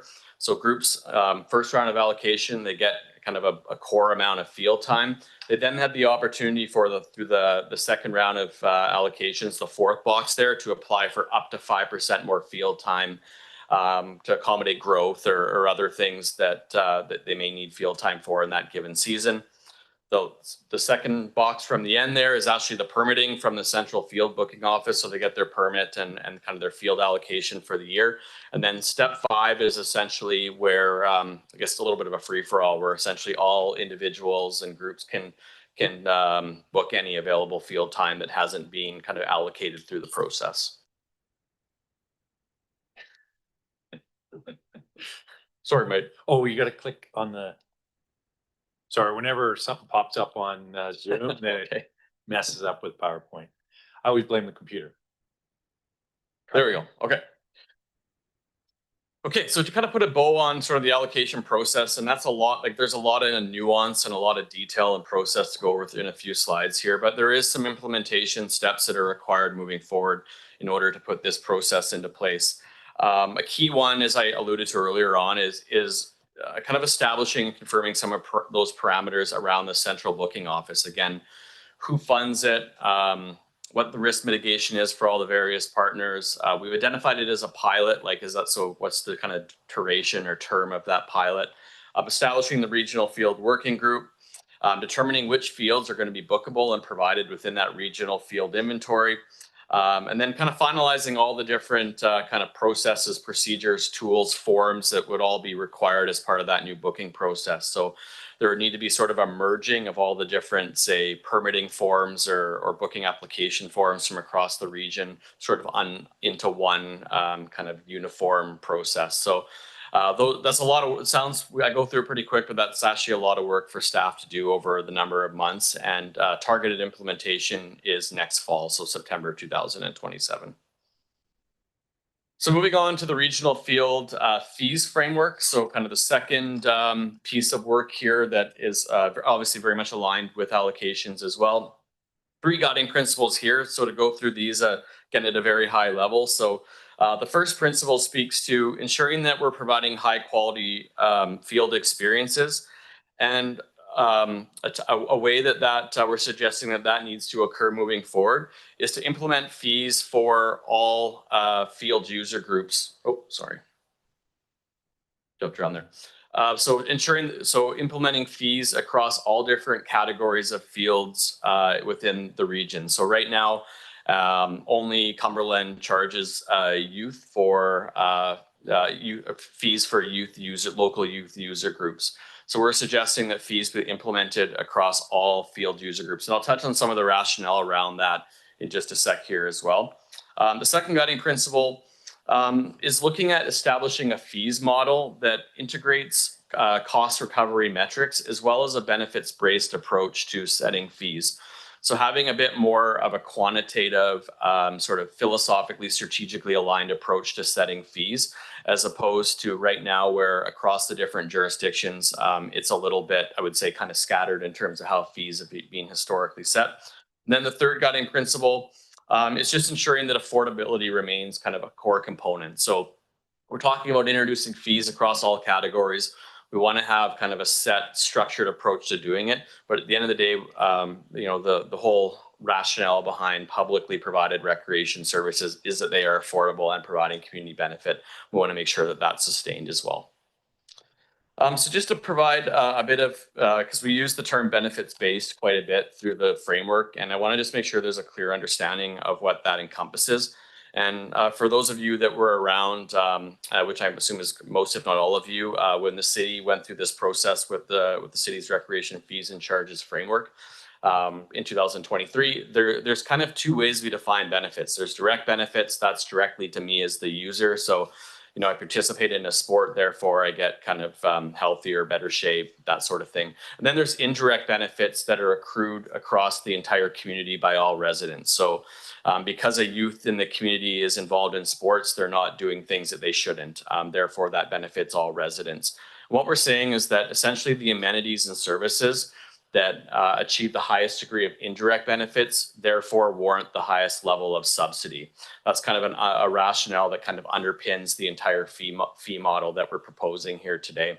I think generally speaking, all of the regional field partners buy into that rationale. It just might not be articulated as such in some of their existing fee policies or whatnot as well. So in terms of getting back to kind of the rationale for having fees across all different types of user uses, there's a few reasons for that I think are important to explain for those that might be wondering why we're suggesting this direction. First point there, creating an incentive to only book time that is needed. So right now, the amount of book time has aggressively ticked upwards over the last number of years. And we don't obviously with the nature of fields, there isn't somebody there kind of spot checking if that time is actually being used or not. But by adding fees or establishing fees across all different types of uses and users, that is one mechanism, one tactic that can be used to ensure that groups are sharpening the pencil a little bit and could help reduce some block booking, which ultimately helps us get a better sense of actual utilization, which then supports future planning. Second point there, just alignment with other recreation and sport amenities. So the majority of other amenities all users are charged some level of nominal fee at minimum. Third point there is actually the feedback from the user group. So we tested this concept with all of the different user groups that are involved, both through the broader engagement as well as on the project advisory committee. And they expressed that they had an openness to paying fees, and they understood kind of the base rationale for that, as long as it does ultimately support a higher level of field service for them, higher quality fields and other elements of the service. And then also the last point there is actually just alignment with other regional comparators. Most other regional comparators are charging a fee across all different types of uses and users. Currently, as I mentioned earlier on, the Village of Cumberland is the only one of the jurisdictions that currently charges a fee for youth to use fields. So in terms of how we're kind of proposing to set fees here, this is a very simplified approach here, but essentially there's kind of 3 steps. The first step is we analyze what our actual expenditures are, and then we break that down into what we call a unit cost. So sort of an annual and then an hourly based unit cost for providing a field asset. The second step is then to actually set cost recovery targets and figure out of that unit cost, what percentage do we want to try to recover? And then that leads us to an actual fee. We implement that, and then we adjust it if it doesn't hit that guiding principle of being affordable or there's another reason to adjust it. This graphic here just kind of shows the approach of how that model will be implemented and how sort of the different kind of buckets or categories of users would be assigned across the different highest level of subsidy. And I won't go through this in a bunch of detail because I know I'm going a bit long here, but really at the end of the day, on the far left of the continuum those are the groups that would get the highest level of subsidy, which would be local not-for-profit youth, followed then by adult not-for-profit youth, and then kind of so on and so forth, kind of up the continuum towards the right, where those user groups would pay full cost recovery or potentially even more than cost recovery. Just a couple slides here before I conclude and we open it up for questions. Another key aspect that came out as a very significant theme through this work here is the need to generate more resources to support life cycle and capital reserve for fields across the region. And it's particularly important for artificial turf. So the replacement cost right now, the kind of the 2026 replacement cost for an artificial turf field, in most places about $1 million with a 10 to 12 year lifespan. So, as we continue to provide more artificial turf kind of regionally and provincially, nationally, and so forth, we need to figure out how to continually subsidize or kind of fulfill that capital life cycle. So how do we generate $1 million every decade or a decade in a few years? That's a big challenge in a lot of jurisdictions, and we've identified some tactics in the framework for how the regional partners could look to start to work towards doing that, either through a fees model or some sort of levy to be determined, but there are a few different approaches that could be looked at there as well. And then lastly, to kind of put a bow on the fees framework, so a number of implementation steps that are required moving forward. The first would be actually to develop the fee schedule itself. So we haven't established exactly what those fees are yet. We've been doing some work in the background and kind of modeling out different scenarios. But that work needs to occur to figure out kind of what the different fees would be across the different categories of use. Looking at kind of some other key considerations would be sort of, as I mentioned, the funding of the central booking office, like how does that occur through fees or another approach. Looking at different phasing mitigation strategies to look at kind of preventing sort of an immediate impact on some groups that might not be able to afford kind of paying fees right away, that might not have been paying fees in the past. So how does that kind of get phased in a reasonable, fair way with groups? And then, as I mentioned, kind of approaches to life cycle and capital reserve contributions, how to integrate that into the fees model. And then obviously looking to approve the regional fees schedule, and then similar to allocations, looking at an implementation for next fall, September 2027, and obviously engaging groups kind of along the way through that process as well. That's the end of the presentation. Appreciate everyone's time, and between myself and administration, happy to field any questions. Fantastic. It's great to see this coming forward. I know this discussion has been ongoing for quite some time, and really great to see the articulation and kind of some steps forward. And and I believe Ms. Saunders might have some closing words. Thank you. Through the mayor to council. Yeah, just to add a little bit to the next steps. Steve and staff will be presenting these frameworks to the regional partners and School District 71 over the coming weeks. So of course, we're here in front of Courtenay Council for your endorsement, but each individual jurisdiction will need to approve the frameworks, both the allocation and the fees framework. So the regional or the Recreation Commission, Town of Comox and Village of Cumberland. We will be presenting to the school district as well.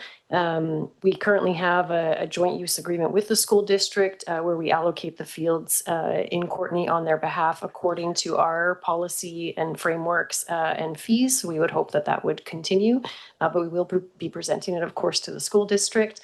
If it's approved by all the different jurisdictions, including confirming funding for the next phase of work, then the city would continue to lead the next steps, including the finalization of all the details, and then bring those back in the first quarter of 2027 in order to achieve implementation, hopefully by September 2027. I just also want to acknowledge Ryan Kultura, our Assistant Manager of Recreation Operations, who has project managed this work on behalf of the region over the last year and a half. And then the three of us are here to answer any questions. Fantastic. Thanks, Ms. Saunders, for wrapping up a nice bow. And I'll pass it over to Councillor Jolicoeur. Yeah, thanks. And thanks for this. Quite a large body of work, and to see it all almost come fully together is really exciting. Just because you ended with the fees, that's where I do have a few questions. I know we're deep into the evening, but this is really important work. And we have had a lot of conversation at this council table around revenue, for example, and fees more broadly. And you referenced our work around the benefit framework in 2023, and you had it in your slides. And so have we actually, so I have the regional fields fee framework PDF open. The numbers aren't actually there. So in terms of feedback, it's hard to actually know without seeing the numbers. And I guess it's because you guys are still doing the calculations on the life cycle and the costs associated with actually having these fields. But my understanding is that the majority of these historical groups would fit more on that left side of the spectrum, the nonprofit side. And so if that is in fact true, and most of the time, the field time is being booked by the nonprofits, is it reasonable to assume that we will be subsidizing the majority of the field bookings? And have we thought out what the impact is around, because I am supportive of the cost recovery part of the framework. And without seeing the numbers around the subsidy, it's hard to have an opinion on that. And so I guess I'm just trying to, without the full picture, I'm trying to have an understanding of how we see the sustainability side for the city. I recognize that you've articulated the importance of sustaining the groups who provide recreation in this community and making it affordable for them. But from the city's perspective, have we given thought around how, if everything's on the left side of that spectrum, how close are we to actually maintaining the reserves or the funding that we need to maintain the fields? Thank you, Councillor Jolicoeur. To council, we did some preliminary estimates of fees, but that was before the conversation around like including costs for life cycle. And so that's one of the reasons that the approach that the staff working group took was to make sure that we have endorsement from our respective councils and boards on applying fees to all user groups, because right now their youth, as an example, don't pay fees before we proceed any further with determining what those fees are. You're correct that the vast majority of bookings are by nonprofit organizations, and I think the majority of those are also by youth nonprofit organizations. So absolutely, we would expect in that situation that we would continue to see high levels of subsidization of sports fields. What we are likely to see is a slight increase in revenue to offset the current level of subsidization, but you likely won't see recommendations getting us near to 100% cost recovery, because that would make it unaffordable for groups and also really put us out of market.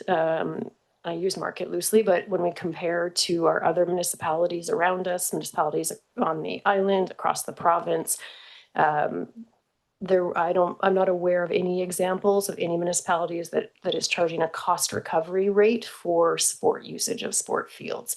They're almost always subsidized unless it's for private or commercial purposes. And so the framework would look to recover costs and or recover more than costs from those private or commercial entities. But we would still see a high level of subsidization of these fields, and that would be staff's recommendation based on the community benefit that the assets provide. I don't see anyone else, Mayor. Can I get a second? Yeah. Last question on the fees part of the presentation, because there's kind of two things we're discussing today. Under implementation, I kind of see this as a risk. We have the need to phase in fees for groups that have not historically paid fees and may need time to adjust. That kind of logically makes sense. However, does that mean that there will be groups who will have a timed implementation and others will just be paying outright? Like, are we going to have groups that are at different in 2028? One group's paying their full fee, another group, because they haven't been collecting fees, will be paying a portion of that. And will that create, have we identified that as a risk, and how the relationships with those groups might be if some are paying fees and others are only paying a quarter of the fees? Through Councillor Jolicoeur to council, we wouldn't charge, it's unlikely we'd recommend charging groups within the same category different fees. We'd likely take the same approach we took with the indoor fees and charges, where if the increase or addition of a fee is significant, that we would implement it over time for all groups. So if we were to implement a youth fee and currently there's no fee, we might, increase it $1 every year as an example until we achieve the fee we were looking for. It really depends on the fee change and how much it is and what the feedback from user groups are. But we wouldn't be charging different groups within the same category different fees. We would just look at implementing the fee over time.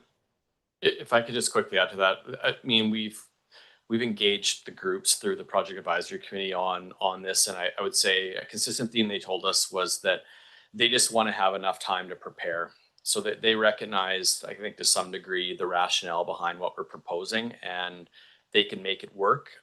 Not to speak on their behalf, but I think that was kind of the gist of a lot of the conversations. They just want to make sure they have enough lead time to not just have that thrown on them in a couple months' notice. I have one more question, Mayor. Going now, maybe we can actually go back to the slides on the field allocation 5 steps. And I appreciate in your opening remarks, you spoke to council's direction and the rec commission's direction to consider equity groups and new groups in the community. We've become aware at this council, as well as the rec commission, of a few groups, whether it be volleyball groups or cricket, for example, who've encountered problems with our existing systems and the relationships with some of the historical groups.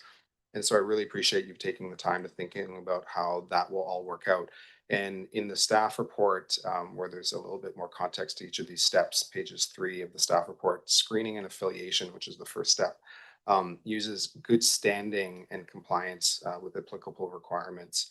And so I'm just thinking out loud, like, is that a potential, are we putting up a barrier even at that first step for example, new groups who would like to access our fields, if in fact they don't have good standing with the city or other partners because they are a new group, and there may be like, oh, we want to do volleyball, so we want to be a new group that does volleyball. So I'm just kind of curious how we're going to be managing that, because again, I understand there's a lot of relationship trust building happening at that group, the advisory group, but there has been some issues that we've been made aware of. So I'm wondering if you can speak to that.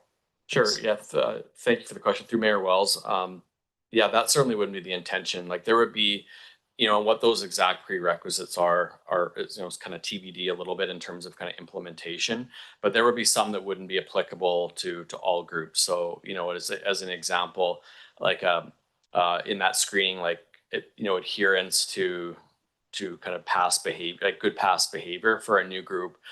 They wouldn't have to show that to kind of move through the process. They would be, they wouldn't have to complete that, but they probably would have to pay on time or something like that. Right? Like, there would be different kind of prerequisites that would apply to different groups. So yeah, the intent of that pre-screening and affiliation would not be to exclude any groups. It's just to make sure that there's kind of sort of a standard for groups to access subsidized time, right? So if groups are are receiving kind of the subsidy, the public benefit of using fields, there should be some kind of baseline criteria for them to meet before they kind of go through the rest of the process.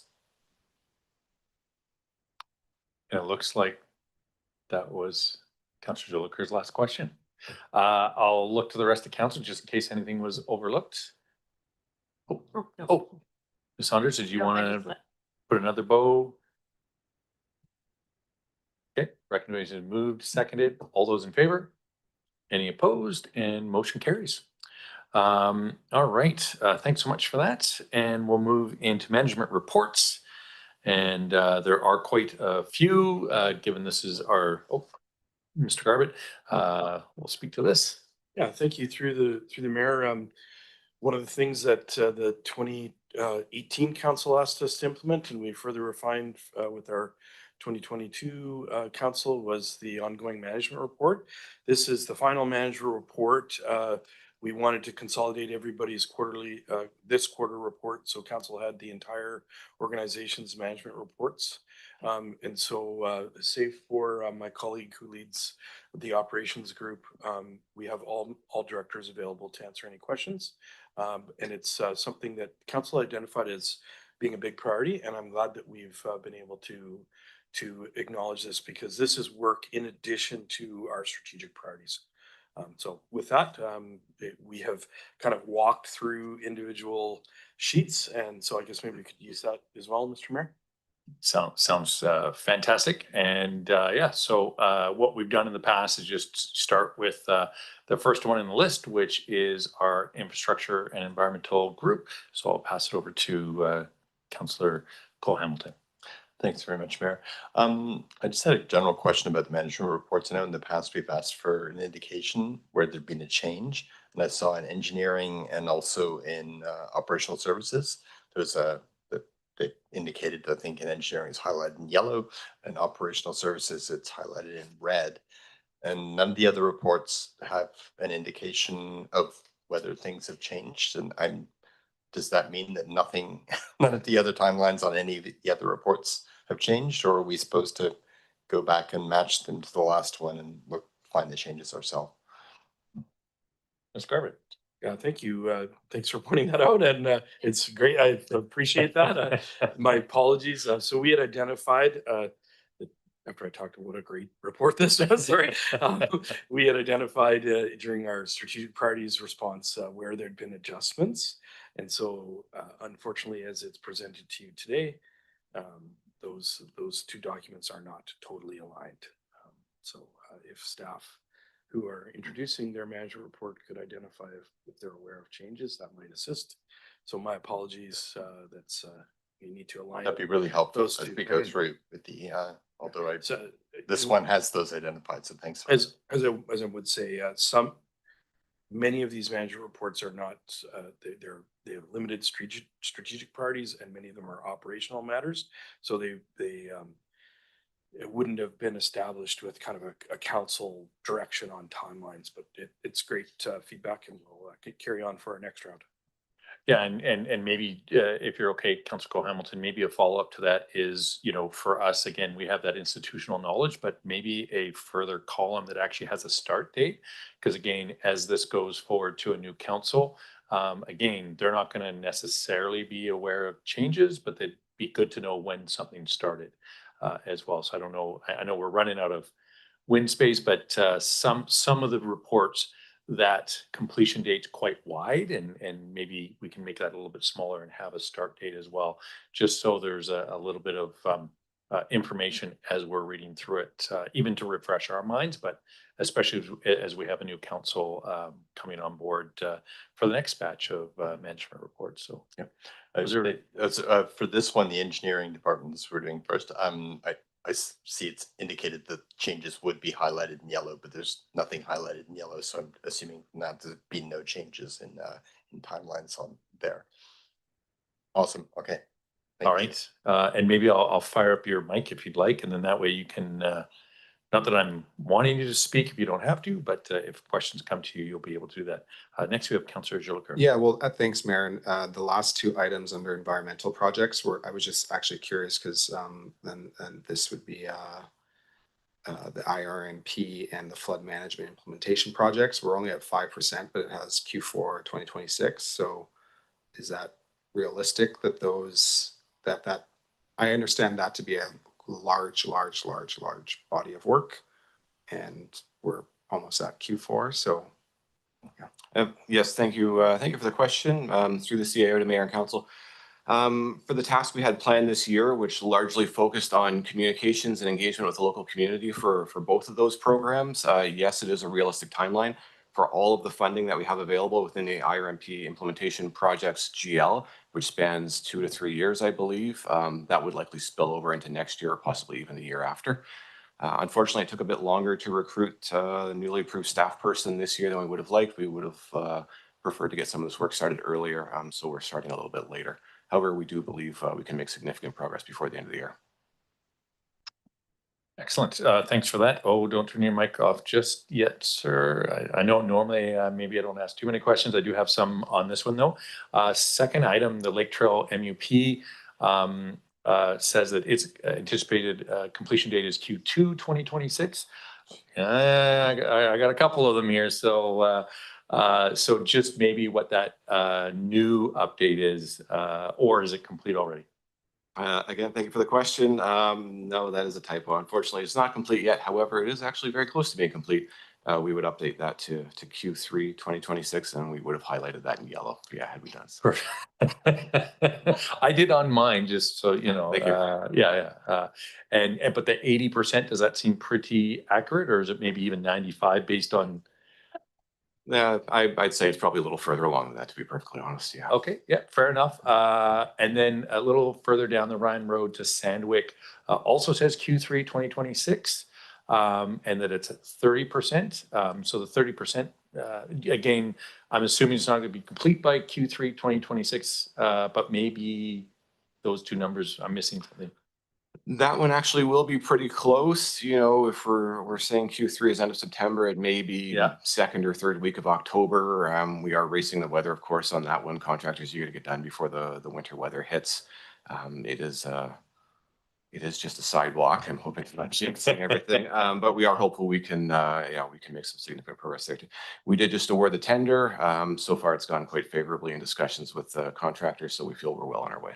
Perfect. Yeah, and in my mind, Q4 is kind of like September 1st-ish. So that's why in my mind, but maybe I'm wrong. Maybe it's 3 months. So yeah. So we still got all of September. Fair enough.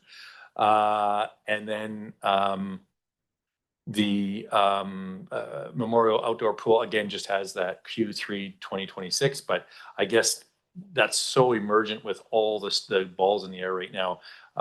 That one, it was just right next to the other one, which is why I think I highlighted it, but I think I'm fine with that one. So that one should be close as well.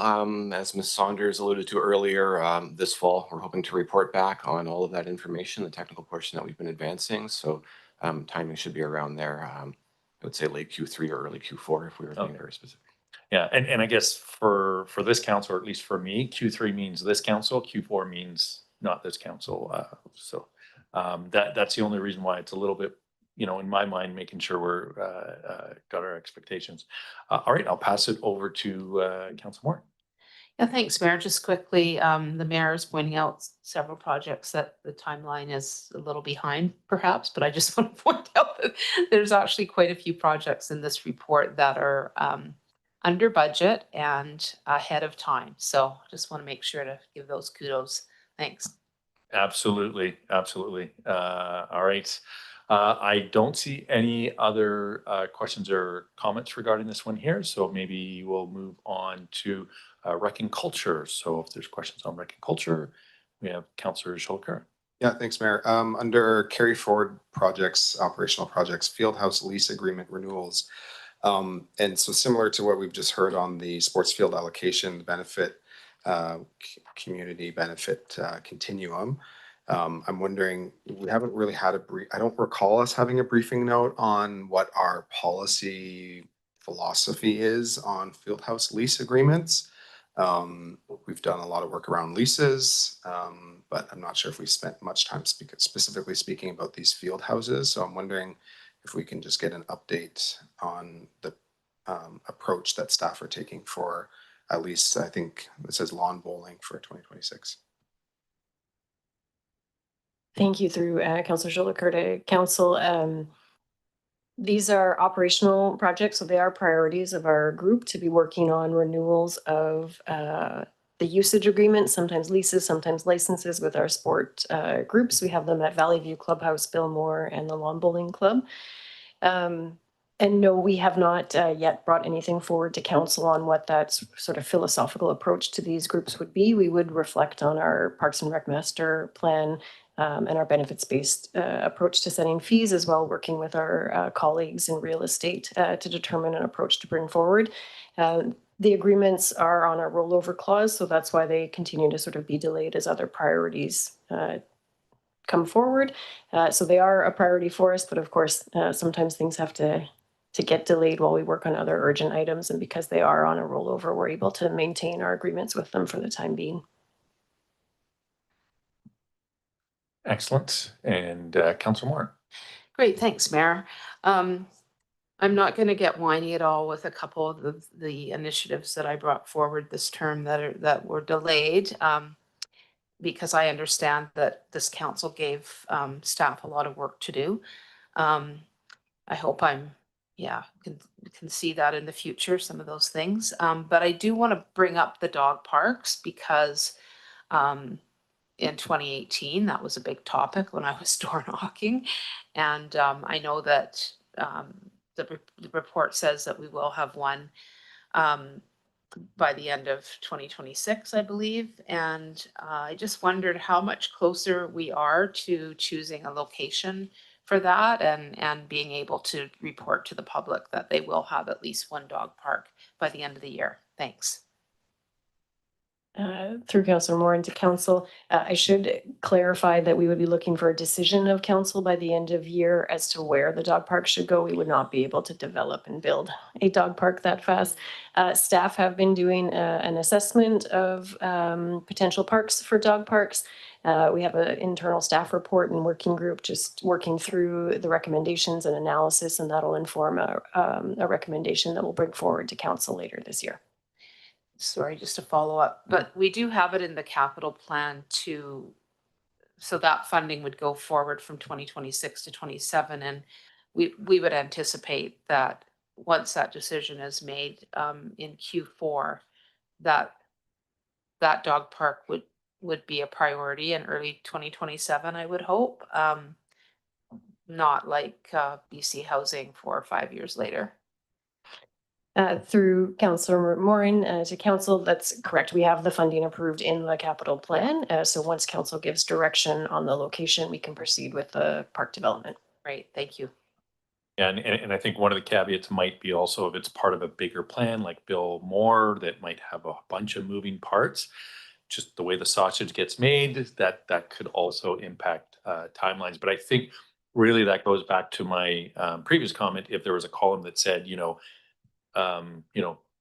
this work started in 2018, that gives that context that this has been a long standing thing. And maybe it wasn't 2018, but whatever that year is, just gives us that sense of how long things have been discussed in that one. To Councillor Morin's earlier point, I do want to just highlight Woodcote. It's just an amazing, just the feedback and being out there and seeing people. It's been absolutely amazing. So again, just a real big kudos on that one. And then on those carry forward projects, again, having sort of that initiation date or whatever we want to have that. But just the fact that there are those delayed TBDs it just having that start date kind of puts that in a little bit in context as well. And other than that, that was, I think, all of the comments I had for that. Looking forward to the public art policy as well, but looks like it's coming Q3 here and then to this council table, but the actual implementation might be Q4. Through the mayor to council. So the work plan for staff is to bring forward a draft scope of work for a public art policy to this council. We would look to council's direction on the scope of the development of that policy, but developing a public art policy will take on average, at least a year.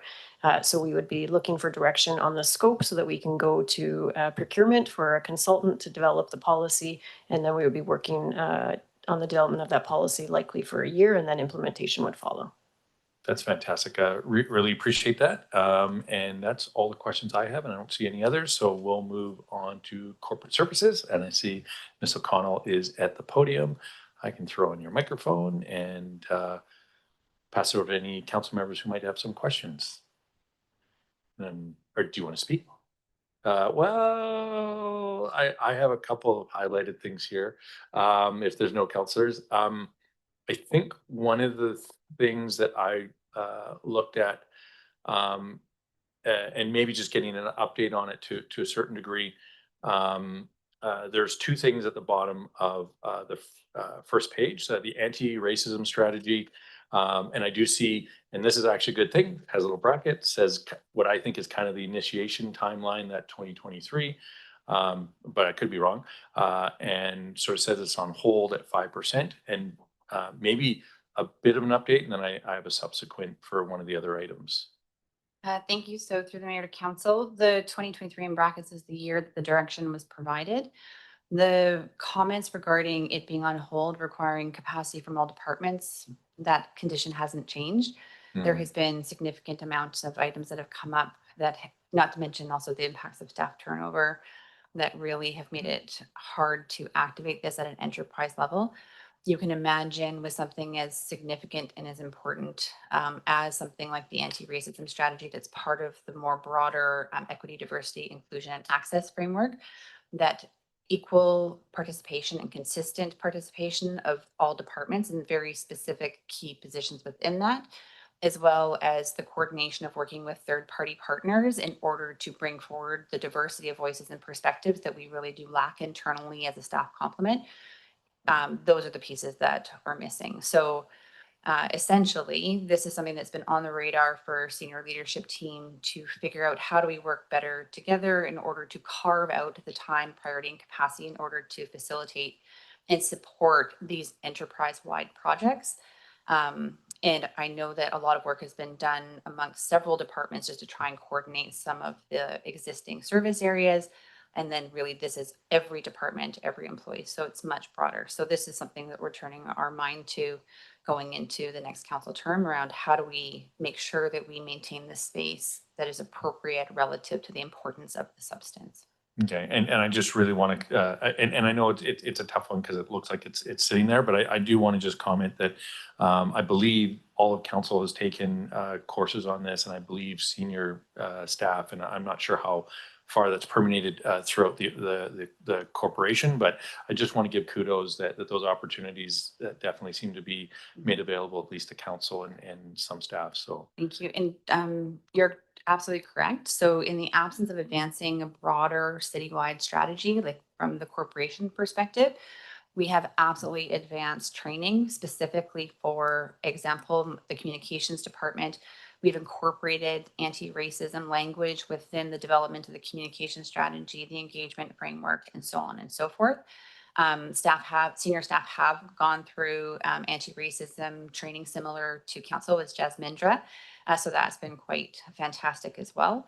But really it's around taking the benefit of that and extrapolating it and implementing into all of our systems more broadly. yeah, no, appreciate that. And then really, just comparatively speaking, the last item on that page was the First Nation relationship building, where I think lots of good stuff is happening and ongoing with that. So I do see ongoing, but then it also says in the note for that it's on hold. So I just, when we look at that anti-racism, it actually says it's on hold in terms of where it's at.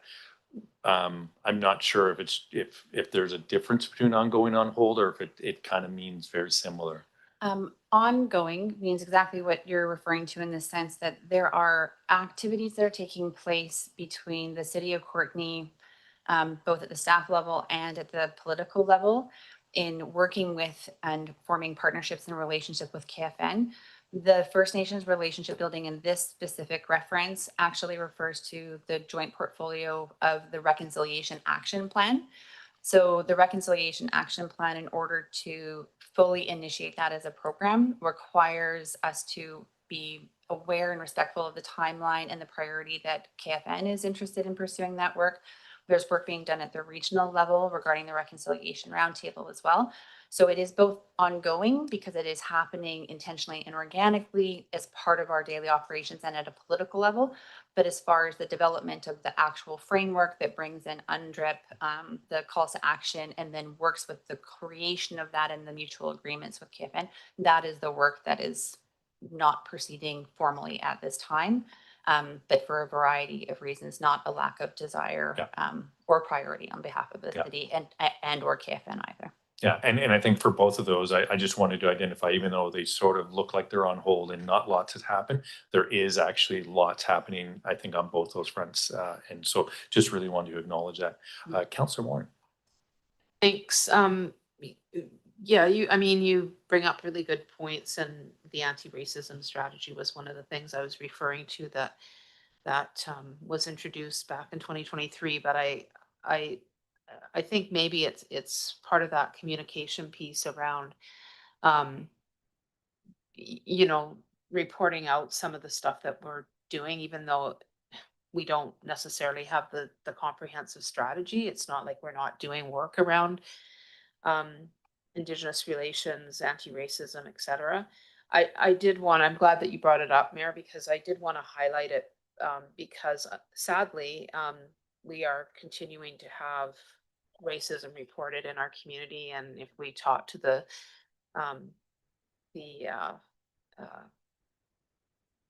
Welcome Center, Immigrant Welcome Center, and the surveys that they've done, sadly, racism is pretty high in our community. And so I just want to make sure that it is highlighted as work that is going to get comprehensively done, and that we're not, and I know that this is from a corporate level, but we're role models for the rest of the community, in my opinion, and that's part of what the strategy is about as well. And so just want to make sure that people who are out there in the community experiencing racism know that it is super important to us. And because it did start in our term, I mean, it's committed to, and I think regardless, unless a new council wanted to scrap it, which probably wouldn't look great for them, it is going to get done. So thank you. Excellent. Thanks very much, Councillor Moore. And I don't see any other things. So you're off the hook, Ms. O'Connell. Thanks so much for. I feel almost like again, Inspector Mercer. You're free to go. So with that, we'll move on to development services. Any questions or comments, Councillor Zolliker? Yeah, thanks, Mayor. I just think it might be the first time that we've seen this around the $150,000 from FCM for growing canopies fund. So congratulations. I think this is the first time we're hearing about it through this, and maybe there was an email about it. But I'm wondering, it looks like it's tied to two items in our work plan: the subdivision and development servicing bylaw and the tree canopy or the tree urban forest tree protection bylaw. And it is something we hear regularly from the community as we see the provincial legislation coming into force, and more development, more density is how we manage growth and density with our urban forest. So I'm wondering if staff can maybe speak a little bit to that, because I think it's the first time I'm reading this. So. Yeah, thank you for the question through to council. Indeed, I think you've captured it well, Councillor Jolliker. There's we called the application Putting the Pieces Together, recognizing we had a strong foundation of urban forest management on public and private land, but needed to target some key regulatory and strategic elements of that strategy. So the operations team is part of submitting for that grant, and is really excited to have a line item to update their standard operating procedures so they can be very clear on levels of service and how to address trees on public land in all kinds of contexts. And then also that regulatory piece, subdivision bylaw, that was a partnership with BC Hydro and UBC student at no cost to the city that allowed for some in-depth in-depth targeted review of changes we can make to subdivision bylaw as well as tree bylaw. And I'll just add one more element in there is the public stewardship component, which actually was one of council's strategic priorities as well. And so there's funds in there to develop that participatory part of supporting the urban forest on private land. So I hope that clarifies. Excellent. Thanks, Councillor Jolicoeur. And I had probably really just a general comment, and it's just when we look at those dates on here, there are some anticipated completion dates that are at 100%, but they're from 2024. So though, as we get past it, and I think one of the things besides just highlighting things in yellow when they've changed, but also after it's been on a management report once and maybe twice, but I think once it's been on there once as completed, because that should make it yellow as well, then it can kind of fall off. And that just makes these reports shorter for us and anybody else who might be inclined to read them. But I think that's really my big comment on that one there. Yeah, because everything that says it should be done is 100%. It's just there's some more vintage ones. So yeah, and I don't see any other comments on that one. So next we have fire department. So this will generate lots of questions. And maybe the last two of the strategic initiatives on there, sorry to make a joke about it, but they do say sort of TBD, but I wondered if there's anything that we should be aware of there, or are they just kind of a work in progress and with really no expectation as to when they might be anticipated to finish? So for the Emergency and Disaster Management Act, we're starting to get some information rolling in on the regulations and what we're going to be expected to do and when it will need to be put into place. We're currently working with CVM to digest the information. So we'll have the next management report will have a better timeline established.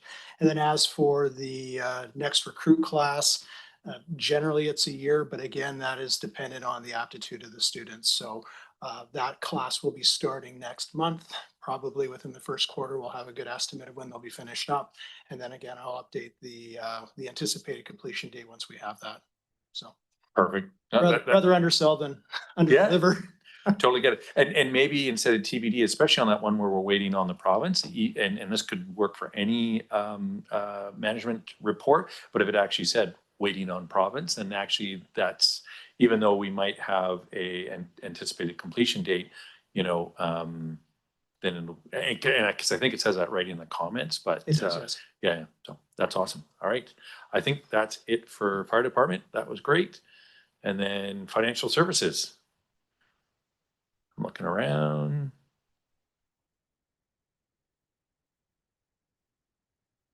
And looks good. The only comment I'll make is just looking at that review of financial policies, the investments, and a bunch of the other things, looking like it'll be completed by end of year. So really looking forward to the completion of those things. I know it was a major project. All right, that's financial and operational services. Yeah, just one question, one comment. The resolution is actually missing operation services. So we might want to just consider that when we get to the resolution. Because there's a lot here and there's most of it's complete, which is great. And my question, again, just because we are nearing, so Parks Urban Canopy Program, Tree Voucher and Request Program, 60% complete. And says the update will be coming to council for the fall. So is that on the docket? Sorry? The tree canopy? Yeah. Through the mayor to Councillor Jolicoeur, it will be in the September round. We discussed that at senior staff. Okay, great, thanks. This morning. Fantastic. Councillor Hillian. Yeah, thanks, Mayor. I'm really sorry that Kyle's not here because I wanted to congratulate him and his department on the fact that I think nearly all the alleys in West Courtenay have been re-graveled. and they look really good. But I don't see that anywhere in this report, and maybe I just can't find it because there's so many lines. Yeah, I guess if there's one thing, the text is quite small on this one. Yeah. Anyway, if that could be passed on to Kyle and his department, that the alleys in West Courtenay have been re-gravelled and look great. Through the mayor, thank you, thank you, Councillor. I had a chance to talk to Mr. Shaw, and these 4 months are the time that a great majority of the work is underway. So the paving work that's shown in lower values for this one are scheduled to be completed prior to the end of the year. So we are really effective in the PCRP program that the council's endorsed. So I just wanted to highlight that, and that the delivery of these programs, especially in the transportation area, is something that really aligns council's strategic direction, and we're hoping that the public sees the benefits that's coming out with these safety and accessibility improvements. Excellent. Thanks for that. I don't see any further questions. And again, I think my only comments were around pagination. The font's kind of small, and then potentially just that there's different colors being utilized, and might be there's a legend that just sort of said if there's a reason for different colors. Both very minor pagination issues. So with that, I could speak to that, Mayor. Yeah. The different colors are related to the different divisions under operational services. So the blue very first one was logistics public works week, and then the park sector ones are all green. Public works component is this kind of peachy color. Transportation is the yellow. Utilities is kind of a bluey gray. That's what that color references, and then the status green is complete. Kelly Green is on track, and then the two that are delayed, that's the in red. Yeah. Excellent. All right, thanks so much for that. Much appreciated. And I think we're on to the last one. It's like a marathon.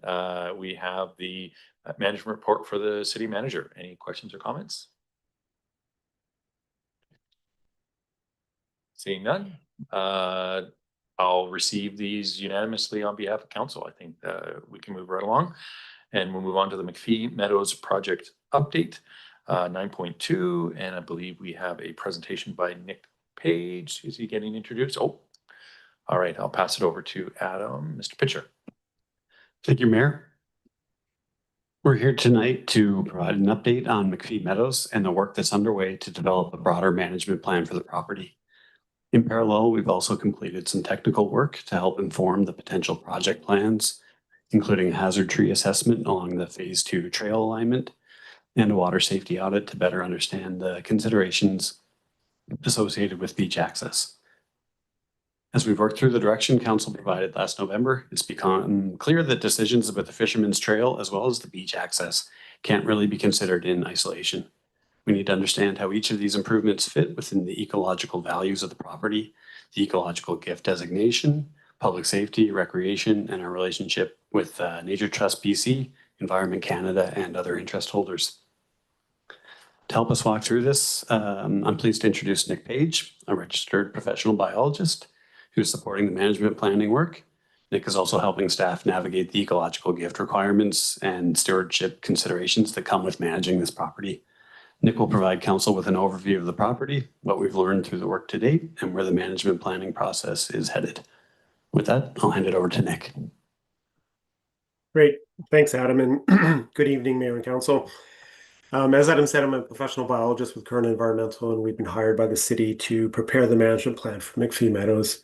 I've got a short presentation. It's really divided into two pieces.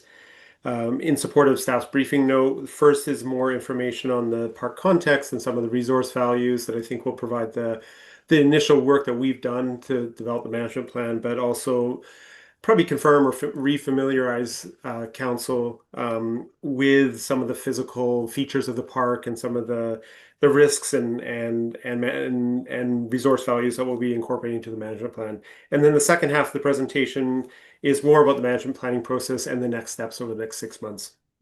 And I'll try to be brief because I know it's been a full agenda for you tonight. Do you want to go to the next slide? So I don't want to get into too many of the specific dates here, but think of it in 3 pieces. The original ecological gift from the McPhee family was in the 2010s, 2011. There was a disposition, basically a change in ownership to give 40% to the Nature Trust of BC. There was an easement to the McPhee family for the old family home at the top of the escarpment slope. And there was an initial management plan developed in 2012.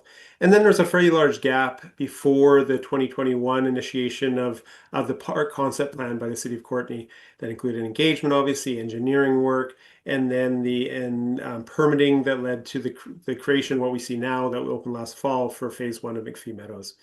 And now we're really into this third phase, the sort of future work, the potential beach access or river access, the Fisherman's Trail work.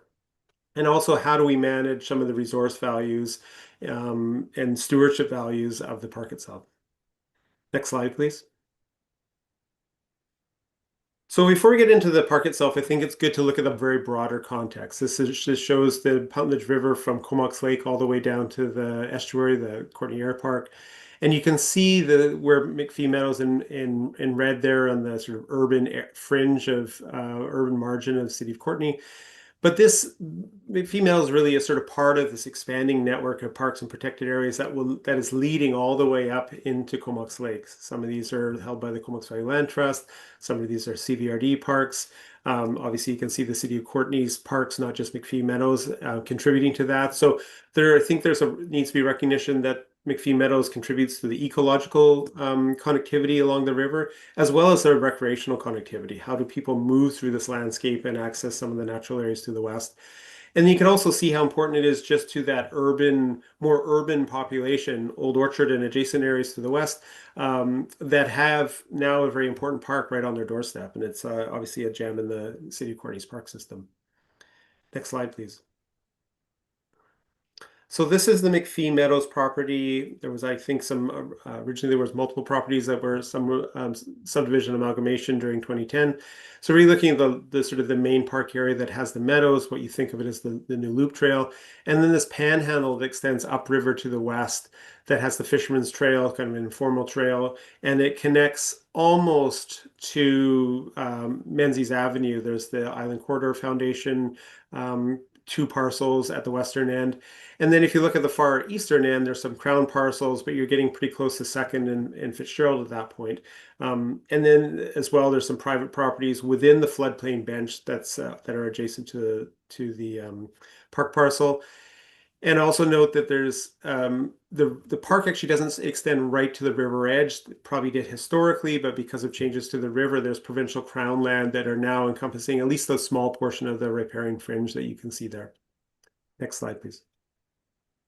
So just some photos taken this probably earlier this year. Fisherman's Trail if anyone's seen it, when the erythronians, the fawn lilies are in bloom. It's a spectacular sight. The top right is the Puntledge River used by swimmers and tubers and fishermen. Top left is this heritage orchard that is now fenced to prevent deer and is being managed by City of Courtenay staff, but I think has some sort of a cultural heritage value and some interesting stewardship options for the future. The meadow itself, which was really just a hayfield, but is also sort of part of the site's cultural history, but also has biodiversity values and potentially an opportunity to increase that through things like pollinator plantings. The new loop trail that provides a lot of access, and I spent a lot of time over the last couple of months at McPhee Meadows, and you can see just the people use it as a running track because it's kind of provides a defined loop. There's obviously dog walkers and people visiting the river as well. So you're starting to see more and more use of the loop trail, and then just the new entrance on Second near Harmston. Next slide, please. So some of the recreational features, I talked about some of like where the orchard is. You can see we've mapped, this is a bit of a busy image, but in the dash yellow, you can see the trail network, including multiple river access points, most of them informal, that people have just cut through to access specific, whether they're for dogs or for swimming and things like that. You can see the network of trails around the Island Quarter Foundation lands that are all on either private lands or non-city lands to the west.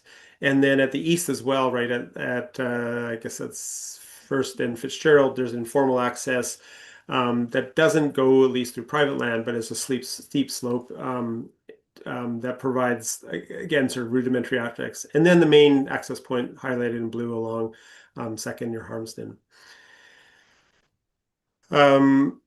Highlight 5 environmental features. The river itself, obviously a key one, the riparian zone or riparian area, which we've mapped here is 30 meters from the edge of the river. So it's mainly forested, but there's some areas of meadow as well. And some of the restoration plantings that went into phase 1 are in that area. There's several what we call valley wall wetlands where you're getting seepage from the escarpment slope. You get skunk cabbage wetlands and things like that, quite important environmental features. And where you can see the WE on the east side, on the right side, there was actually coho salmon found there this spring that they move up during either flood flows or spring water levels and use those floodplain swamps as well. The meadow or hayfield, and then I'll talk about the escarpment slope next. In terms of stewardship and restoration options, there's options obviously for meadow enhancement. I talked about pollinator values. There's lots of riparian forest opportunities that could be additional plantings, more structure, things to enhance wildlife values along that river corridor. Wetland enhancement, there's quite a few invasive species, blackberry and other species in there. And along the escarpment slope, there's a lot of sort of spillover from older residential areas. So you're seeing lamium and ivy and holly and things like that, the sort of typical suite of invasive species that colonize these forests throughout the escarpment slope. And then orchard management, I think there's an opportunity for gleaning or food collection that could be a nice seasonal activity in the park as well. Next slide. I think an important part of sort of the management planning is to look at hazards and safety risks. You do have a very steep slope that is the margin of the kind of developed portion of Courtenay and going down into the park area. So that's a steep escarpment. You can see those two kind of bright orange. Those are old failure points along the slope. You also have a large floodplain. This blue dashed line is all flooded during the 1 in 200 event. And even last year's flood that they had problems in the Solom, there was less flooding along the Puntledge. There's just different hydrology of those two systems, but it was up into the trail areas at that point as well. So you're getting, even under smaller floods, some effect on park areas. And then these are older and particularly deciduous forests. So you do have a lot of older red alder and black cottonwood trees that are at risk just because of their age. So that is a potential conflict with recreation use as well. Next slide. This is just LiDAR derived topography. I think it's really interesting to see the topographic variation in this slope. So you can see those two failure points I talked about in the last slide. You can see old flood channels that kind of go across the meadow area. And so this kind of gives you a very clear idea where the floodplain and the escarpment areas are relative to the park boundaries and how much that kind of influences potential park values as well as their environmental values as well. Next slide. This is older provincial floodplain mapping that just shows the 1 in 200 year expected flood. This has probably been refined since then, but they're very similar lines. And what it really shows is that the 200-year flood, which is obviously a very significant and low frequency flood, but the McPhee Meadows would be 1.5 to 2 meters of water depth in that area. So it's a significant floodplain area for along the city. Next slide. And we haven't, I know the city has been working on looking at archaeological values in different parts of the city. This is just the Comox First Nations mapping of archaeological areas of potential. So they've highlighted potential areas in relation to mainly shorelines, large rivers, and some of the older features like the sloughs along the Dyke Road and things like that. But it just highlights that, there is potential for archaeological values in these areas as well. So I'll jump into the second half and just talk about the purpose and the process of the management plan. Really, the management plan is to establish a long-term vision or goal, as well as management objectives and priority strategy. So it's the overarching document that's going to guide park operations and capital works over the next 5 to 10 years.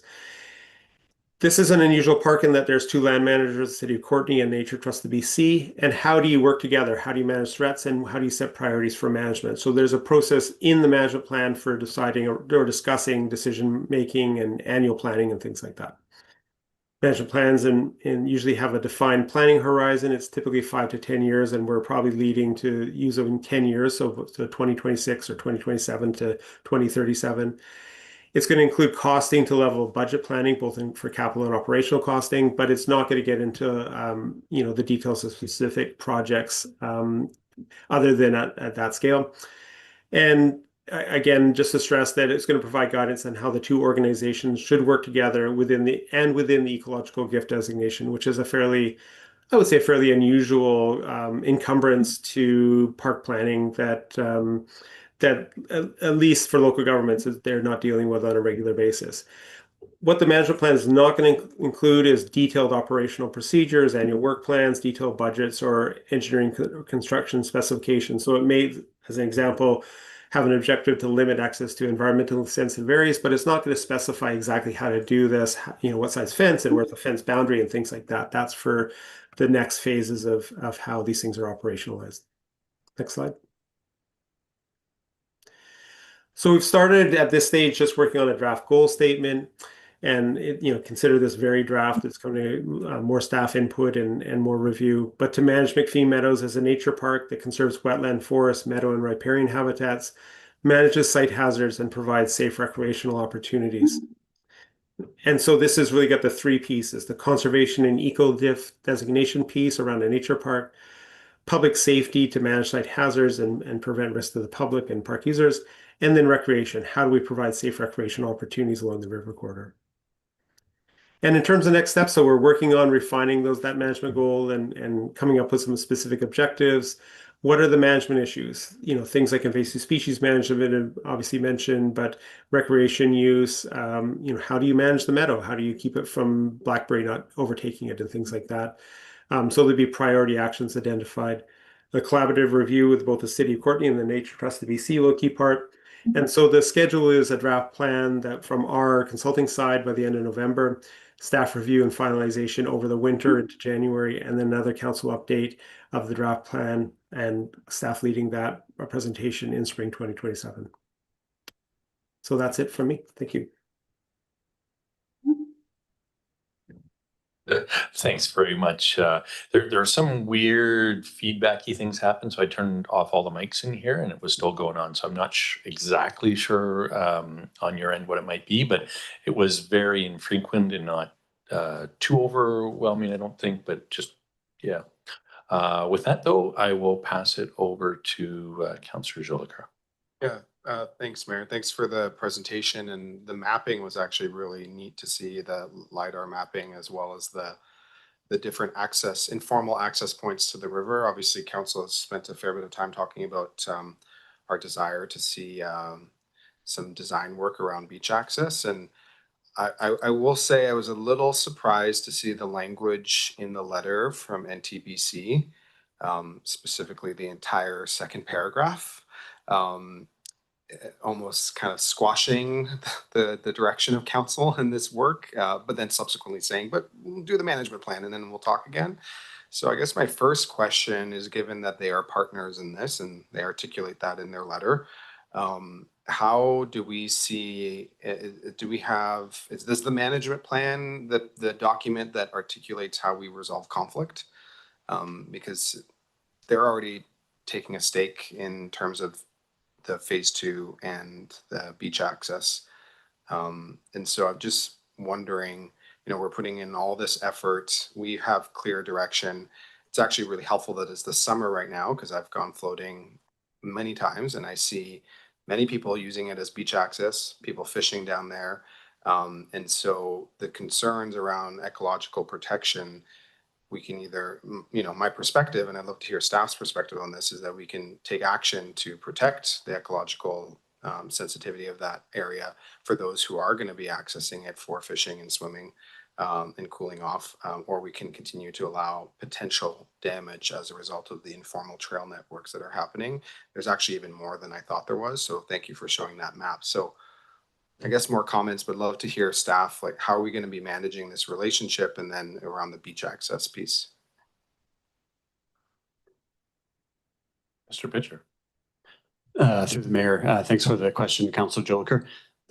So Nature Trust BC, we're in communication with them on a fairly regular basis. They will be a large part of this management plan as well. So I think this is going to be an opportunity for us as a staff and for them as an organization to explain what's important to each of our organizations and how we'll go about it. I suspect like through this management plan, I would think we would arrive at some areas that probably we all agree with, but that said, you know, I'd hate to speak too much for Nature Trust BC. Nick, do you have anything on that?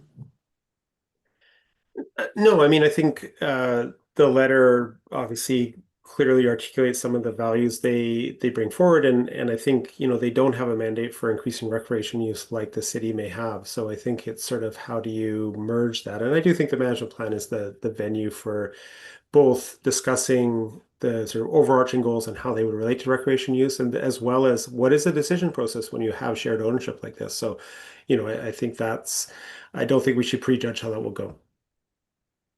And then just the beach access issue, like how do we, so more work needs to be done is what you're recommending. Summertime, people are still accessing it, but in a way that we co-own the property now. And so are we also then taking on the risk of ecological harm by having these informal pathways? That's a great question. I suppose the answer to that is yes. Yeah, like there are informal trails there now that, yeah, with it, I think when you read Nature Trust BC's letter, but I mean, our concerns as well, you know, is how does that impact the ecological value of the site? And I think that's the tension of the project in general is how do we provide recreational access, or how do we provide trails? How do we have people in this park while really maintaining the ecological values? We spent a lot of time working with Nature Trust BC and Environment Canada through phase 1 to try and, it resulted in a change in use request with Environment Canada to show how we were going to better the property and needed to offset all of the, albeit minimal, but the impacts that the project had on the property. So yeah, it's the tension of the project. All right, thanks very much. And Councillor Hillian. Thanks, Mayor. I just want to thank engineering staff for all the work. I appreciate that there's probably a lot of hassle involved in this that you could do without. I'm just going to state that my own views on the property have changed, and I'm not particularly in favor of developing beach access, nor am I in favor of putting a trail along the panhandle that would cause tree removal. I actually think the park is just fine as it is. And if we can find a way through the management plan to protect, you know, the informal trails and, you know, make some sense out of that, then to me, that's the best that we can do. It's an incredible amenity for the community. And every time I go down there, I meet people who are just really, really enjoying it. So thanks very much. Thanks, Councillor Hillian, and I would absolutely concur with those thoughts. I mean, you know, when you have these ideas of what's possible, sometimes you get ahead of yourself, but the fact that we've phased it the way that we have, I think has proven exactly the words that Councillor Hillian has said, that it's kind of perfect the way that it is. So thanks for articulating that. I don't see, oh, sorry, Councillor Moore. Yeah, thanks, Mayor. Yeah, I generally agree with Councillor Hillian, particularly the Fisherman's Path. I'm actually not, leaning towards that, you know, proceeding. So I think that would be part of relieving that tension, perhaps, if that wasn't even included in a management. I mean, it would be included in a management plan, but I mean, it would be off the table in terms of, you know, trying to limit access. I still do hold out hope that there may be a way for some beach access point that could be managed well, because I think to Councillor Jolicoeur's point, people have been up until we had the park. I mean, I've been here a very long time. I know the family, and that shoreline has been accessed for dozens and dozens of years, and so if we can try to, it's it has some similarities really to Coal Beach, although it's not as being as trashed as much. But those are the tensions that happen when you have when you combine some recreational access with this beautiful gift that's been bestowed on us. So yeah, I'm still hopeful that maybe the beach access part could be worked out. Not, maybe one location or something like that. And then we have the plan that helps really enforce that. But I'm not leaning. I love the fawn lilies. I love all the flowers down there. I went down there this spring, and yeah, it's quite heartbreaking to see the trails being trampled on, and also we do have residential property that is like literally right on that path, and so I think we have to really be conscious of the kind of stewards in the neighborhood as well, who have taken upon themselves to try to protect this area as best that they can, even though they don't own it.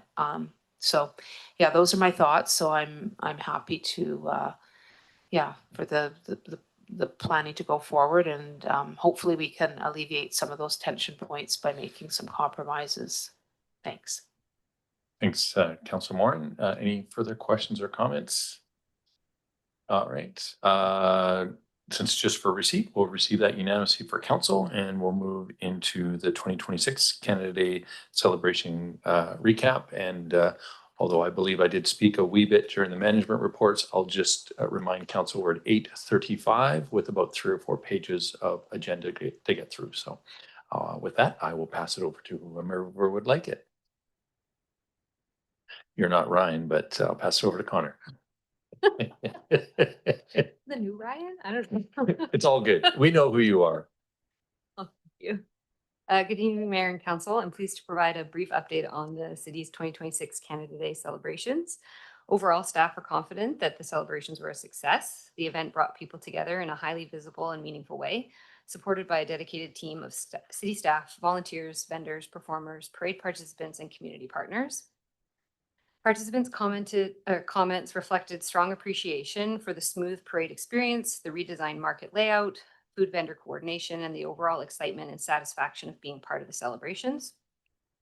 Public survey results were also encouraging. One of the responses received, 98% of respondents reported being satisfied or very satisfied with the event. This is a strong indication that the celebration was well received by community and continues to be valued as an important civic and community gathering. Just as importantly, the engagement process produced clear and actionable feedback. Residents and participants identified opportunities to improve amenities such as shade, seating, waste options, signage, accessibility, and the variety of entertainment. These suggestions closely aligned with what staff identified through our internal debrief, which gives us confidence that the organization and community are seeing the same opportunities for improvement. Internally, this was also a valuable year of transition and learning. We leveraged the newly created special event advisory team to increase communication and collaboration across the organization and with the RCMP. The interdepartmental working group provides staff with monthly meetings at which we can collaborate, process map our work, debrief after events.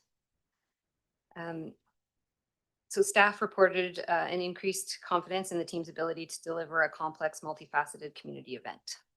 So staff will continue process mapping, recruit additional volunteers, engage broader community, and test incremental improvements within the existing event scope and budget where possible.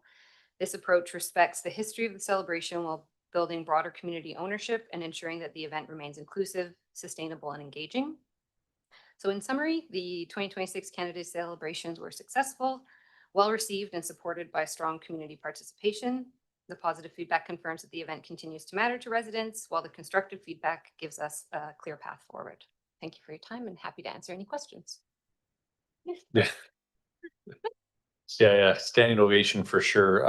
Absolutely amazing couple of days because there was the night before that again went extremely well, I think. And again, council really has two main components to this: potentially walking into the parade, but more importantly, cutting the cake. And I can say in the 12 years, this was definitely heads and shoulders above. Even if there was a little bit of discombobulation from here and there, it went so well. And we were able to move through that lineup quite quickly. And in fact, if we're a little organized, we might even have two lines or might do something crazy into the future. But the fact that there was a lineup that literally went almost the length of the I don't know if it's a field because it's more than one field. And we were able to just keep that moving. So kudos to staff. And I'm not sure if there's any other comments, given the time. Do apologize. You're late on here. I feel like a late night host and we snuck you on right in there. But again, great kudos to staff and the feedback, not just from the participants, but also from other elected officials and some of the bands, vendors, everybody. It seemed very positive. So thanks. All right, well, we'll receive that unanimously for council, and we'll move right on to affordable housing tools and updates. Mr. Garvey. Yeah, thank you. Through the mayor to council, through our development services department, I'd asked them to prepare a briefing note on this kind of the concept of affordable housing. Council has been dealing with 5 or 6 rezoning applications, and Mr. Belababa had our long range planning staff take a run at developing kind of an overview of where we sit with affordable housing. We don't have a presentation, but Mr. Belababa is here as well as Nancy for questions.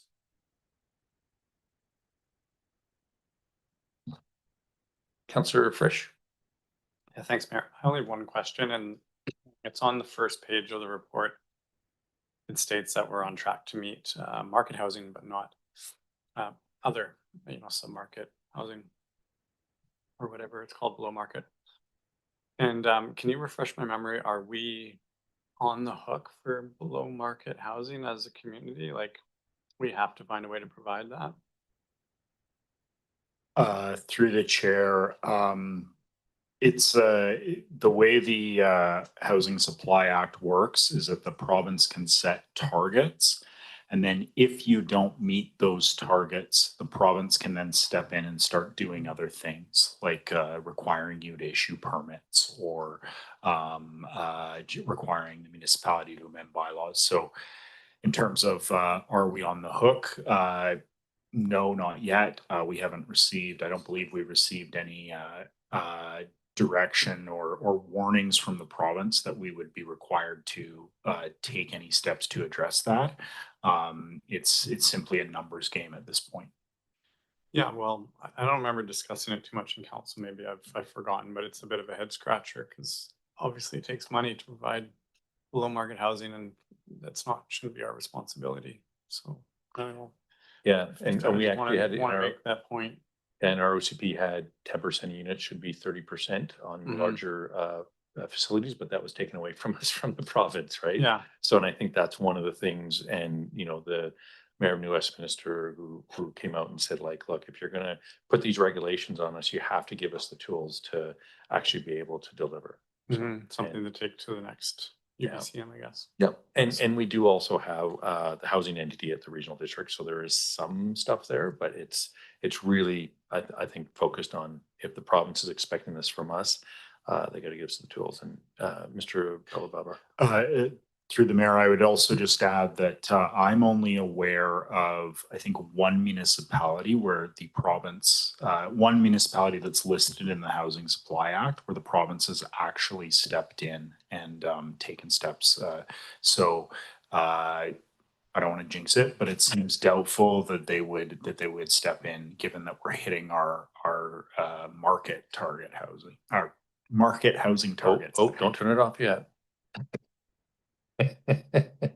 There's probably more questions, and I mean, to that point, if we can show that we're doing the best that we can, I think that's it. Those are aspirational numbers at the end of the day. So, and that when I talked to the chief of staff when those were first dropped on us last year, that was one of the things that was made clear as well. So,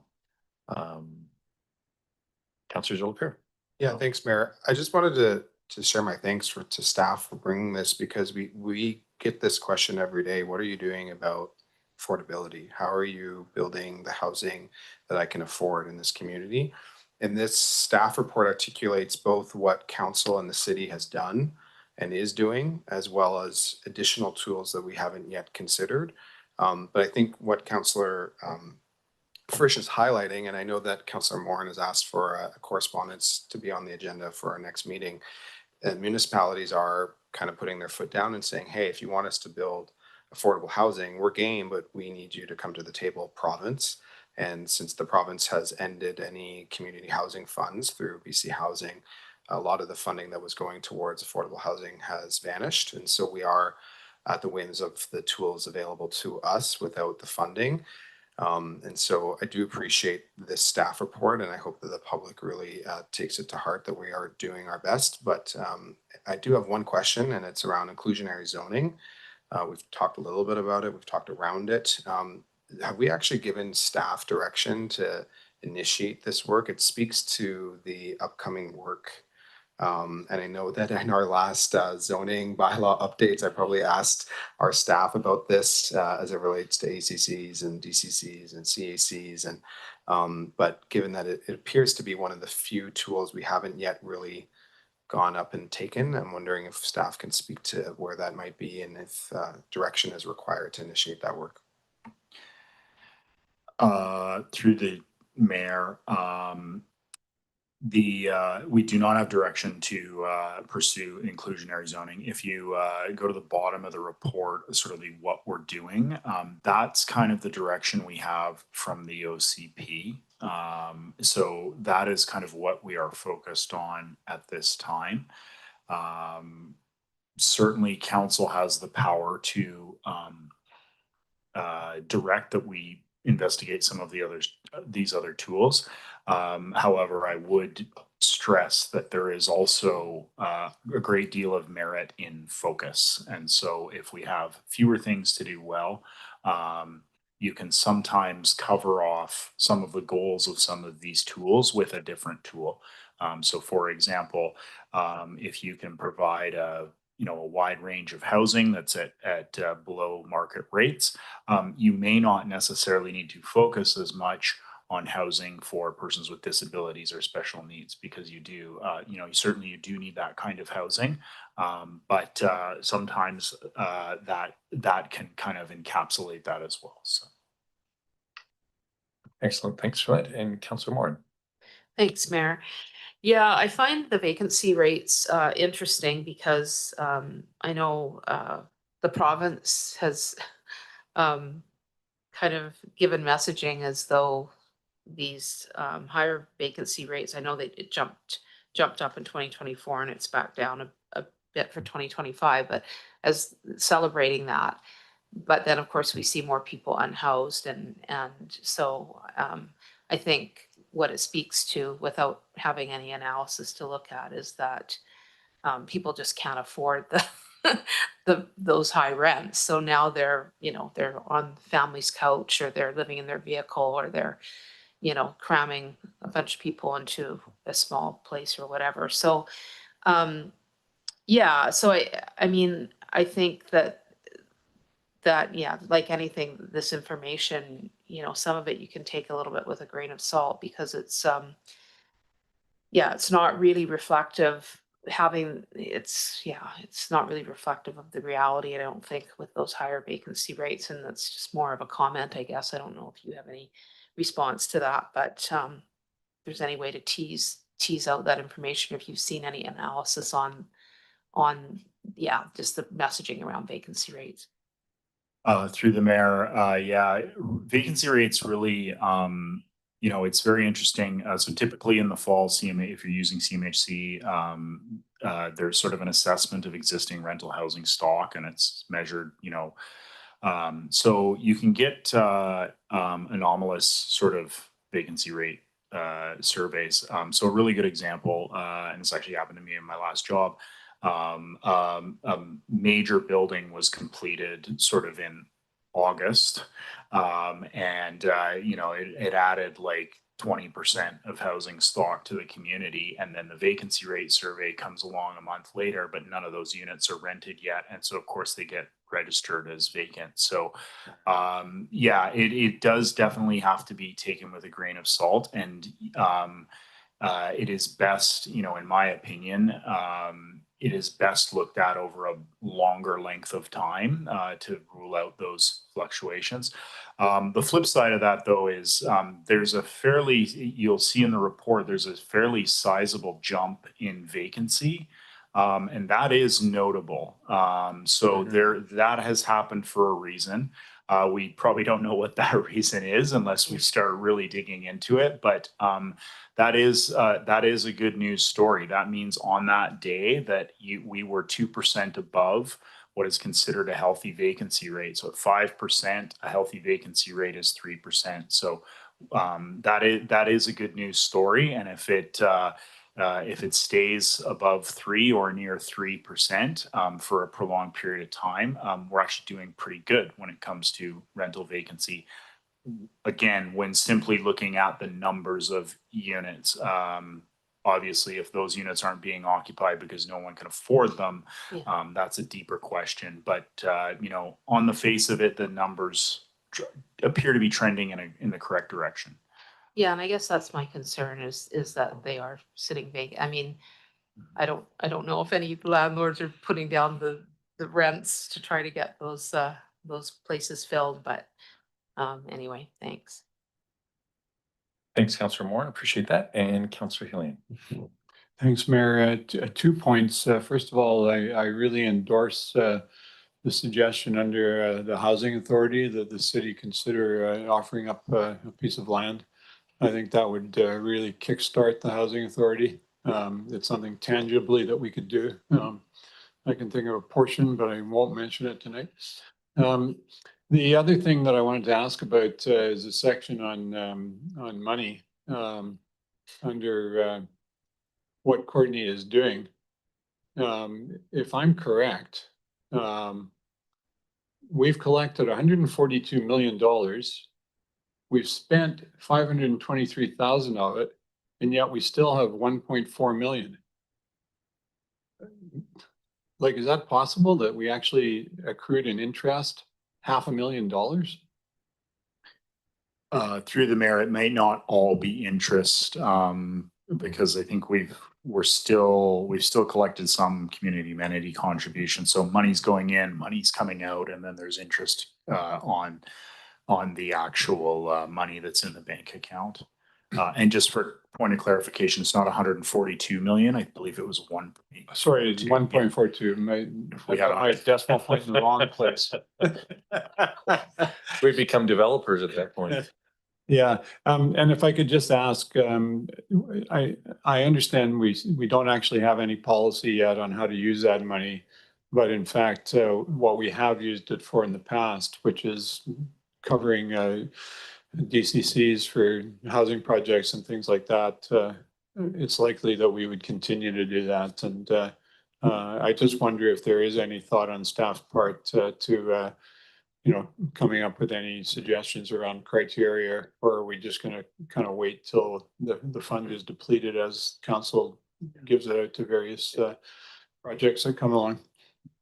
Thank you. Through the mayor, that is how, based on the role that the city is to play, and now that we have an authority that was established at the region that is taxing to provide that, and we have got council direction to pay for, because we can't waive them, but to pay for development cost charges, which are a significant majority of the costs. And those are the things that the affordable housing providers are saying that runs through that. It can expand into building permitting fees, offsite requirements, and that's been evolving. So I think we have developed that quite well. And I would just say that council, starting with the 2018 council, we have significantly increased through the approvals, which is what both the private sector and the province is asking, is actually continuing to regularly increase the available housing supply. And, you know, I think councils should reflect on how much the dial has been moved on all forms of housing, with primarily because of the benefits for multi-residential and what would like a low density residential, it is astonishing. And I can tell you that when we as professionals are at our area groups, Courtenay is known for saying yes to housing and development. And I just got back from GFOA BC. There was discussion about that. I know that it comes up amongst central Vancouver Island municipalities on who is moving the dial and implementing the province.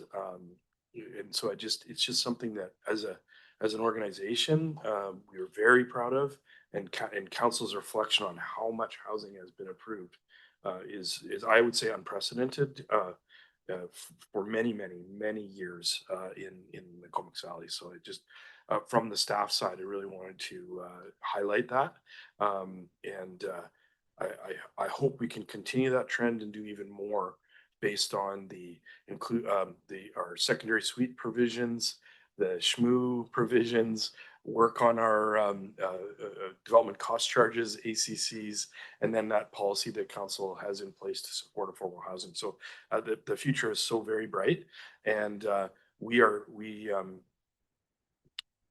in a contrast to other Vancouver Island municipalities where we continue to have significant interest on housing development, and that's related to a number of items, including the CFP Comox expansion. So stay tuned for 2027 on where we're headed on housing, because I think there's potentially before the end of council, we're going to have in excess of 100 residential units approved with 3 zoning applications by the last council meeting. So pretty exciting. And Mr. Billow, Just to add to that as well, if you scroll down in the report to the OCP policies and see subsection E, creating a policy or bylaw to grant funds from the Affordable Housing Amenity Reserve to fund non-market housing projects. So that is underway, and we are proposing to carry that forward in the 2027 budget, and that would help provide the city guidance on when to draw on that fund and for what. So that obviously you get the best bang for the buck on that money. excellent. Yeah, rather than just kind of relying on precedents and kind of what we've done before. That's great to hear. Councillor Moore. Yeah, great. Thanks, Mayor. Yeah, I appreciated the outlining the amount of money that we have covered over the last, well, since 2015, but you've highlighted that most of that has been between 2023 and now. Good information to have. I'd also done a tally, and I don't know if it's accurate or not, of the number of units. And over the last 4 years, I came up with 130, around 130 affordable. They haven't all been built yet because some of them are large, but the money, but the yeah, the commitment has been made to support that. So I don't know if you had a number of units total, if I'm on the mark there, but that was for Macola, or sorry, the Wachier Large and Habitat, and also Transition Society. That's what I came up with.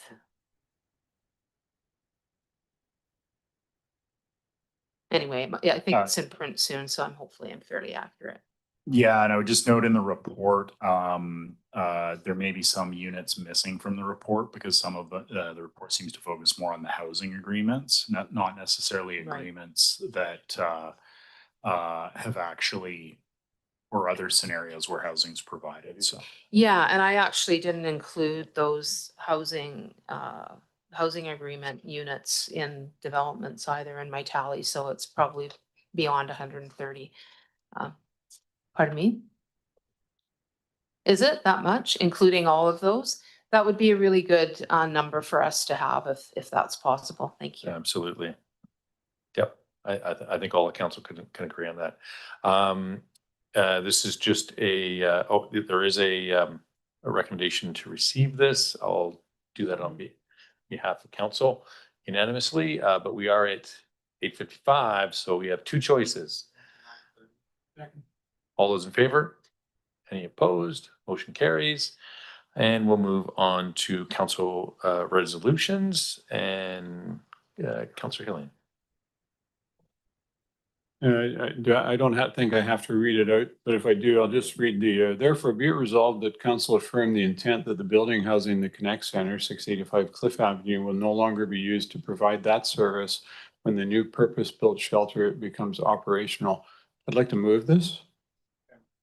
And the reasoning behind this, contrary to one of our popular letter writers, it's not to give candidates running for re-election a soundbite.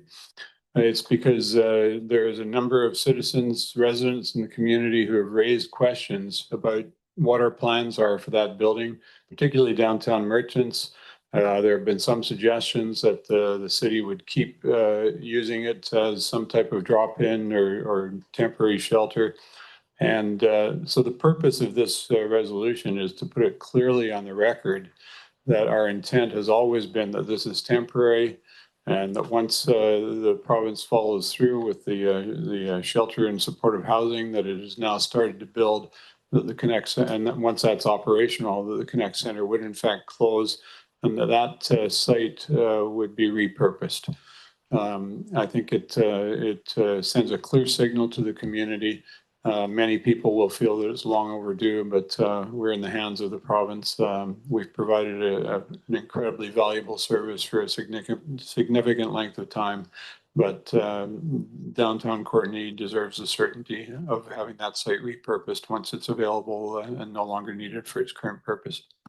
Thanks very much for bringing this forward, Councillor Hillian. And I mean, the fact that this building was slated for demolition, and to Councillor Moran's earlier comments about, the Braidwood Center was supposed to be up and running years ago. Again, there's definitely some frustration from council, but really appreciate you bringing this forward with that. Councillor. Yeah, thank you, Mayor. Yeah, I support this, and apologies, I had something that came up in the meeting that I would have spoken to Councillor Hayden around an amendment, but maybe staff can clarify for me, just to really hone in that the intent is for us to look at future purposes for this site. Does staff require direction for this site? Because it takes time, and we know at least 2 years that this site will be available, for this to be included in our ongoing work around the land strategy to be considered for that work. Through the mayor, no, council has identified 4 properties during the 2018 term that were considered, and this is one of them for sure. So when we're back to the public on the land strategy, that would be there. Thank you for raising that question, though. Yeah, thanks. Yeah. I mean, institutional knowledge wise, back before this was a Connect Center, it was actually put up as a potential co-op housing project, along with some other properties, which unfortunately all were unsuccessful at the time. But that direction was given quite some time ago. So thanks for bringing it up, though. With that, all those in favor? Any opposed? Motion carries. And moving right along, we have the unfinished business regarding accessible street parking in Tin Town with a potential motion. Councillor Cole Hamilton. Yeah, thanks very much, Mayor. I appreciate this resident just bringing to our attention just the real absence of accessible street parking in Tin Town. I think there was 1 spot in total identified. And so with that in mind, I'd like to suggest that council direct staff to investigate and report back on the implications and options for adding accessible on-street parking spaces in Tin Town to improve access to local businesses and services. Okay, it's been moved and seconded. Any questions or comments? Councillor Frisch. Well, there's also the issue of some businesses in Tin Town requesting for some work to be done around formalizing some more parking in that area.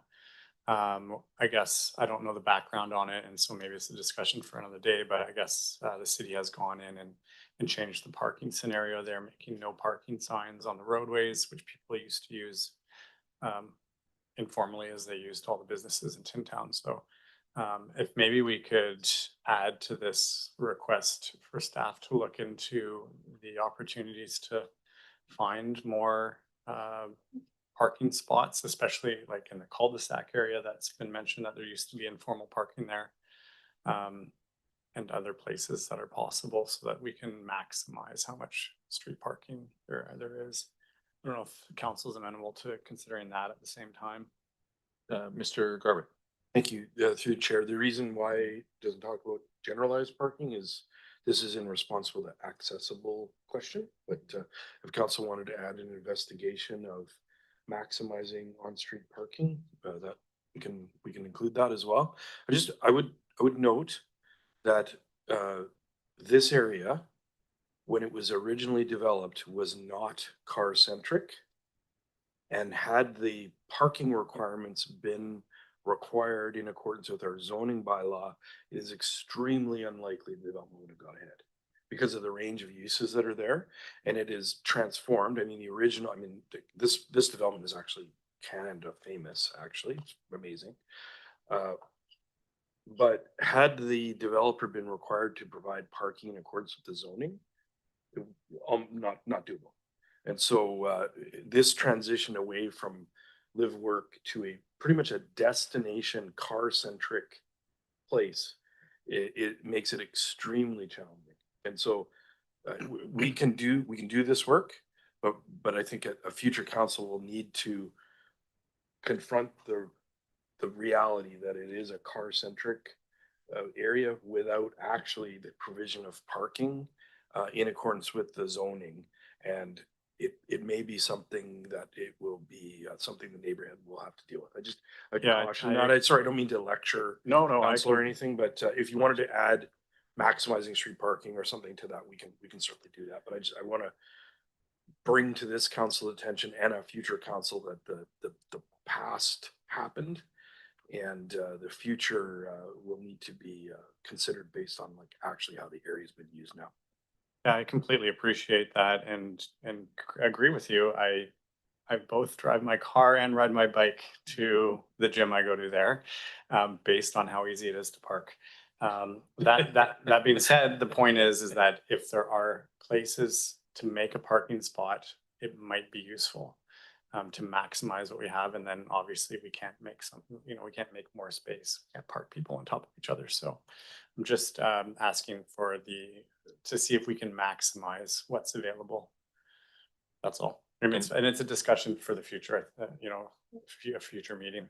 Yeah, and I think, we'll see what other councillors have to say because, we'd want to have a tighter amendment.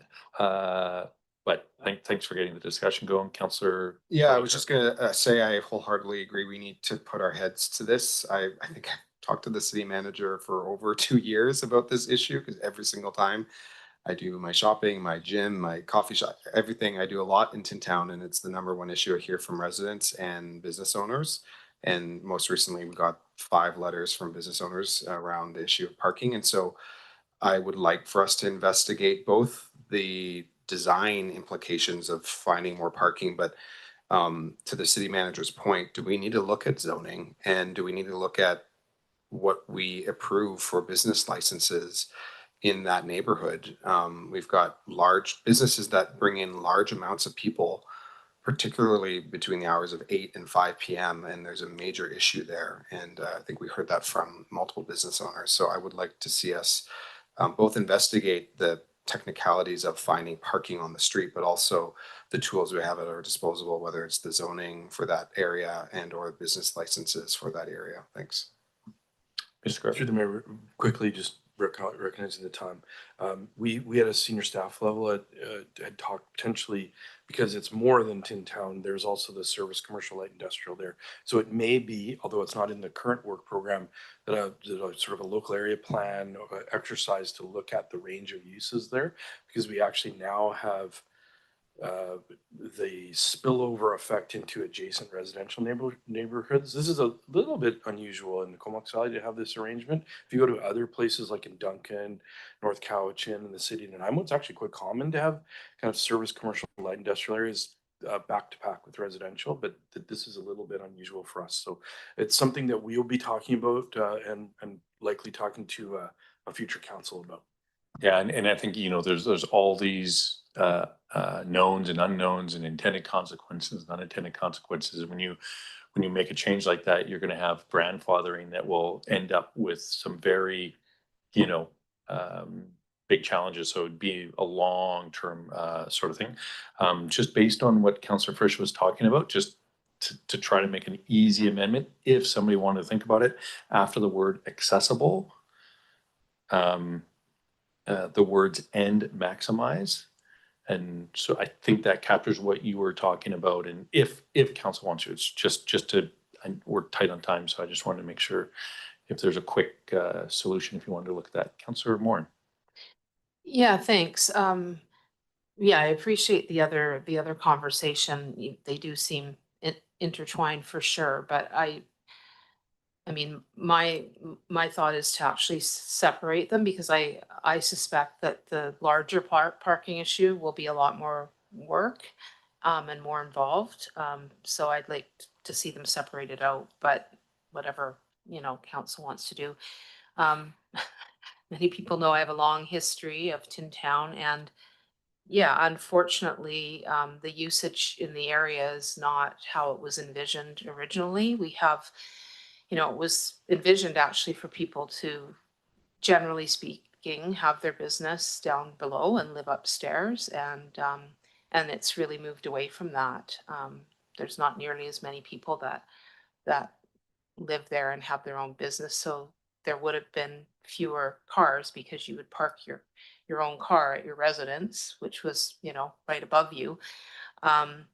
And interestingly, I ran into the developer recently who said, yeah, I mean, the other idea of it is that residential and commercial, there needs to be give and take on both sides. And so it's created some tension for sure. And the usage has changed a lot over the years. So yeah, I think it's just a little bit more complicated than yeah, because of the nature of the neighborhood being residential, commercial, and then of course you have the whole other Cousins area that I've heard from businesses in Tin Town that a lot of people who are working in those businesses or parking on Rosewall, and so like it's complex. It's a little bit like downtown Courtenay, where businesses are trying to encourage their employees to park farther away so that there's parking for people shopping. So yeah, I don't know if they should be combined per se, but I'm certainly open to staff having a look at the larger parking issue and what could be, anything that could alleviate that.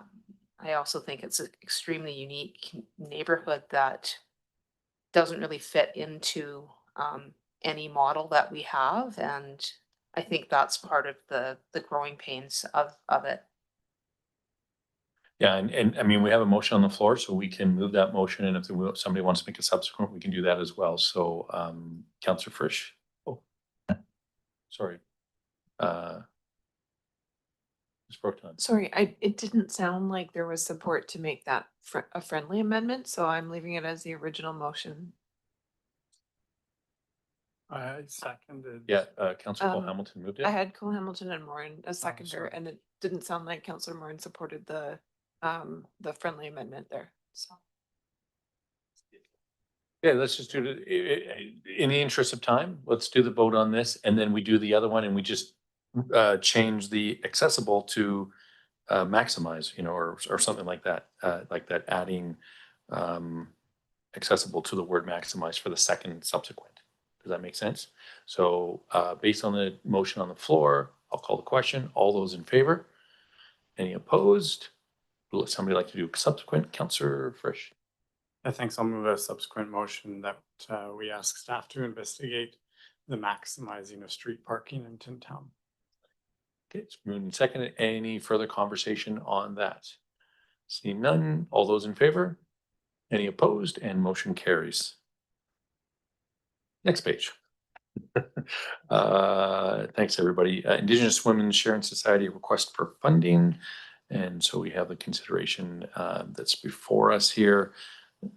And we have two options that are in front of us, or actually, so Councillor. Yeah, thanks, Mayor. Just a Oh, question for our CFO. Where does this funding currently come from? Is this gaming?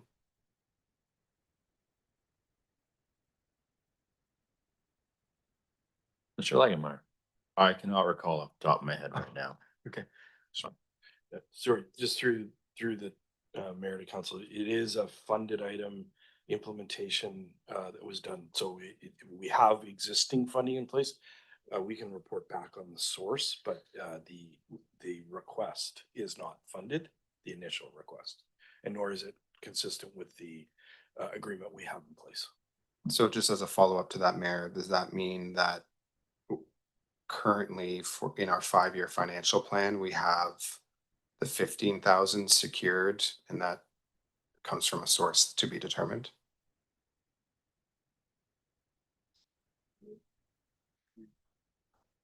Okay. 3 years. 1 more year. Okay, thanks. Through the mayor to the question, it was a 3-year implementation, and then the strategy itself was going to be revisited, is my understanding. And so we made that commitment for 3 years based on the work to date in that strategy. All right, and Councillor Hillian. Thanks, Mayor. I support maintaining it at its current level. If there's any consideration of an increase, doing that at the time that the agreement is either renewed or not renewed. I think that gives an opportunity for the organization to demonstrate more clearly what it's doing, what sort of support it's got elsewhere. And I mean, we didn't get presented with much in the way of clear information on funding, other funding sources and what the budget actually involves. So I think it would need to be a more deeper dive, which might include some evaluative aspects to considering whether to up the amount that Courtenay donates to this. Thanks. Thanks for that. And Councillor Moore. I'm not sure if that was did you move a motion? Oh, okay. Yeah, no, that's fine. Okay, is somebody gonna move a motion? Oh, there. I'll move that council maintain its annual $15,000 financial contribution to the Comox Valley Substance Use Strategy as per its 3-year agreement with the Indigenous Women's Sharing Society, which expires December 31st, 2027, and consider any increase in financial assistance at the time of agreement renewal. It's been moved and seconded. Any further conversation? Seeing none, all those in favor? Any opposed? And motion carries. And getting into bylaws, 2027 permissive tax exemption. I don't know that it says Adam, but I don't. Should be that. Oh, I was like, that's not okay. What's that? I don't believe on the first one. I believe the first one's everybody's here. And does anybody have any questions of Adam before we call the question? Can somebody move it then? All right, all those in favor? Any opposed? And motion carries. Then we're going into, does anybody need to remove themselves? Yeah. Councillor Hillian? I just want to clarify which one we're on, Mayor. It's 2 of 5, so it's 3242. 3242. I will recuse myself. I have a conflict of interest as I serve on the board of the John Hart Society of North Island. Thanks. Thanks, Councillor Hillian. You'll second that he's recused. Oh, we gotta wait till you. I know it's procedures and such, but he'll be back when I recuse myself. All right, now. Moved it, seconded. Any questions? All in favor? Any opposed? Motion carries. Councillor Hillian can return to the room. You might as well just stand at the door, I think, at this point. And Councillor Jolicoeur. Yeah, thanks, Mayor. I'm going to remove myself for conflict. My employer is the primary funder for this agency. Thanks for that. We'll just wait till the door closes. Oh, PJ, going to be quick. 3 of 5. Okay, it's been moved and seconded. Any questions? All those in favor? Any opposed? Motion carries unanimously. I'm now going to recuse myself, right? Councillor Hillian is going to take the helm and I will, and I'm recusing myself because I have a boat that sits in the marina. Councillor Hillian is going to take the helm.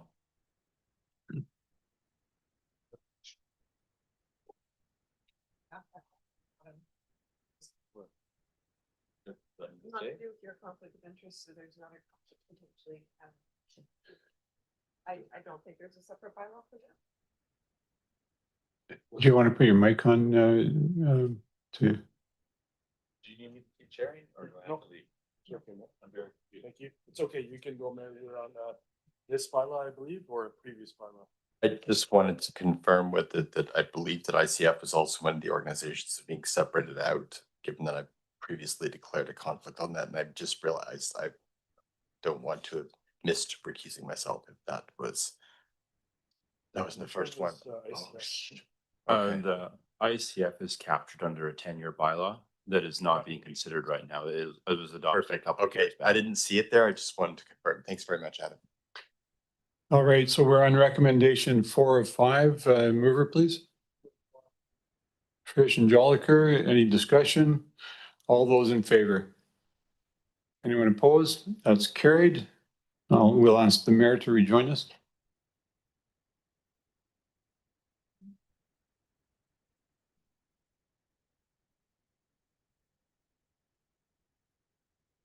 All got sorted out.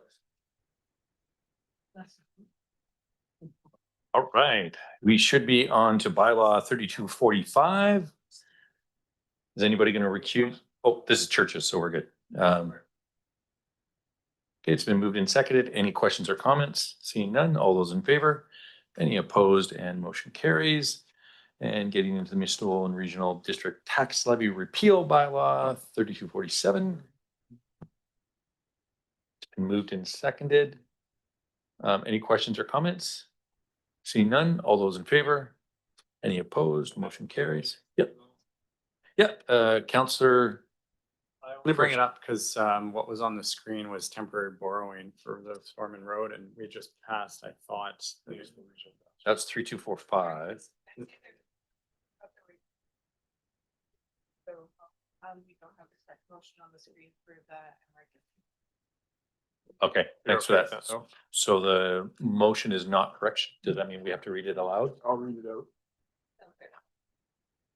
Thank you, that council give first, second, and third readings to City of Courtenay Municipal and Regional District Tax Levy Repeal Bylaw number 3247, 2026. Okay, it's been moved and seconded. All those in favor? Any opposed? And motion carries. Then moving for adoption. Move adoption. And this is for bylaw 3238. Moved and seconded. Looks the same on the screen. All those in favor? Any opposed? Motion carries. And temporary borrowing bylaw 3239. And again, looks good on the screen. Any questions? Seeing none, all those in favor? Any opposed? Motion carries. And 3240. And looks good on screen. All those in favor? Any opposed? And motion carries. Yes. Thank you. Okay.